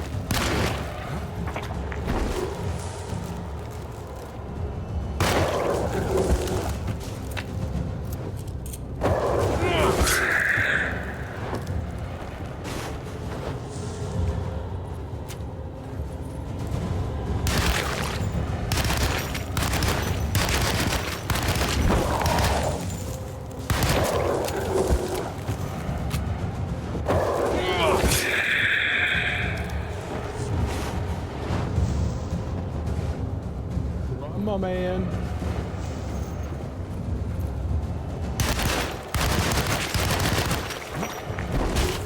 No, come on.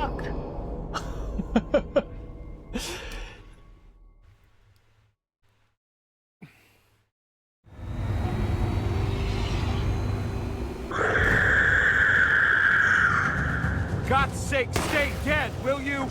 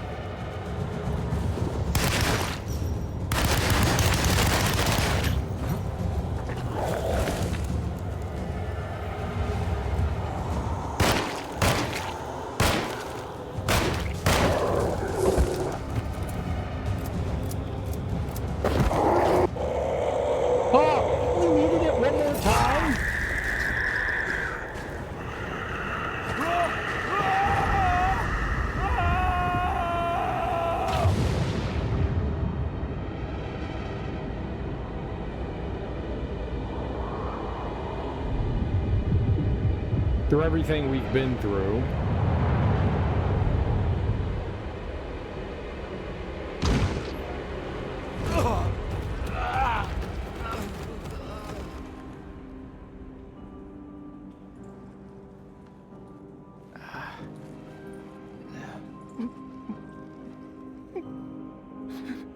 Jeremy? Lobotomized.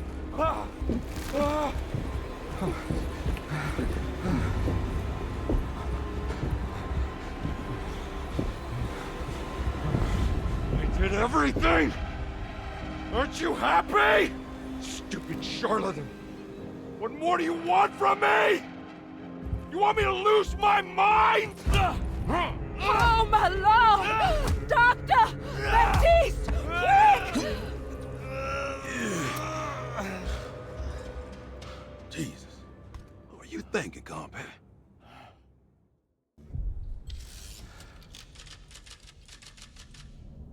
Chapter 5. We lobotomized Jeremy? Who the hell's face was I beating in? Some southern woman. It wasn't Lottie or Batiste. Who dat? Who dat?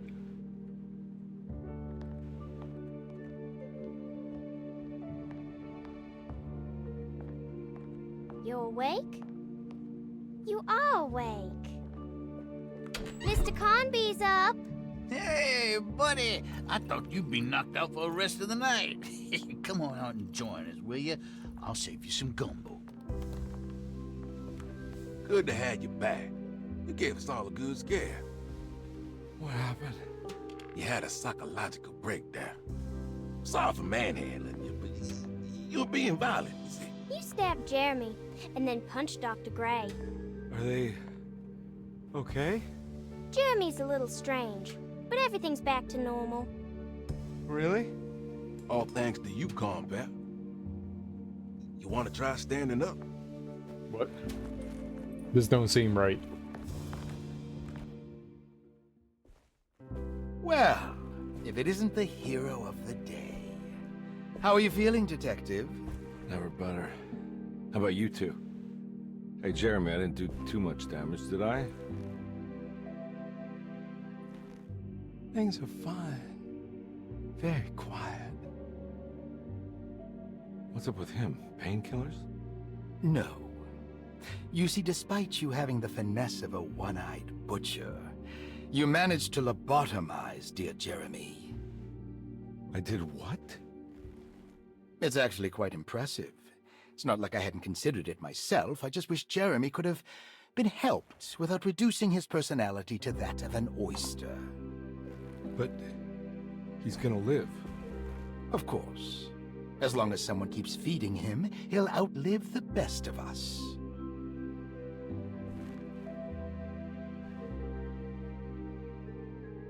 Yay? Everything was back to normal. Did any of it really happen? What had Carnby actually been doing all night? We went to the tree and we offered something, but it never answered the call? Does Emily know about Jeremy's condition? Yes. She seems to be handling it quite well under the circumstances.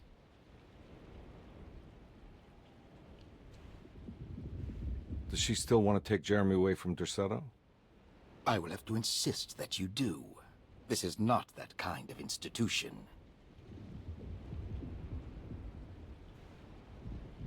Jeremy, hang on for a little longer, okay? We'll be going back to New Orleans soon. Oh, good. I do so miss the city lights.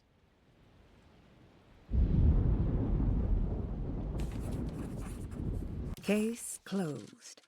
Detective Carnby had found Jeremy and brought him back to Derceto. He worried that Emily wouldn't be all that happy with his performance, considering Jeremy's impromptu brain surgery. Maybe she would refuse to pay him in full. It was the kind of thought that would normally infuriate Carnby, but right now he just felt happy to be back.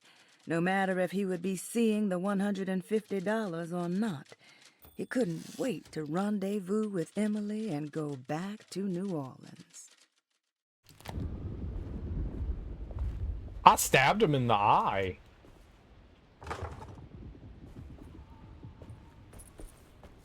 I don't think I'm supposed to give people lobotomies. Hey, Ruth. Glad to see you made it back to Derceto. You too, Detective. Make sure to stay for the festivities. It's no Mardi Gras, but it ain't bad.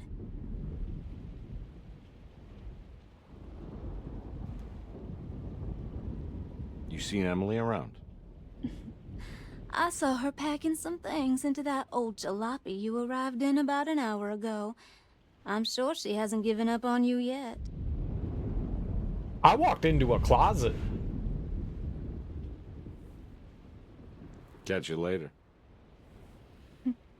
Looking forward to it, Detective. As you should. As you should, miss. As you should.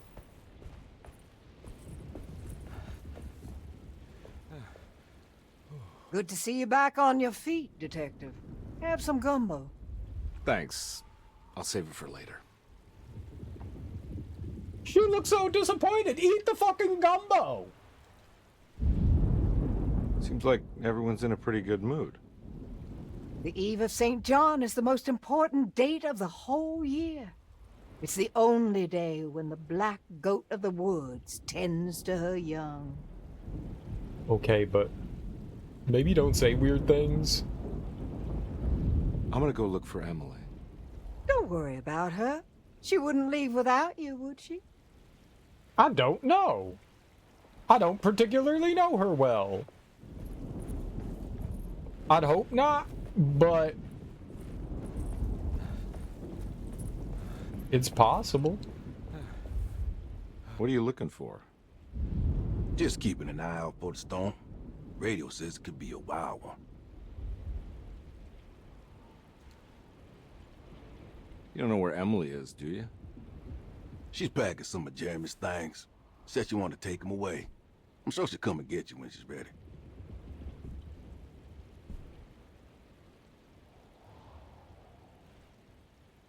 I should probably get a move on then. See you around, compare.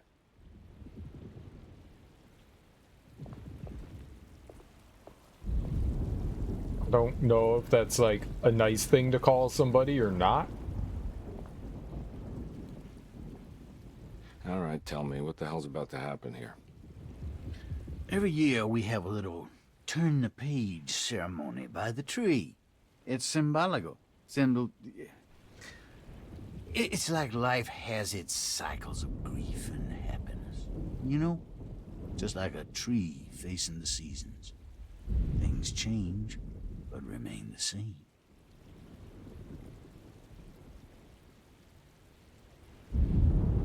So this is basically New Year's Eve, but with a tree metaphor. Exactly. You're so smart. It's about starting again. I mean, who could use a positive message like that more than a bunch of lunatics like us?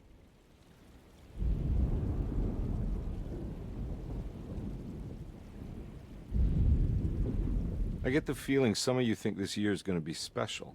Any idea why?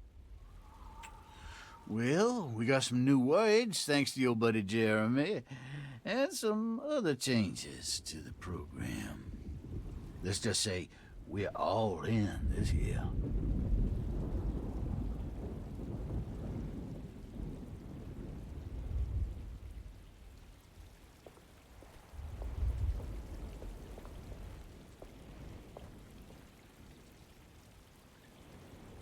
That is one impressive tree. More impressive than you could ever imagine. It's a weird thing to say. So how does this all work? You dance around chanting? For the ritual, I mean? Stay and find out, Detective. It might just do you good.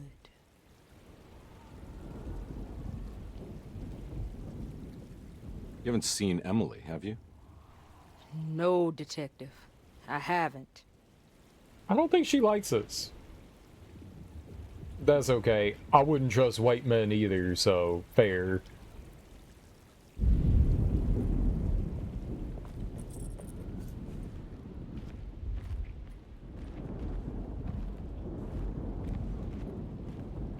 Hey, kid. What are you up to? Preparing for the ceremony. I don't want to disappoint Mother.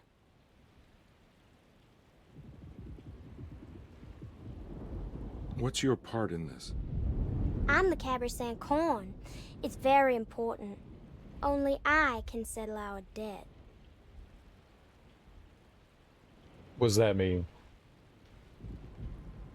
You know, I had my doubts, but you are in the right place, Grace. I think you might be right. For once.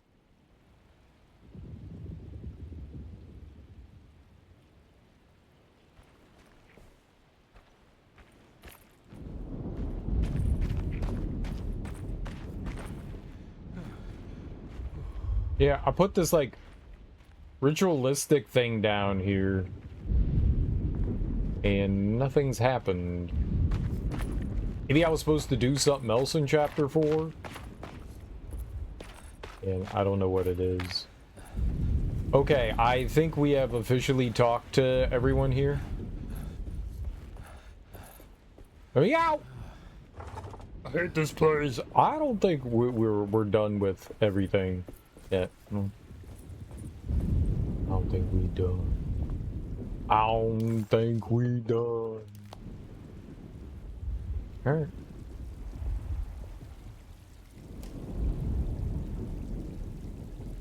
Everyone knows what to do? Y'all know the new words. Mrs. Thompson, we talked about this. I'm not sure everyone is comfortable. Doctor, I insist. This is important. We've waited for so long, Doctor. Let's just go with the old song. Not every change is an improvement. Boss, good or bad, we need to move forward. All in, Doc. Let's bet it all. But we don't know what we're dealing with. It'll be okay, Doctor. Better even.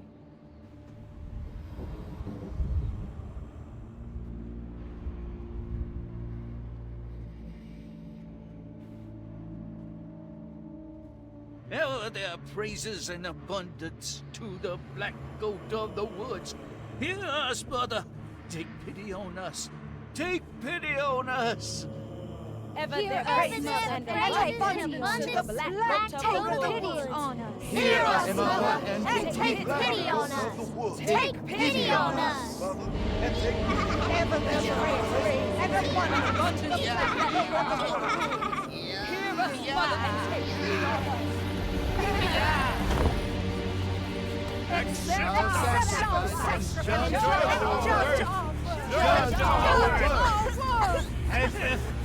Stop!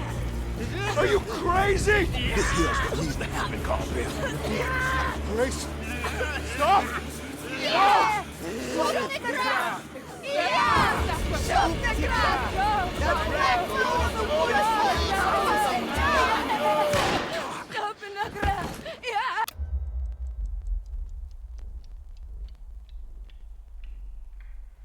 Detective, get my uncle out of here. Jeremy, come with me. Get over here. Jeremy, come with me. Jeremy, come here. No! There has to be another blood! We're doomed!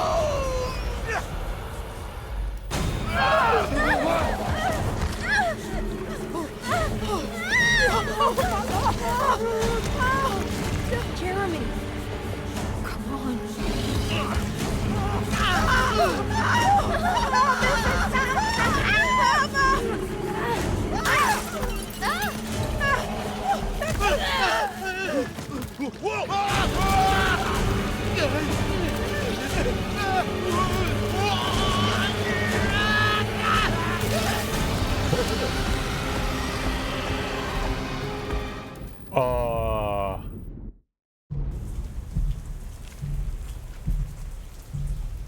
Detective Carnby returned just as the festivities were about to begin. Emily was grateful that she didn't have to sit through whatever ceremony the people at Derceto had fashioned. Instead, they excused themselves and made their way to the front side of the house. With a tremendous sense of relief, Emily climbed into the car. She watched Carnby ready the back seat for Jeremy in the rearview mirror. What a long night, she thought. Thank God it's all over. I don't think that's what happened. I can't let that monster leave Derceto. I have to stop it.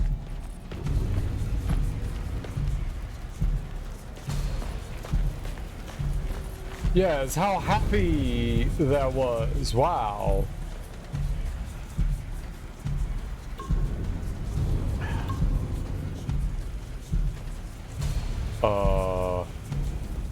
So everyone's dead, and it's absolutely not my fault.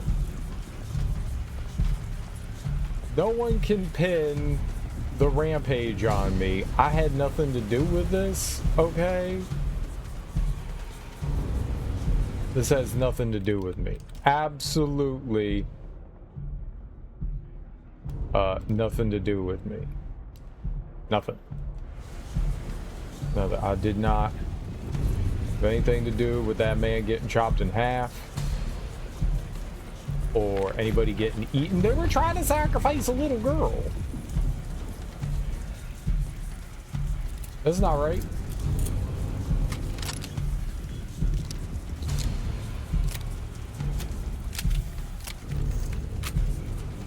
All right, well, what, can I not walk over there?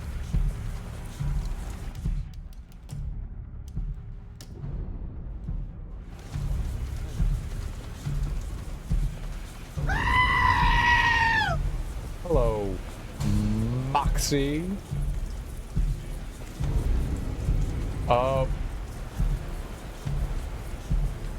Where am I going, though?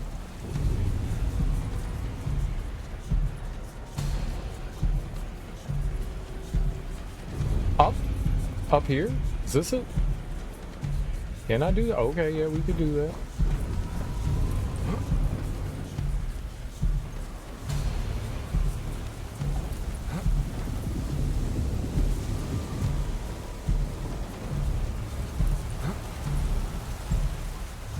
I'm gonna fight a tree.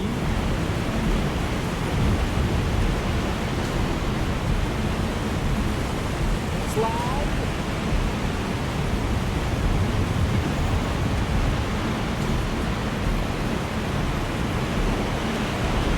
Is this tree fighting right there?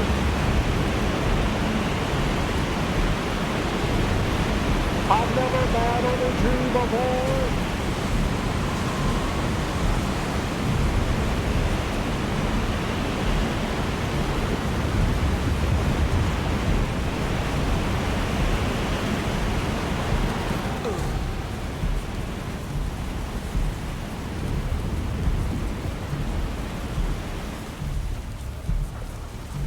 Oh no, give me the hatchet back. Okay, I guess I got wood now.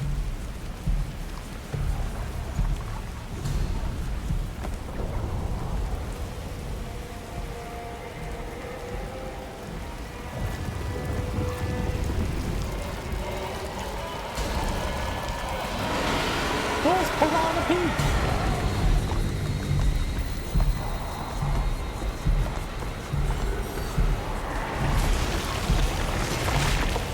Just run away from that.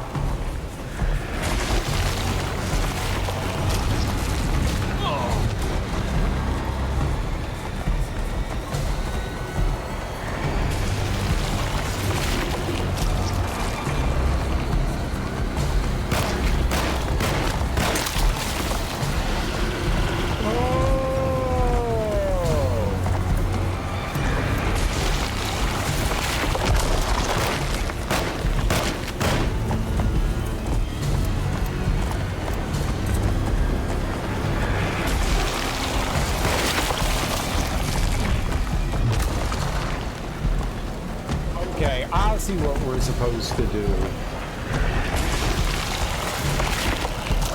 I think.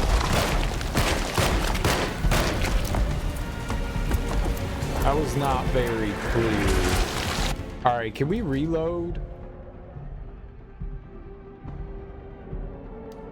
827 is probably the furthest along. What's up, Dragon Crusaders? Is this based off of Goosebumps? No. No. No, honey, it's not based off of Goosebumps. This was around before Goosebumps.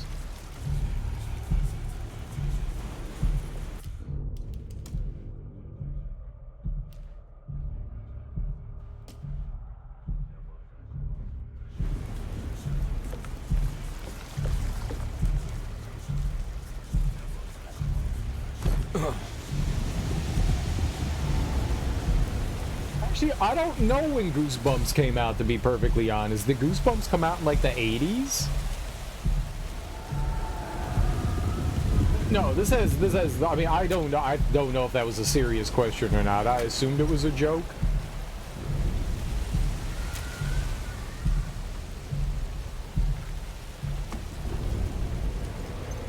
But I don't actually know. No, I just assumed that was a joke. No, the first game in the series came out in like 1991 or something like that.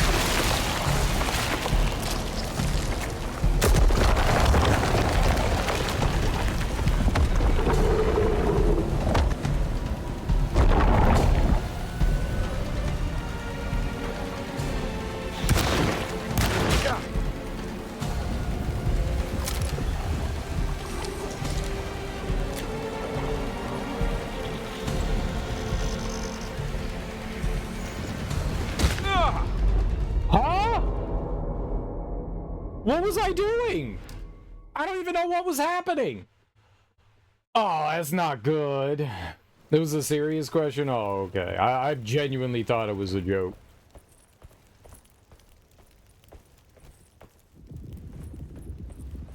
The audio's fucked up. Good. Oh, audio's back. Good.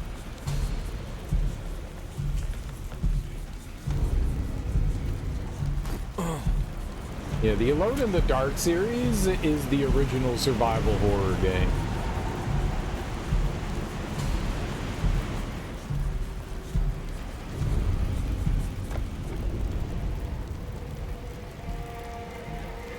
I didn't even know there was an enemy there. So I think we're just fighting things.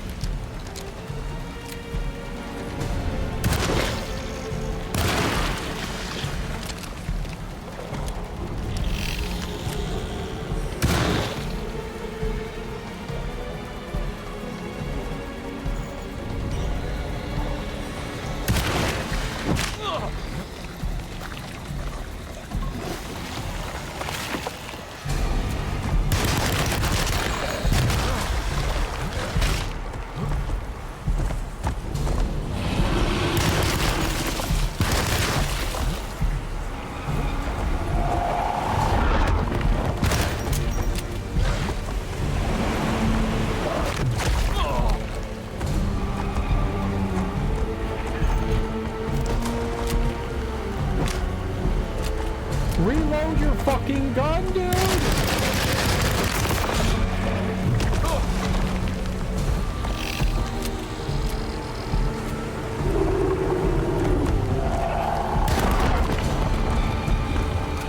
Oh my god! Reload your fucking gun! Reload your goddamn gun! Holy crap! That gets hectic. That gets really, really hectic.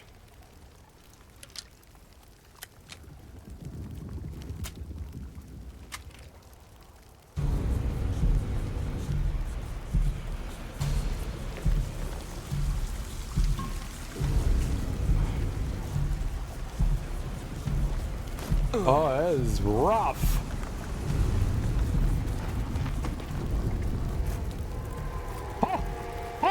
Oh, I see what we have to do.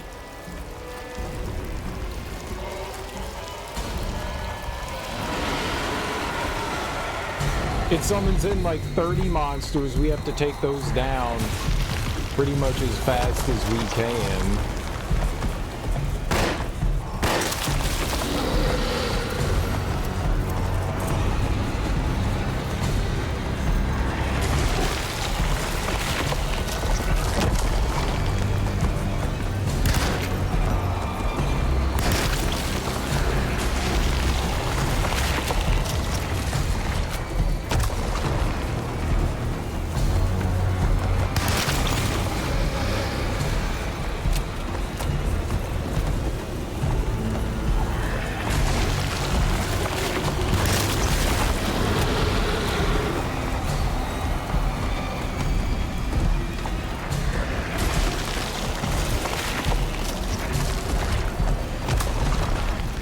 Damn.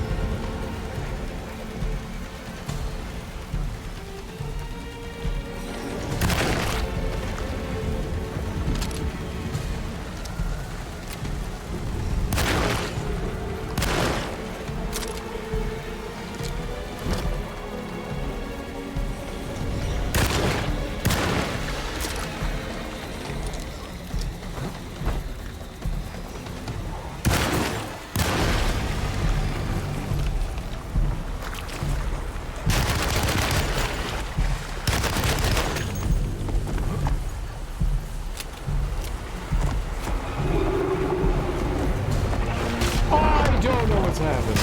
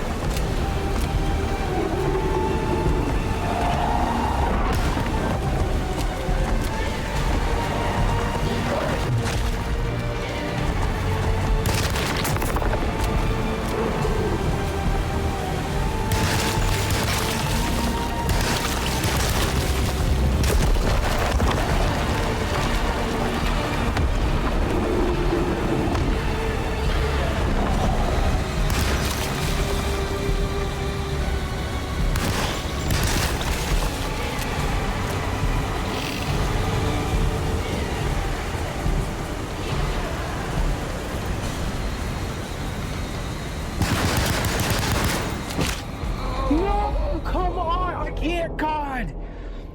Yeah, I can't fucking see! I went to aim the gun and the enemy disappeared. Oh, God. This is rough. This is fucking rough.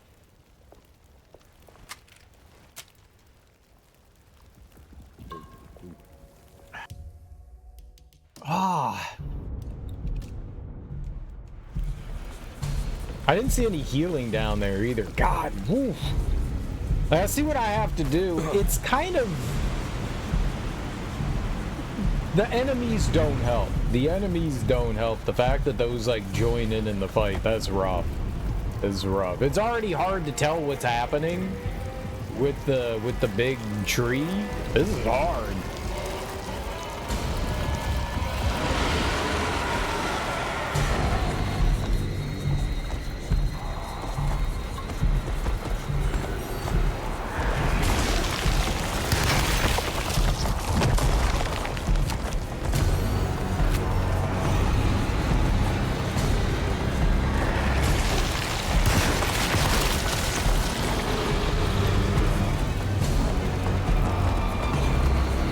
Gonna pick it up.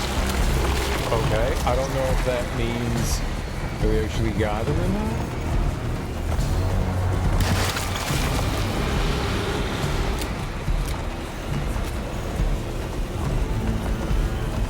Okay, yeah, we did.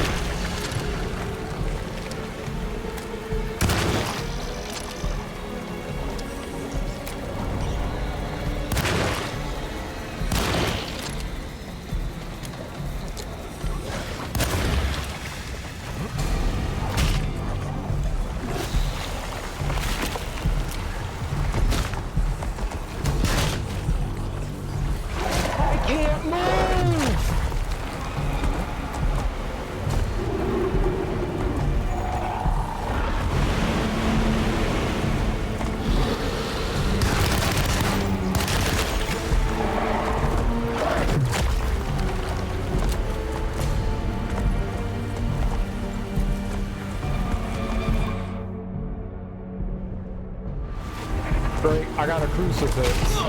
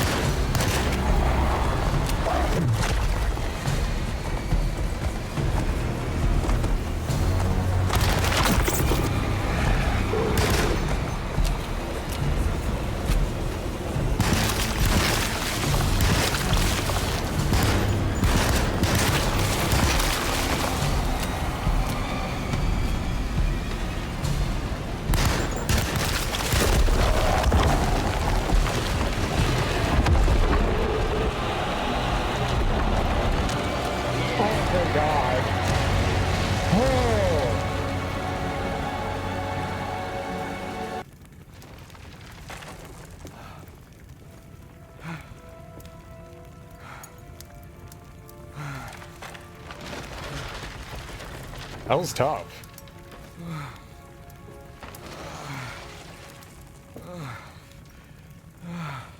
Detective! Oh, what the hell was that? I tried to tell you. There was so much evidence. Their devotion to the Black Goat was like nothing I've ever seen before. I felt so dumb believing any of it, but I'm glad I did. Are you okay? Everything is out of order.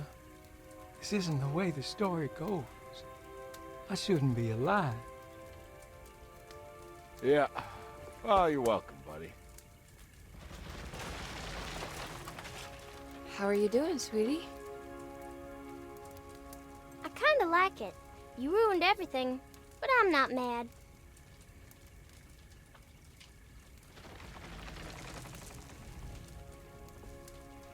Yay? All right, you ready to head back to New Orleans? Come on, Jeremy. We're leaving. Can I come? I thought you said you didn't need saving. Don't leave her. She's important. Of course we're taking her with us. Yay, I'm important.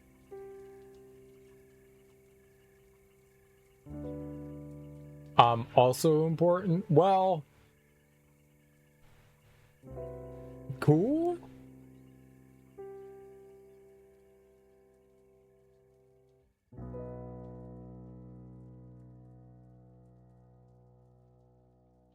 Neat. Weird, strange, odd, curious.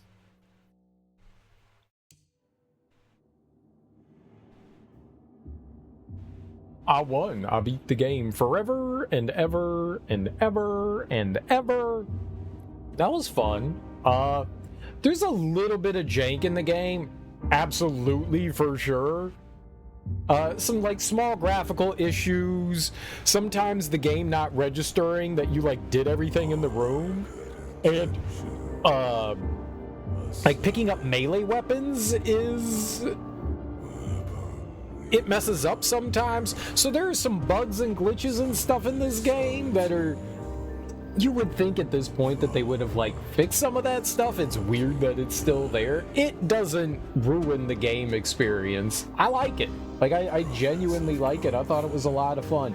There aren't a ton of like encounters, and a lot of the times you can avoid combat. So that's not bad. I kind of wish that there was like a big melee attack that you could do that would kind of one-shot enemies. Like if you like snuck up behind them, that's always nice. But that aside, you have a decent way of like dealing with enemies. You can distract them by throwing a brick. You can hit the enemy with a brick, stun them, and then go up and melee or shoot them. They have Molotov cocktails. I would have liked it if you could have pocketed like one of those items. Like, hey, you could carry a brick, or hey, you could carry a Molotov, so you could pick it up and put it away. Because sometimes when you pick it up, you move like insanely slow. So it would have been nice if you could have just like held on to that and then had like, alright, so instead of having a melee weapon, I have this one throwable item, you know? And so you can, like, switch things out. That would have been a little bit nicer, just something. Maybe a weapon wheel so you could select things. Just one more way to carry something like that. It would have helped. It doesn't ruin or break anything. It just would have been a nice quality of life thing to have. You get 3 guns in the game. The shotgun's optional. And the only thing that you really need to end up picking up is the handgun. You could probably beat the whole game with just the handgun, I would assume. Like, they don't force you to pick up the shotgun. The shotgun is acquired through collectibles, so if you're not picking up the collectibles, you won't get the shotgun. The machine gun is in a level, so if you're paying attention, you'll get the machine gun. Same with you could easily walk by the flare gun. I don't know if they force you to pick it up, but you could easily walk by the flare gun. The combat's a little clunky, but it's not bad. You can't lock onto enemies or anything like that, so you're just kind of like aiming and hoping. There's a little bit of an auto lock when you first like pull up your crosshairs. There's a little bit of an auto lock, so that can help you if you want that kind of thing. But yeah, combat's okay. That final boss fight, ooh, that was rough. Until I figured out, like, I was just shooting it. I didn't know I was shooting bubbles on it. Like, I was like, oh, I see it now. Shot it for like 15 minutes. And I was just like, look at me, I'm doing damage. Nope, that's not what you wanted. It was a gimmick fight, so you just needed to figure out how to do it. I don't know how exactly the fight worked. I think it was shoot the legs until it comes down, then shoot the bubbles on it. But I don't know if you had to shoot the bubbles when it was down or if you just could have shot them while it was up. I'm not sure how all that worked. I'm not entirely sure how all that worked. The first part of the fight was super easy. The second half was kind of rough.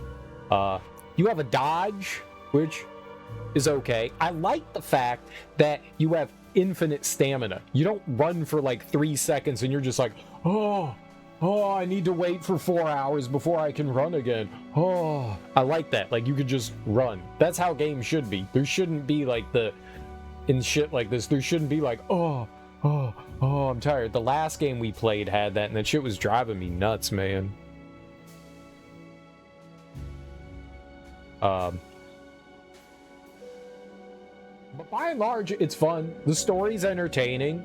I thought they were gonna go with like, I didn't think they were doing the whole cosmic horror thing here.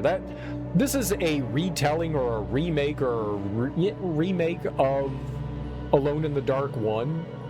They just kind of expanded on everything. The story in Alone in the Dark 1 is kind of basic. You know, Necronomicon, cosmic horror in the basement. It's a giant tree, and it needs a sacrifice, you know? So that kind of remained true. Everything else in between has kind of been changed up, you know, going in between, like, the different portals to the different time periods of Jeremy. Like, that didn't really exist. That was cool. I like that. It gives them excuse to get you out of the like main game, like the mansion. It's not just the mansion. So that was pretty cool.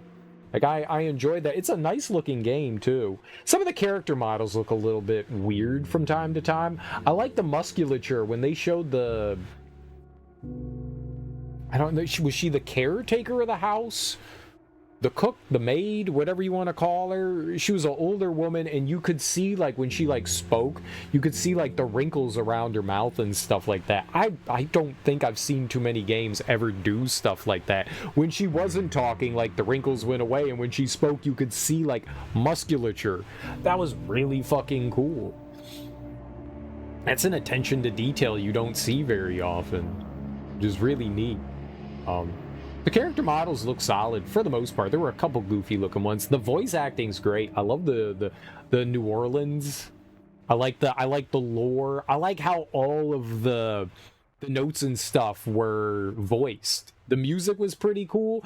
The music was very like jazzy, but I still wish that they went into a little bit. I wasn't always paying attention to the music because sometimes I'm concentrating, but it always felt a little upbeat, and I kind of wish that there was more like freaky moments with the music. But overall, hard mode wasn't too bad. Obviously, you're not gonna like fight everything. There's collectibles in the game too. We got a lot, but they also said that a bunch of them are locked behind Emily. Like, I'm assuming that she goes to her own unique places and stuff, so that she can collect collectibles in a different way, and I'm assuming some just had to do with her. There were things that said that they were, like, side quest oriented, and I wasn't able to, like, activate some of them. Like, I activated one of them, and nothing happened, so I probably did something wrong? I don't know. I don't know what happened there. We were supposed to put something behind the tree. We put something behind the tree. We made an offering, but then, like, nothing came of that. It was like, wait for her call. I don't think we got that. We are going to play through as Emily as well. I really enjoy this. Thank you for the GG, guys. I appreciate that. This was a lot of fun. Like, I had a very good time playing through this.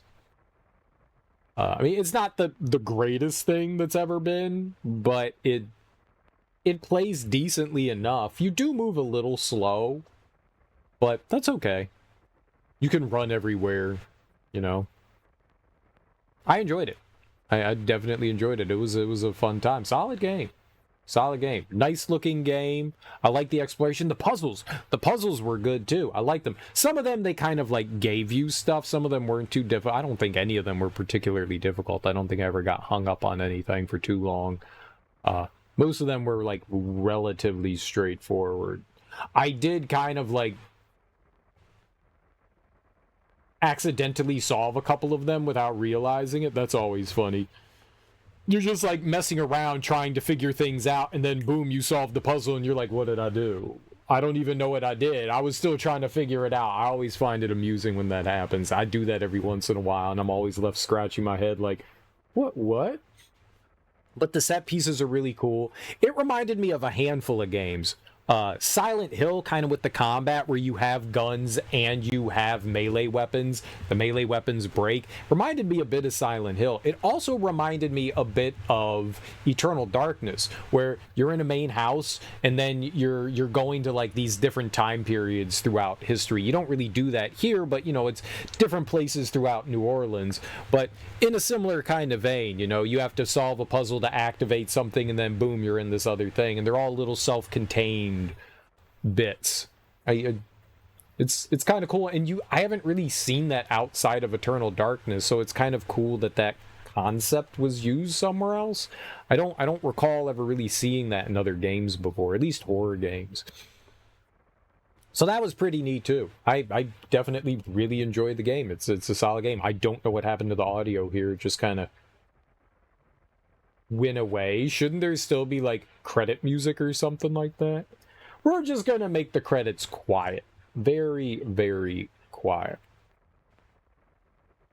But it's a solid game. It's a really solid game. I'm glad Alone in the Dark is not gone. You know, I'm glad Alone in the Dark still exists. I'm glad it's not just gone forever. I'm glad the franchise is carrying on. I love the fact, okay, they've rebooted Alone in the Dark 3 times now. There's the original game and then the sequels to that, but then there was The New Nightmare and then Inferno. Those are all like reboots of the series. Like, they're not like continuing Edward Carnby's story. They're all just like rebooting it. So they keep rebooting it. And then this one. So this is the 3rd one. I don't know what Illumination is supposed to be. Illumination is the only Alone in the Dark game I haven't played, and that's because that's a multiplayer game, so I don't know how that like ties into everything. You can now play with all weapons unlocked, deadlier combat, and some new surprises when starting a new game. What does that mean? New Game Plus. Start a new game with all weapons unlocked, deadlier combat, and some new surprises. For those who want to figure out everything for themselves, no extra systems to guide the player. The previous autosave will be deleted. So how do we go through again with Emily? Like, where's all of my collectibles and stuff? Can we see that?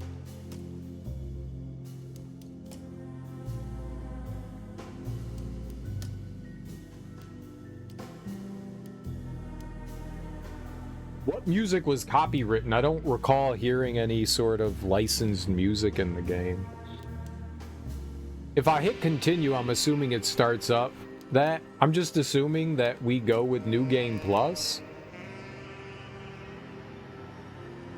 The difficulty can be switched through the options. Alright, well, before we start anything else back up, I'm gonna go take my break.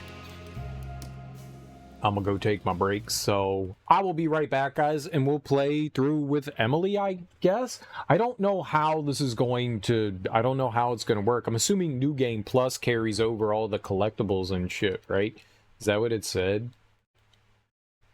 With all weapons unlocked, deadlier combat, and some new surprises. It doesn't say anything about, but it said...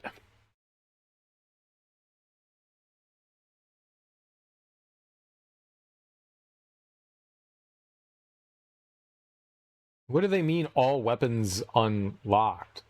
Oh, like I get to have the gun and the flare gun and everything. Like, I clearly didn't find everything, so How do the collectibles work? I don't want to look up the collectibles, but Alone in the Dark 2024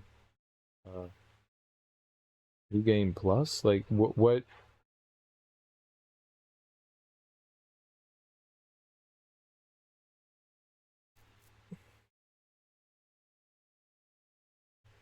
the story's still the same, the gameplay is mostly the same. New Game Plus gives you all weapons at the start, but heavily restricts your ammo and health. Has enemies in places that didn't have enemies before. It has different intro and 1 or 2 very short new scenes. They're not story heavy, so if you think the existing difficulties are too easy and you want something more punishing, go for New Game Plus. I wonder, like,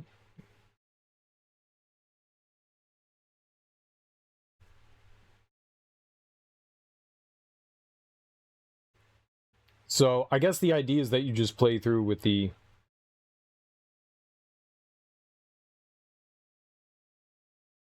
like what? Dang it.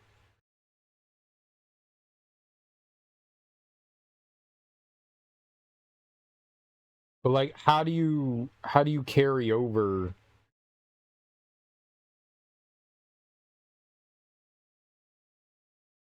I is like the collectibles stored to my profile? Like how does all of it work?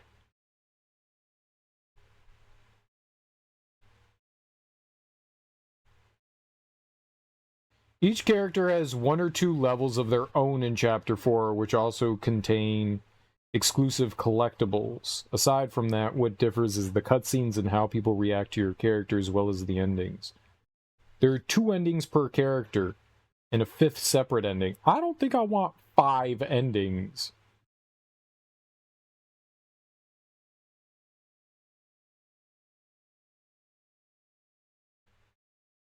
So there's differences in the cutscenes.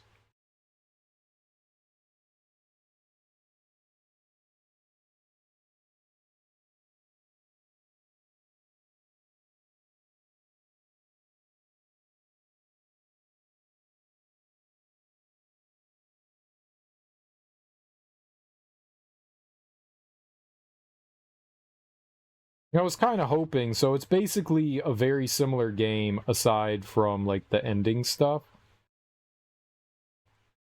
I wonder what collectibles we missed out on.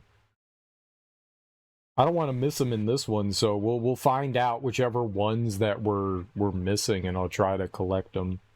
We'll figure that out. I don't want to miss out on anything. We'll see what happens if we start a new game and see how things go. All right, either way, break time. Enjoy. Oh, I have to set up Words with Friends. Is that what it's called? Words with Friends? You guys enjoy Words with Friends? Here's some music. Yeah, Words with Friends. Words with Friends.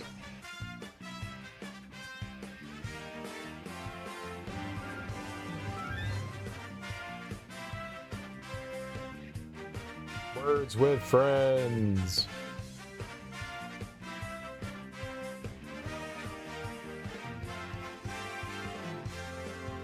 Boom.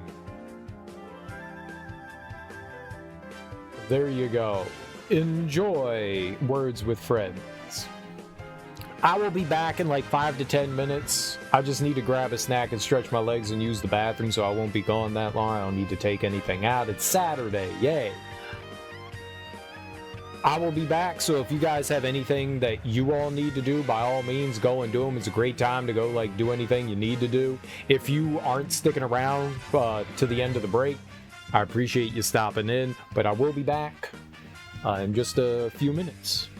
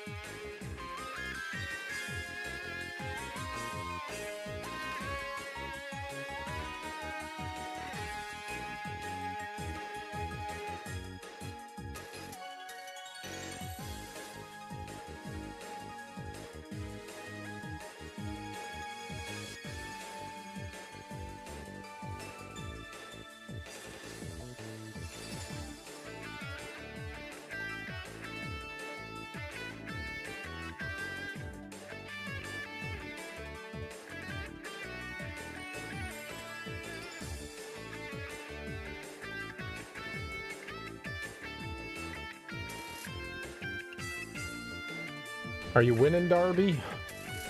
I am back. How is everyone's Saturday morning going?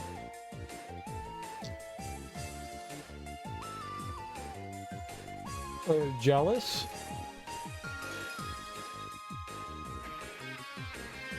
Type in jealous. That's the game winner. I can't. I have a sandwich in my hands. Fart. Type in fart.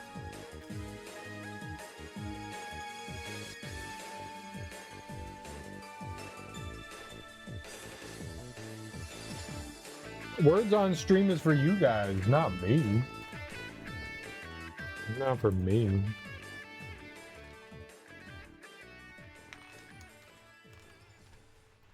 Serial 1.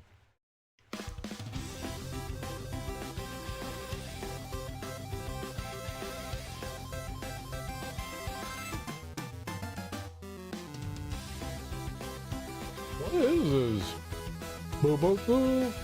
Boo boo boo boo boo boo boo boo boo boo boo boo boo boo. It's Excite Mike, yeah.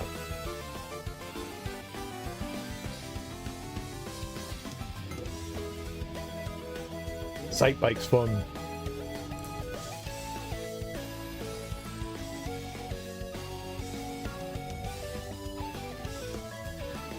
You can use, it's like Scrabble. You use each letter once to make a word.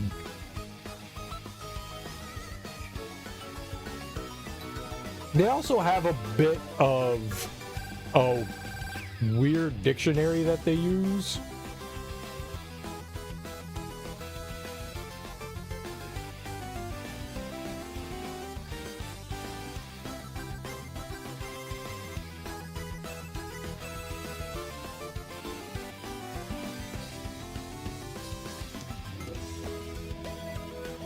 I got 14 points. I'm in first place.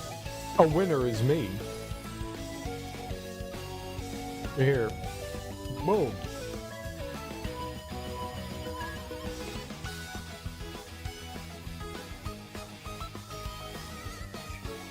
Go for it.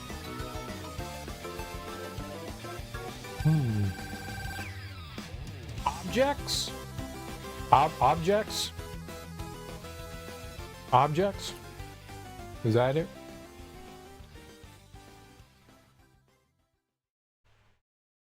Object?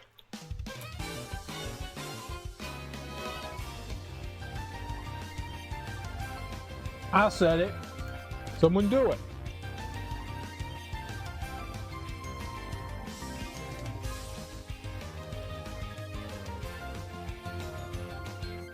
No! I typed it. Damn it. Damn it! Not names. Not names. I type really slow, Darby. Okay.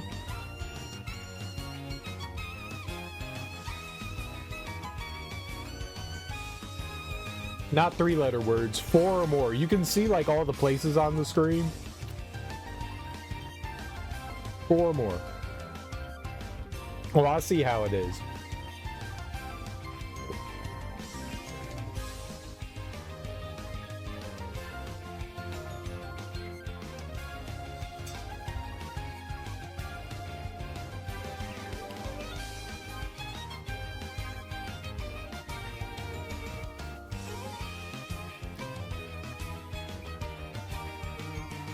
Ebsocked. Ebsocked is my favorite word. Ebsocked. Toby is a name. Ice Outpost. I don't think I recognize that. Did you win, Darby? Did you win?